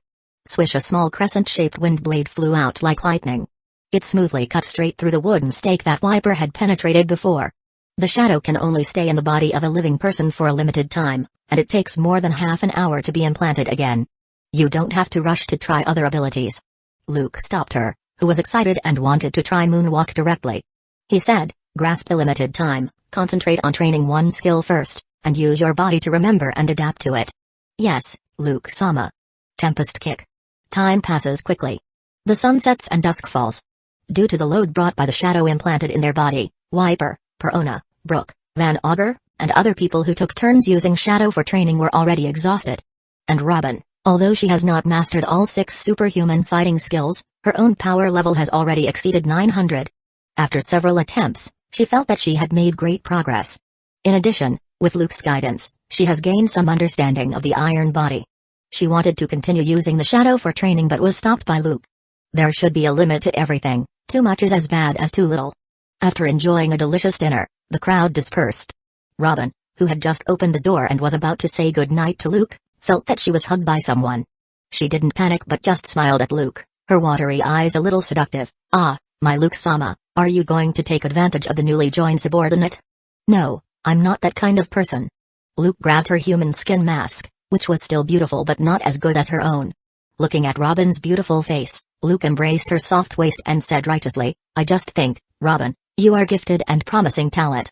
I just want to discuss the 6 superhuman fighting skills with you and pass on some experience. In the past few days, this devilish, charming woman has been teasing him to death. It was not easy for her relatives to leave. How could he let her go again? Robin, whose body was a little soft, looked at someone speechlessly. She looked at the claws that came uninvited and had already started to climb mountains and ridges. You call this discussing 6 superhuman fighting skills? Then please teach me more. Her heartbeat accelerated, and her pretty face blushed. But Robin obviously didn't mean to refuse. Every day, facing this young and handsome man with incredible strength, a walking hormone that makes people unable to extricate themselves. How could she not want to indulge herself completely? You're welcome, just a competition. Chapter 84, A Bold Idea, damn it. In Luke's room, Perona, who was used to being the exclusive pillow every day, rolled around on the bed. At one point, she couldn't help but quietly leave her body and watch the fight, but soon she ran back to her room with a red face. Holding the kumashi, her brand pillow, she tossed and turned there, and couldn't help but clench her fists, while staring at Robin's room with eyes full of unwillingness. It's been an hour. How about taking another look? She convinced herself. She couldn't help but leave her body again and quietly passed through the wall. However, this time, she couldn't hold on for 10 seconds. She ran back with a red face again. That woman is really shameless. Holding the pillow, her face turns completely red. Thinking back to the visually impactful scene, she couldn't help blushing and muttered softly, the ability of the flower fruit can actually be used like that. She felt that her eyes were opened and she had learned a lot. It turns out that the devil fruit ability can be used in that way. It's over, I'm not clean anymore, woo. Perona wanted to cry but had no tears. When she thought of the ability of the flower fruit, she couldn't help but think of the scene she just saw. It's been 2 hours. Isn't it over yet? Her eyes were dull. She was counting sheep there. Without the familiar and warm embrace, she always felt that she couldn't sleep. She don't know how long it took. Finally, she couldn't stand the sleepiness that came over her and fell into a deep sleep. The climate in Grand Line changes at any time. I don't know when the basin-sized, silvery white moon was covered by dark clouds. Outside, a strong wind began to blow, and heavy rain began to fall. It lasted until the next morning. The gloomy sky cleared up again. A fiery red sun rose slowly from the sea level. It was so gorgeous that it was fascinating. Well, you are such a beast. In front of the huge window, early in the morning, Luke pulled Robin up for morning exercises and guided her to practice. With good physical fitness, Robin barely recovered. Looking at the beautiful sunrise with a blushing face, she turned her head back with a scolding. What are you talking about? Admiring the beautiful scenery on the sea with Robin, Luke smiled and said, since I was a child, my teacher told me that life lies in exercise and a day's plan lies in the morning. Is this also your teacher's teaching? Robin snorted and rolled her eyes. Don't you like it? Luke asked with a smile. Robin's face turns rosy. She had to admit that it was quite comfortable. Luke, the instructor, was very patient and gave her a good experience. Although she was scolded by the other party for not learning well during the short special training, she still gritted her teeth and refused to give up. She even fainted because she was too devoted to the practice. But she finally gained and learned a lot. At the moment of harvesting the rich results, the taste was indescribable. She will never forget it in her life. That's right. Luke chuckled and said, I am guiding you to practice, and I am the one who is really working hard. Well, it's almost done, time to change the equipment to train. With a swish sound, the black shadow surged and condensed into a railing at a speed visible to the naked eye. Lying there, Robin, who was picked up, looked at Luke speechlessly. Robin, next is pull-ups, see how long you can hold on. Luke said with a smile. I will try hard, Mr. Luke. The sun was high in the sky. Luke finished his morning exercise. He ordered the maid on standby to deliver breakfast to the room. After enjoying the rich breakfast, he walked out of the castle alone and refreshed. Then he came to the training ground. Luke Sama, Wiper, Brooke, Van Auger, and others who had been training there early greeted him. Humphrey. Perona, who had a pair of dark circles under her eyes, puffed her cheeks as she looked at Luke, who was full of energy. Who bullied you, little girl? Seeing this, Luke's eyes were full of smiles. He touched Perona's little head and spoke with a smile. This girl relied on the power of the hollow fruit to run through the wall to Robin's room to peek. How could he not notice it? You have fallen. Perona turned her head and snorted. But thinking back to the scene she accidentally saw last night, and early this morning, her pretty face couldn't help but blush. At the same time, she felt a little unfair in her heart. Obviously, she came first, and she was the exclusive pillow chosen by Luke. Why did that woman get to go first? Damn it. Don't think too much. Focus on training. He gave Verona a slap and scolded her unhappily. Luke ignored the jealous girl and gave some pointers to Wiper, Brooke, Van Auger, and others. Then he put on a pair of sea prism stone handcuffs and started warming up. Although this moment is quite peaceful, it also requires strong strength to ensure that it can last for a long time. He is still very clear about this. The basic ability of the shadow fruit has been almost developed completely. Holding a heavy dumbbell while doing squats. Luke's eyes flickered, and his thoughts were flying, and it can also easily simulate the abilities of string fruit and gum fruit and develop a series of moves. The next development can only be in other directions. The ghost shadow core in my memory is one direction. I can try to use the ability of the shadow fruit to further transform the plundered shadows, so that it can be visualized like a shadow clone, without a body, and still exist independently. Also, try to reverse the relationship between the shadow and the body. By causing damage to the target shadow, thereby affecting the target itself. For a while, ideas in his mind kept pouring out. Some were bold and wild ideas. For example, let your own shadow and yourself be able to freely shuttle in the shadows in every corner of the world. But he estimated that it would be possible only when the ability of the fruit is awakened. Chapter 85, Everyone's Progress. That's. Hiss. A ship as big as an island? Gulu. This is too big. No, it's a thriller bark. They are the Netherworld pirate led by the 7 warlords of the sea, Gecko Moria. Damn it, why is such a big pirate here? 2 days later, at Whiskey Peak. Looking at the approaching ship. The large number of bounty hunters gathered there fled in terror. To this day, the thriller bark really represents terror in the eyes of pirates and bounty hunters. Because according to reports in recent days, basically no ship that encounters a thriller bark can escape. Luke-sama, do you want to catch them? Hogback asked with a smile. I'll leave them to you. They're all unworthy guys. There's no need to capture them, the underground prison is almost full. Just leave some alive and serve as experimental subjects for me. On the bow of the thriller bark, Luke, dressed as the wind swordsman, Yasuo, crossed his arms. Looking at the fleeing figures on the Whiskey Peak, he said calmly, the zombie army will not participate for the time being. Except for Van Auger, who is a sniper, others are not allowed to use devil fruit abilities and can only use physical skills or swordsmanship. Although the current strength of the zombie army is already very impressive. But he must always leave some opportunities to exercise the cadres under his command. He had high hopes for the Wiper, who was known as the Berserker, not to mention Brooke, Van Auger, Verona, and others, whose potential was big. At the very least, give them time to grow up. It is still possible to be a cadre with a bounty of hundreds of millions of belly.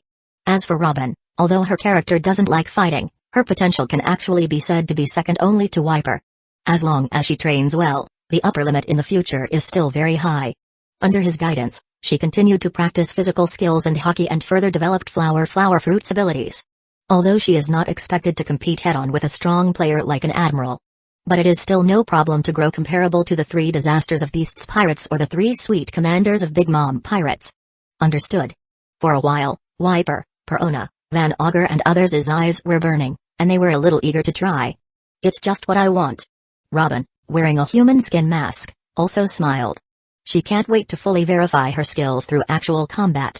In the past few years, relying on her considerable talents and based on the 6-style manual given to her by Luke and the relevant training experience, she has been constantly exploring and training on her own. At this moment, she was already on the verge of mastering the iron body. During these several days of training, she continued to use the shadow of the CP5 agent to assist her in her practice. Luke, a master of physical skills, was especially there to give guidance. Some of the problems in training were easily solved, and she quickly understood the secret of the iron body.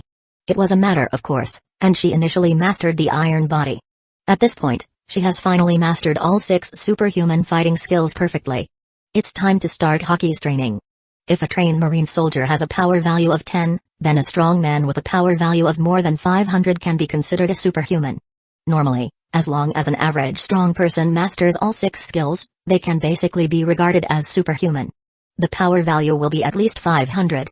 According to Luke's verification using the 6 superhuman fighting skills to detect the target's power level value, even without the bonus of Devil Fruit ability, Robin's power has currently exceeded 1000, which is much stronger than Khalifa, Blueno, and other CP9 members. It's not that Khalifa and other CP9 members didn't work hard enough. This is obviously a gap in talent. Just like Luke, as early as 11 years old. Although he did not master all 6 superhuman fighting skills, his power had broken through to more than 1,000. He was able to easily defeat those who had already mastered the 6 superhuman fighting skills at that time, but whose power was far inferior to that of Blueno, Fukaru, Kumadori and others a few years later. Let's see who kills more people. I won't give up easily. Soon, as the thriller bark approached the shore, Wiper, Perona, Brooke, Van Auger, and others, who had been impatient for a long time, rushed out like wolves and started killing the fleeing bounty hunters. Has Moria targeted us? Bastard, fight them. The Whiskey Peak, which was originally very peaceful, suddenly became bloody and chaotic, with swords clashing, gunfire, and curses. Van Auger shoots from behind, and he never misses. Robin, Wiper, and Brooke performed the best.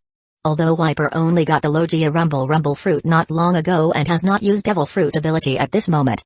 However, as a Shandia warrior, he has been fighting with the Angel Islands God Guard since he was a child, and has experienced cruel training. His own combat effectiveness is very good, even without Sky Island's unique gadgets. He has pretty good talent and is under Luke's guidance these days. With his indomitable will, he practices hard day after day without giving up, and his strength has improved by leaps and bounds, and so have his physical skills. Moreover, he even receives help from the shadow of the CP5 agent. He has benefited a lot in the past few days and has mastered instant transmission. Although he has not mastered all 6 superhuman fighting skills, even if he does not use his Devil Fruit ability, his current power level value is at least more than 500, which can barely be regarded as superhuman. For these bounty hunters with mediocre strength, he can easily crush them. And Brooke is needless to say. There is only a handful of bones left. Now, after the enhancement of the Munch Fruit ability, he can be said to be invulnerable to swords and guns. Under Luke's guidance, his swordsmanship has also reached a higher level. In terms of strength alone, he is not much weaker than Robin. Well, Perona did a good job. Sitting on the bow of the thriller bark, Luke, who was watching the battle there, looked at everyone's performance. Nodding slightly, he was quite satisfied. Even Hogback didn't disappoint me too much. Even Hogback, who was the weakest. After several months of continuous training, he has laid a solid foundation. In the past few days, with the help of the CP5 agent Shadow, a training cheat, although he was limited by his own talent and had not yet mastered any of the 6 superhuman fighting skills, his overall strength has also improved slightly. His pair of scalpels flashed weirdly, making it hard to guard against. The performance is remarkable. Next, we can add some difficulty in their training. Watching the battle on the island, Luke touched his chin and smiled. Let Wangs and other zombie generals practice with them. Although life and death are battle important. But letting those zombie generals as their usual sparring partners is also quite a good choice. He believes it will help them grow up quickly. Chapter 86, Luke's Experiment. Luke-sama. These people are all still alive, about 200 of them. Less than 2 hours. The fierce battle came to an end. Robin, Wiper, Perona, Hogback, and others returned. Apart from being a little embarrassed, they didn't suffer much damage, just some superficial injuries. Zombie soldiers, led by zombie generals such as Wang Zi, John, and Silver Axe, climbed onto the Whiskey Peak one after another to check for survivors. Not long after, bounty hunters who were still alive were all tied up and brought to the thriller bark, and then all the den mushy on them were confiscated. Da. Luke nodded, then he walked to a bounty hunter who was pretending to be dead. Whoosh. Dark shadows surged on his hands. Then, a sharp shadow spear condensed out at a speed visible to the naked eye. Shadow spear. Kai. He stabbed hard at the bounty hunter's shadow. Then, the bounty hunter's shadow, as if it was in great pain, struggled fiercely there. Ah! In the unbelievable eyes of Robin, Wiper, Perona, Brooke, and others, the bounty hunter suddenly let out a scream and struggled. The next second, his stomach was disemboweled, and blood flowed out. It didn't take long for him to stop struggling and lose his life. It actually directly affects the target's body through his shadow? Robin gasped. Such an ability is too weird. It's simply hard to guard against. Is this possible? Oh ho ho ho, as expected of Luke-sama. Wiper, Brooke, Van Auger, and others couldn't help but be shocked. If you don't know what Luke is capable of, generally speaking, who would care if their shadow is attacked? This is incredible and beyond their imagination. It's just a matter of further in-depth development based on the Shadow Revolution. It's not too difficult. Luke shrugged. He had been developing and trying this ability unremittingly. It doesn't just start now. Then, at his signal, the body was carried away and thrown into the sea. The next moment, another bounty hunter who was tied up was carried over. Whoosh! Luke's eyes were cold, and the extremely sharp shadow spear swung suddenly, cutting off the limbs of the bounty hunter's shadow. The shadow with its limbs cut off as if it had self-awareness and was struggling there. But the next moment, there was a scream, and the bounty hunter's limbs were separated. The cut was smooth, as if it had been cut directly by some sharp blade. Immediately afterward, Luke, whose expression remained unchanged, waved his spear. The shadow's head was cut off directly. The next moment, on the bounty hunter's neck, it was as if it had been torn and cut open by some sharp blade. A bloody human head fell to the ground. Gulu. This bloody and weird scene enters Wiper, Perona, Brooke, and others' sight, numbing their scalps. It seems that the effect is not bad. Luke chuckled, he was quite satisfied with this ability. Hiss, does it make you invincible, Luke-sama? Perona was dumbfounded. That's not it. For those truly powerful people with powerful haki, it may not be that easy to directly kill their shadows. Luke shook his head. How can it be so easy to become invincible? Such a trivial means alone is not enough. However, it should be possible to directly injure them and bleed these strong men with such an unpreventable ability. You guys, take a rest first. I'm going to do other experiments. After he finished speaking, he ignored Robin, Wiper, Perona, and others, and went straight to the captives, who were full of fright and despair. Crack. The shadow of a prisoner. He cut it off directly, making the prisoner faint. Plop. Then, his shadow struggles in Luke's hand. I will give you a new life, forget your past, and be loyal to me. You will not need a body or a carrier to exist in an independent form. A flash of red light gleamed in Luke's eyes. The shadows in his hand constantly surge, and it suddenly expands and turns into human form. This is... Looking at this scene from a distance, Wiper was full of surprise. Do you want to turn ordinary shadows into existences like Shadow Clone? Robin was full of curiosity and quickly guessed Luke's purpose. Eh? Is this okay? Perona's eyes widened. Oh ho ho ho, as long as it is what Luke wants to do, it is really possible to achieve it. It may take some effort at most. Brooke has nothing to say about Luke's talent. At the same time, he was looking forward to arriving at Twin Capes next, but he was a little worried and nervous. He once heard Robin mention that she did encounter a huge whale when she first entered the Grand Line. Brooke is sure that it is Laboon. But now he only has a handful of bones left. The only thing that remains unchanged is the iconic explosive hair. Laboon, would he still really recognize him? At this time, an incredible scene happened. The shadow that expanded and became as substantial as the shadow clone did not disappear directly. Instead, it stood in front of Luke and knelt there on one knee. Ah! But suddenly, it screamed, and its body surged like silk and continued to spread out. Whoosh! The next moment, the shadow flew back to its owner. Failed? Luke raised his eyebrows. Not too disappointed. Stayed for about 30 seconds. He touched his chin and pondered there. After being able to maintain it for so long, it began to disintegrate and dissipate. This means that there is indeed hope for success. However, what is the difference between the ordinary shadow and a shadow clone? He looked at these frightened bounty hunters with burning eyes before drawing their shadow and cutting it off. Come again. Chapter 87, Twin Capes Saw. On the thriller bark. A scream came from Luke's exclusive training ground. A human-shaped black shadow was struggling there, and large parts of its body were like smoke, constantly disintegrating and dispersing. Failed again? Looking at the shadows flying out immediately after disintegrating, Luke, with his sharp eyes and quick hands, caught it easily and didn't let it return to its owner. It looks like it's still a little bit worse.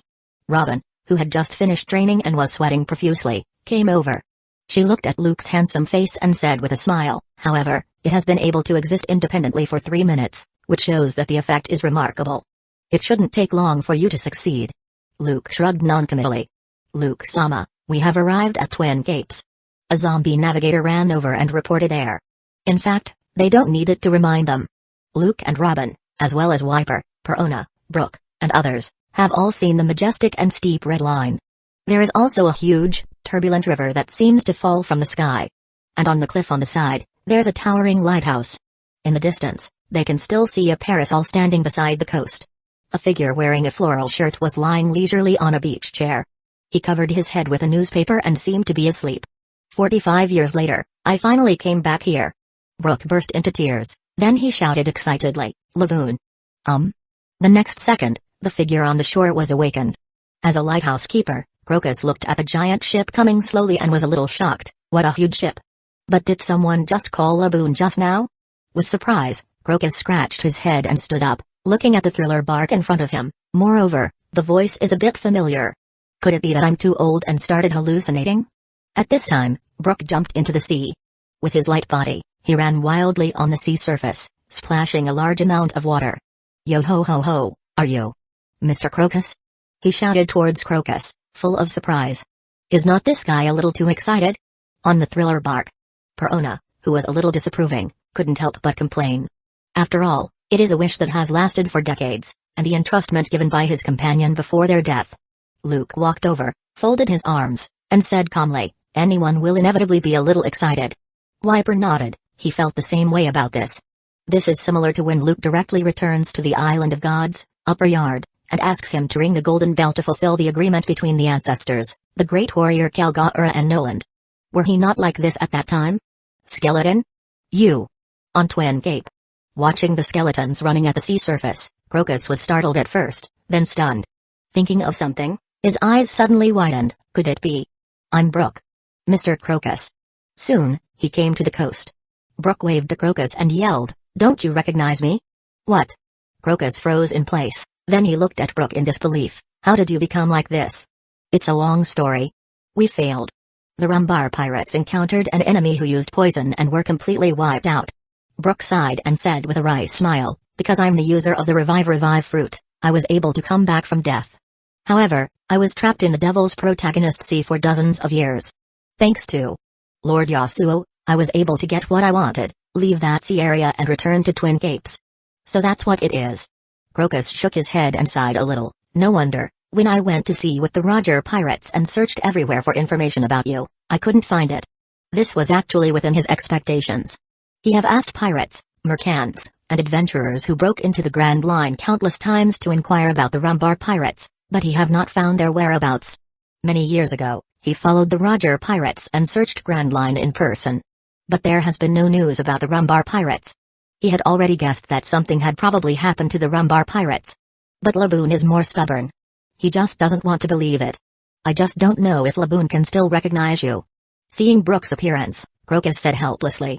He didn't expect Brooke to be resurrected in such a posture. Devil fruit, these secret treasures of the sea, are indeed the most magical things in the world. Eng. And at this time, on the sea, waves surged. A huge whale emerged from the bottom of the sea. But its head was covered with shocking and ugly scars that made people's scalp numb. Then, it opened its mouth wide and let out a deafening roar. Laboon. Brooke cried with tears streaming down his face. The skull was also opened directly, and a sound shell was taken out. I'm Brooke, I'm back, don't you recognize me? He was full of excitement and sobbed, I'm very sorry to keep you waiting for so long. I will complete the agreement with you on behalf of everyone. Eng. Eng yo ho ho, gather up all of the crew. It's time to ship out Bink's brew. The wind blows to where, who knows? The waves will be our guide. As Brooke pressed the play button on the shell. After decades, the chorus of the Rumbar pirates echoed in the sea area again. Eng. And Laboon's cry echo. But inexplicably, people can feel it is both happy and sad. Obviously, it really recognized Brooke even after he turned into a skeleton. Laboon, do you really recognize me? Brooke yelled loudly. Eng. And the sea surges as Laboon responds. The huge whale eyes seemed to shed tears. Luke, Robin, Wiper, and others who stayed on the thriller bark and watched this scene from a distance without disturbing them couldn't help but feel a little incomprehensible. Woo, I'm so happy, I thought you couldn't recognize me. Brooke fell to his knees and cried bitterly there, I'm sorry. You have been waiting for us to come back for so long, but we failed to fulfill our agreement. Eng. And Chapter 88, Devil Fruit User Delivered to the Door. 3 days passed by in a flash. Brooke and Laboon's emotions finally stabilized. Luke also generously invited Crocus to board the ship, held a banquet, and entertained him warmly. Of course, if it weren't for Brooke's relationship. The way he entertains the other party is not necessarily a banquet. Maybe it was a dark cell. After Dr. Hogback learned that Crocus turned out to be the ship's doctor of the Roger pirates, he was so excited and couldn't wait to talk to him about his medical skills. Due to the warm hospitality received by Luke and others, and his relationship with Brooke, Crocus was quite generous. He gave the notes that he had sorted out and no longer needed to Hogback. Letting this guy be ecstatic and immersed in research all day long. Mr. Crocus, goodbye. Have a nice trip, everyone. Eng. And this day, after bidding farewell to Crocus and Laboon, the thriller bark slowly sailed away from the Twin Capes and headed toward the depths of the sea. Hee hee. Hee hee. Hee hee, Brooke, you actually left with us so simply? Perona was floating in the air, looking back and forth at Brooke. She just felt a little unbelievable. I thought you would cry and beg Luke to let you get off the ship and stay at Twin Capes. Staring at the whale laboon's gradually shrinking figure, which was almost invisible, Brooke looked at Perona in midair and said helplessly, "So, in your mind, Miss Perona, I am just such a person.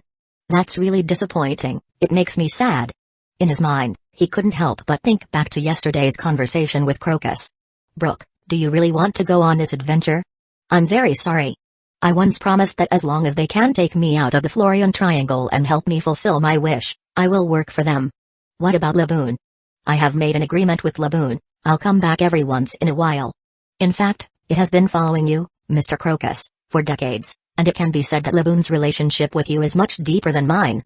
Now that our agreement has been fulfilled, letting Laboon stay with you is the best choice. Mr. Crocus, what do you think? I really can't refuse. I've been with this guy for too long, and I really can't bear to let him go. Then, I'll leave Laboon to you. Do not worry. Oh, I can't be someone who breaks my word. Luke is my benefactor, and I am willing to serve him." After a while, his thoughts returned. Brooke smiled there and said, "Besides, I also want to witness how high Luke can lead the Netherworld pirate in the future. It's nothing to do with ambition. He is also a person who is unwilling to be mediocre. Otherwise, he would not have given up his position as the leader of a Kingdom's Guard team and went on an adventure with the Rumbar pirates. Hee hee. Hee hee. Hee hee, you know what I mean." Perona hummed, and then she raised her chin proudly. After a few months, she had been completely impressed by Luke's personality, and she has forgotten the slightest thought of revenge for her adoptive father, Gecko Moria. She has completely become Luke's little fan and will never allow anyone to betray him.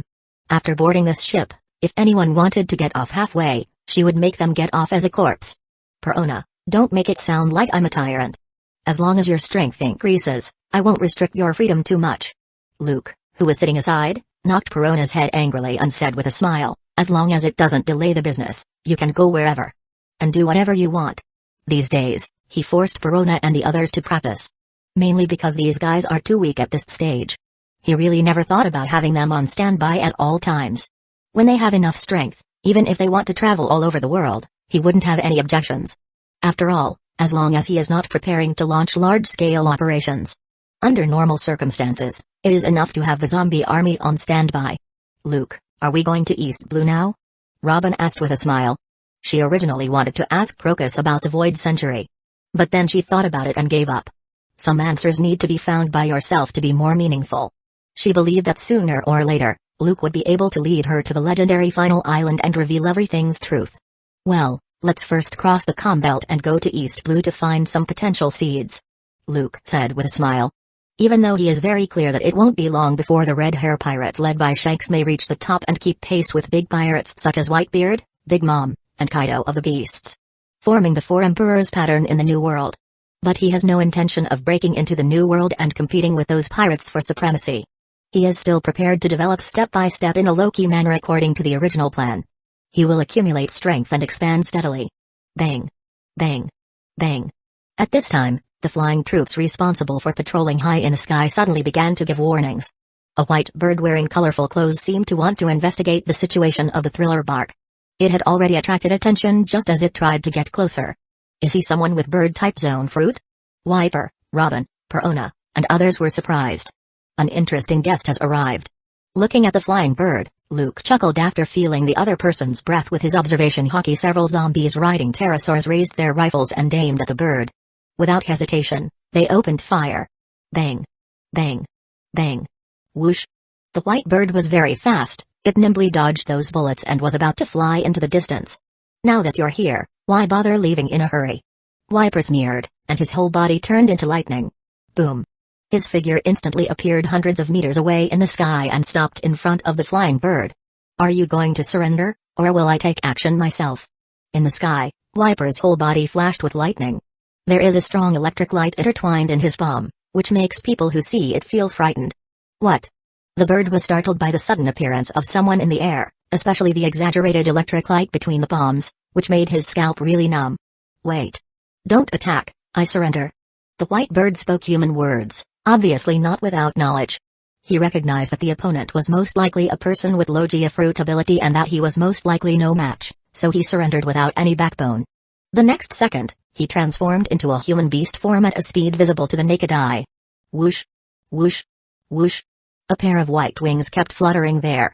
Revealing a pale, tall, thin figure, he looked like a mime actor. Then, he despondently followed Wiper and landed on the thriller bark.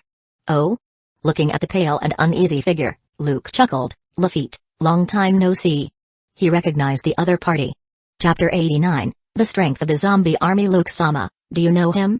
On the thriller bark. Hearing Luke directly call the other party's name.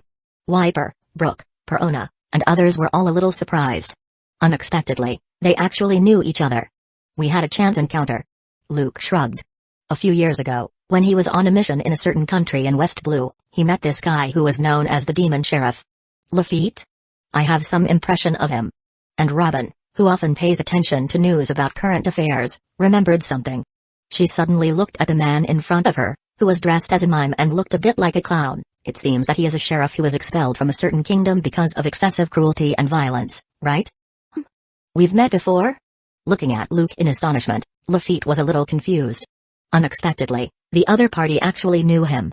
But he was convinced that he had no impression of the person in front of him. It seems you don't recognize me. Luke smiled. So, what about now? The next moment, Luke's body suddenly made bursts of explosions. The body that was about 2 meters tall suddenly grew to about 3 meters tall. Even his face changes, and he turns into a completely different person. What? Looking blankly at the figure in front of him, Lafitte's pupils shrank sharply. He couldn't help but swallow his saliva and cry out, "You are Obask Luke." A few years ago, he did meet the other party. He once witnessed with his own eyes that Luke, who was only 13 years old, easily destroyed a pirate group at an exaggerated speed. The other party once wanted to recruit him, but he refused. Wait, isn't this Gecko Moria's ship? After scanning around, Lafitte asks in confusion. Moria? Luke's mouth raised. In Lafitte's astonished eyes, his shadow stood up directly. As the silky black shadow surged, it turned into a fat and bloated figure at a speed visible to the naked eye, and then it smiled strangely at Lafitte. Hey, are you talking about me? Gulu. Could it be that? Lafitte's pupils shrank sharply. Looking at Luke in disbelief, he shed a trace of cold sweat. Unfortunately, just a few months ago, I killed Moria. Luke said with a smile, and I also got his devil fruit. What? Lafitte cried out, then looked at Luke before him and felt a little frightened. A majestic warlord was killed quietly like this? Moreover, was the devil fruit ability even obtained by Obask Luke? If this spreads out, I'm afraid the entire sea will boil. Does this mean I seem to have boarded the pirate ship? He forced himself to calm down and forced a smile. Knowing so many secrets, if he doesn't agree to join, I'm afraid there's no chance of leaving alive. Maybe that's right, it's still delivered to our door. However, my invitation to you is still valid. Luke looked at Lafitte, patted him on the shoulder, and asked with a smile, so, what's your answer? Lafitte. Wiper, Perona, Van Auger, and others did not interrupt. Being recruited personally by Luke is obviously a talent, and not just because of his devil fruit ability. After all, they can completely strip others of their devil fruit ability. I can't seem to refuse. Looking at the too young figure in front of him, Lafitte took a deep breath, smiled and bowed, and said, "It is indeed an honor for me to follow a person like you. Please give me more advice in the future, Captain." He rejected Luke before because he was too young. However, recalling the sensational news about the other party in the past few months, Lafitte basically confirmed that this man's potential is limitless. At the age of 17, he already has such strength. Being the other party's subordinate is indeed a good choice. After all, only the strong can survive in this sea. He is self-aware and does not expect to be able to do it alone. Welcome. Luke nodded with satisfaction. He likes someone who knows about current affairs. Because those who are ignorant of current affairs will usually be killed directly by him. Just like Enel. This may be fate. After joining, Lafitte felt relaxed. Recalling the scene when he first met Luke, he couldn't help but feel a little inexplicable. Looking at Wiper, Robin, Van Auger, and others present, he smiled and introduced himself. Hello, everyone, I am Lafitte. I used to be a sheriff and a navigator. I'm good at swordsmanship. Please give me more advice. Yo ho ho ho, hello, I'm Brooke, I'm a musician, and I'm also good at swordsmanship. From now on, we are all on our own. Hiss, my name is Hogback, and I am the ship's doctor of the Netherworld pirate. Hee hee. Hee hee. Hee hee, I am Perona, a combatant of the Netherworld pirate. I am Van Auger, from East Blue, a sniper of a Netherworld pirate. I am Wiper, A Shandia warrior from the Sky Island. Haha, I'm Nico Robin, and I'm an archaeologist. Everyone introduced themselves. When it was Robin's turn, she took off her human skin mask and introduced herself. Lafitte's eye couldn't help but widen, and he looked at the other party in astonishment. Thinking of the news in recent days, he suddenly realized something. Luke-sama. What about it? Then he stared in a daze at the figure that suddenly stood up from the forest. Lafitte couldn't help but swallow his saliva after seeing that huge figure, which was quite intimidating. Its name is Ors. It is a special zombie created by me using the power of the shadow fruit. It is also the king of zombies. Luke shrugged, then he pointed to the zombies busy around him and gave him a brief introduction, and these are also the zombie legions that I created using the ability of the shadow fruit. Except for the most advanced zombie king, they are divided into generals, captains, squad leaders, and ordinary zombies according to their strength. This is the level of classification Luke made for the zombies. The sources of corpses are basically selected from the zombie generals left behind by Moria. Others with less strength were classified as zombie captains. If we say that zombie kings such as Ors and Rima currently have the strength of 3 sweet commanders or 3 disasters, then zombie generals generally have a strength of more than 200 million belly and less than 500 million, and there are 9 in total. The zombie captains generally have a strength of hundreds of millions, and there are 18 of them in total. The zombie squad leader has a strength of between 30 million and 100 million belly, and there are 36 of them in total. As for ordinary zombies, those with a value of less than 30 million are all classified into this column. At present, the number of zombie legions is limited and has not yet been expanded on a large scale. Counting those beasts and flying troops, the current number is about 1,500. There are hundreds of zombie servants responsible for chores and logistics. Most of them have little combat ability and are not included in the classification. Moreover, zombie kings are different from ordinary zombies. As Luke's shadow, they still have considerable room for improvement. Haha, I forgot to tell you, if you just refuse to join us, there is a high probability that you will become one of them. Putting on the human skin mask again. Robin smiled brightly and added kindly, at this level, you can only serve as a zombie squad leader. Hee hee. Hee hee. Hee hee, even though you are a zone fruit user, apart from the fact that you can fly, I don't think you can be any zombie general. Perona, who was floating in the air and said with pride, don't believe it. Every one of those zombie generals was a famous pirate when they were alive. Hiss. Hiss. Hiss, do you want to compete with them? Hogback asked with a smirk there. What? Hearing this, Lafitte took a cold breath of air. He felt his whole body turn cold, and a cold sweat broke out on his forehead. Wiping his sweat, he said, then I really made a very right choice. Originally, he didn't believe it, and he was still a little unconvinced. He wanted to prove his strength until he recognized the once notorious Captain John. Such a great pirate who was so famous in life was actually just a zombie general. Chapter 90, Crossing the Calm Belt 3 days later, on the Calm Belt. A large sea king, hundreds of meters long, had just emerged from the sea. Then, it was directly struck by a flying slash, and its head was cut off mercilessly. Boom. The sea surface became turbulent, and blood dyed the sea red. The bloody, exaggeratedly large corpse of sea kings lay across the sea. It's really shocking. Ors, it's up to you, pull it up. Rima put away his sword and stood up, then he turned around and left. I still have to teach others swordsmanship and physical skills. Adhering to the principle of free labor, and don't let it be in vain. These days, this special zombie, who is as powerful as Ors, is thrown into the training field by Luke to serve as a coach. He's responsible for teaching physical skills and swordsmanship to Wiper, Robin, Brooke, Lafitte, and others. From time to time, he has to act as a sparring partner. Hey, you guy, don't order me. On the side, Ors said unhappily. But the movements of his hands were very fast. He threw out 2 huge iron ropes with hooks. Clang. It accurately hooked the body of the large sea kings. Showing quite exaggerated strength, he pulled it up easily. Don't be stunned. Quick, take care of it. Then, those zombies who were already on standby started handling the sea kings. They cut it into pieces and sent it to cold storage as a food reserve. Roar. At this moment, the strong smell of blood quickly attracted other sea kings. An even larger sea king, no less than a kilometer in length, opened its huge bloody mouth and was about to bite the body of the sea king. Want to seize food from the tiger's mouth? Ors looked sharply. His right foot was like lightning, and he swept out, tempest kick, line. Whoosh. Accompanied by fierce wind pressure. A huge wind blade shot out of the air in an instant and directly cut this huge and ferocious sea king in half. A huge bloody head rolled down, creating a big splash. Hey, today's mission is almost completed. TSK, TSK, what a monster. On the number 1 training ground, Lafitte, who was training hard, couldn't help feeling a little inexplicable when he witnessed this scene. This is not the first time he has seen it, but he still feels shocked every time he sees it.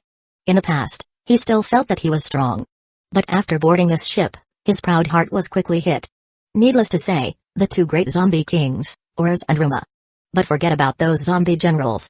He couldn't even defeat a zombie captain. But he feels more and more that he made the right choice. Whether it's the 6 superhuman fighting skills, swordsmanship, or hockey's training methods, Luke opened it to all cadres. There is also Roma, who personally taught him. It was an eye-opener for Lafitte, and he benefited a lot. He has to say that Luke's courage is indeed not comparable to that of ordinary people. It's true that when you doubt people, you don't use them, and when you employ people, you don't doubt them. Even though he was a newcomer who had just joined, Luke had no intention of setting up a defense. It seems that he is not afraid that he will leave after learning. Of course. Following Luke's example, Wiper wears a sea prism stone, lifts a heavy dumbbell while gritting his teeth, and says in a deep voice, after all, they are monsters created by Luke Sama's own shadow, and before they were reborn, they were famous and powerful men on the sea. This is also a test for us. What we have to do is to keep working hard, catch up, and surpass them. His eyes were full of determination. This is the goal Wiper has set for himself. He must surpass these zombie kings as soon as possible. After all, if these zombies created by Luke cannot be surpassed by him, how can he become Luke's right-hand man in the future? You have said so, then I can't give in easily. Looking blankly at Wiper, whose face was resolute, unswerving, and completely unwavering, Lafitte couldn't help but laugh. Then he kept waving his sword and practicing the swordsmanship taught him by Ruma for the past 3 days. Although it is a bit difficult to directly surpass Ruma, a special zombie with the strength of a great swordsman. But he can't be too far behind. Yo ho ho ho, Lafitte. Brooke came over and said with a smile, want to spar together? As a swordsman who also uses a Kane's sword, he couldn't help but feel a little bit happy and wanted to compete with Lafitte. Luke walked too fast if they didn't try to keep up. Sooner or later, they will be left behind. Haha, I couldn't have wished for it. Lafitte's eyes lit up, and he readily agreed. In fact, he has long wanted to compete with Brooke. But because he just joined the Netherworld Pirate, he's not familiar with others yet, so it's too presumptuous. The sun was shining brightly. The sea breeze blows gently. With this announcement, the thriller bark passed through the calm belt and officially entered the East Blue. After practicing all morning, everyone was tired and hungry. They went to have lunch in a restaurant that had just been built not far from the training ground. A group of people gathered there to rest and chat. Luke, if nothing else happens, we should have arrived at East Blue. Looking at a chart of East Blue, Lafitte took a piece of paper, wrote and drew there, and made some calculations. Then he said directly to Luke, according to this chart, it will take 3 days to reach Logetown. As an excellent navigator, Lafitte had just left West Blue and entered the Grand Line not long ago, although his sailing skills still needed to be improved. But naturally, they far exceeded those half-baked zombie navigators on the thriller bark. He quickly determined the approximate location of the ship. At this time, Luke just nodded and was about to say something. The flying troops patrolling the surrounding sea areas in the sky issued an early warning. A falcon flew down and landed in front of everyone. What's the matter? Luke raised his eyebrows. Luke Sama. Zombie falcon reported air, about 10 nautical miles away. A large number of strange snails carrying houses on their backs are crawling on the sea. Chapter 91, The Out-of-Control Snails. What? A large snail carrying the house on its back? Wiper, Brooke, Perona, and others on the side looked at the zombie falcon in surprise. This is true, sir, I don't dare to lie. This zombie falcon has tearful eyes and speaks aggrievedly. I think the only one that fits this description is the transportation fleet of the Germa Kingdom. Luke, who was sitting aside, raised his eyebrows and was surprised. Did those guys came to East Blue? Germa Kingdom? That legendary mythical evil army? Isn't that the evil army in the little book? Luke Sama, does Germa really exist? Everyone looks at Luke in disbelief. They have all heard of the name Germa at once or twice. But they always thought it was just a legend. It's true, Germa Kingdom does exist. Robin, who is well informed and often pays attention to news about current affairs, said, they are well-known mercenaries in the underworld. They began to suppress and rule the North Blue with force a long time ago and dominate it with a powerful scientific combat force. Although Germa has fallen now, they are still one of the world government-affiliated countries that do not have a real territory but are qualified to participate in the World Summit. Due to having no land, Germa relies on its strong military strength to obtain necessary resources and is active around the world as a mercenary. It often accepts commissions from other countries to help employers do something. They are a well-known war expert in the industry. Robin is right. Luke on the side nodded and added with a smile, I heard that they raised a large snails and transformed it into a battleship. These battleships combined together are the Kingdom of Germa. And the ones who rule this nation are the Vinsmoke family. So that's it. Listening to Robin and Luke's introduction, everyone present was suddenly enlightened, and some were amazed. Then, without hesitation, Luke directly ordered, go at full speed, catch up with them, and block their path. He was originally thinking of going to North Blue to find the Germa Kingdom. Unexpectedly, they delivered themselves to his door. For the technology that the Germa Kingdom has mastered, he is very greedy. Well, Luke-sama, their speed is too fast, I'm afraid we can't catch up. The zombie falcon, who remained there, cautiously reminded. It observed from a distance, although those large snails carried huge houses on their backs, their speed was not slow. With the speed of the thriller bark, it really won't be able to catch up. Yeah? Luke frowned. He waved his hand and said nonchalantly, forget it, I'll go there myself. Thriller bark is good at everything, but its speed is too slow. It still needs to be further improved.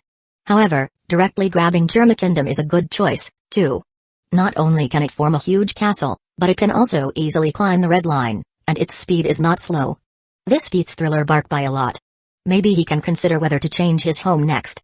About 10 nautical miles away, various huge snails, carrying naval guns on their back, kept moving forward. But the direction was not consistent with the Thriller bark. Father, how long will it take us to reach the West Copper Kingdom? A huge snail with the word 66 marked on the top was carrying something that looked like the middle part of a castle. In the gorgeous hall, a slender, beautiful, and tall figure walked in with high heels. She had short pink hair and wore a white short-sleeved dress, with delicate facial features and moist red lips. On her pair of long white legs, a 66 logo was tattooed, adding a bit of wild beauty. What was surprising was that she also had counterclockwise circular eyebrows. Although her whole body was full of youthfulness, she looked to be only about 16 or 17 years old. But she was mature and capable beyond her age. It's about 2 days away, don't worry. A tall, solemn figure with a metal helmet and long golden hair sat there and said calmly. He had a pointed black beard that pointed upward, a small mustache on his protruding chin, and wore an orange cape and a light gray combat uniform with a 66 logo.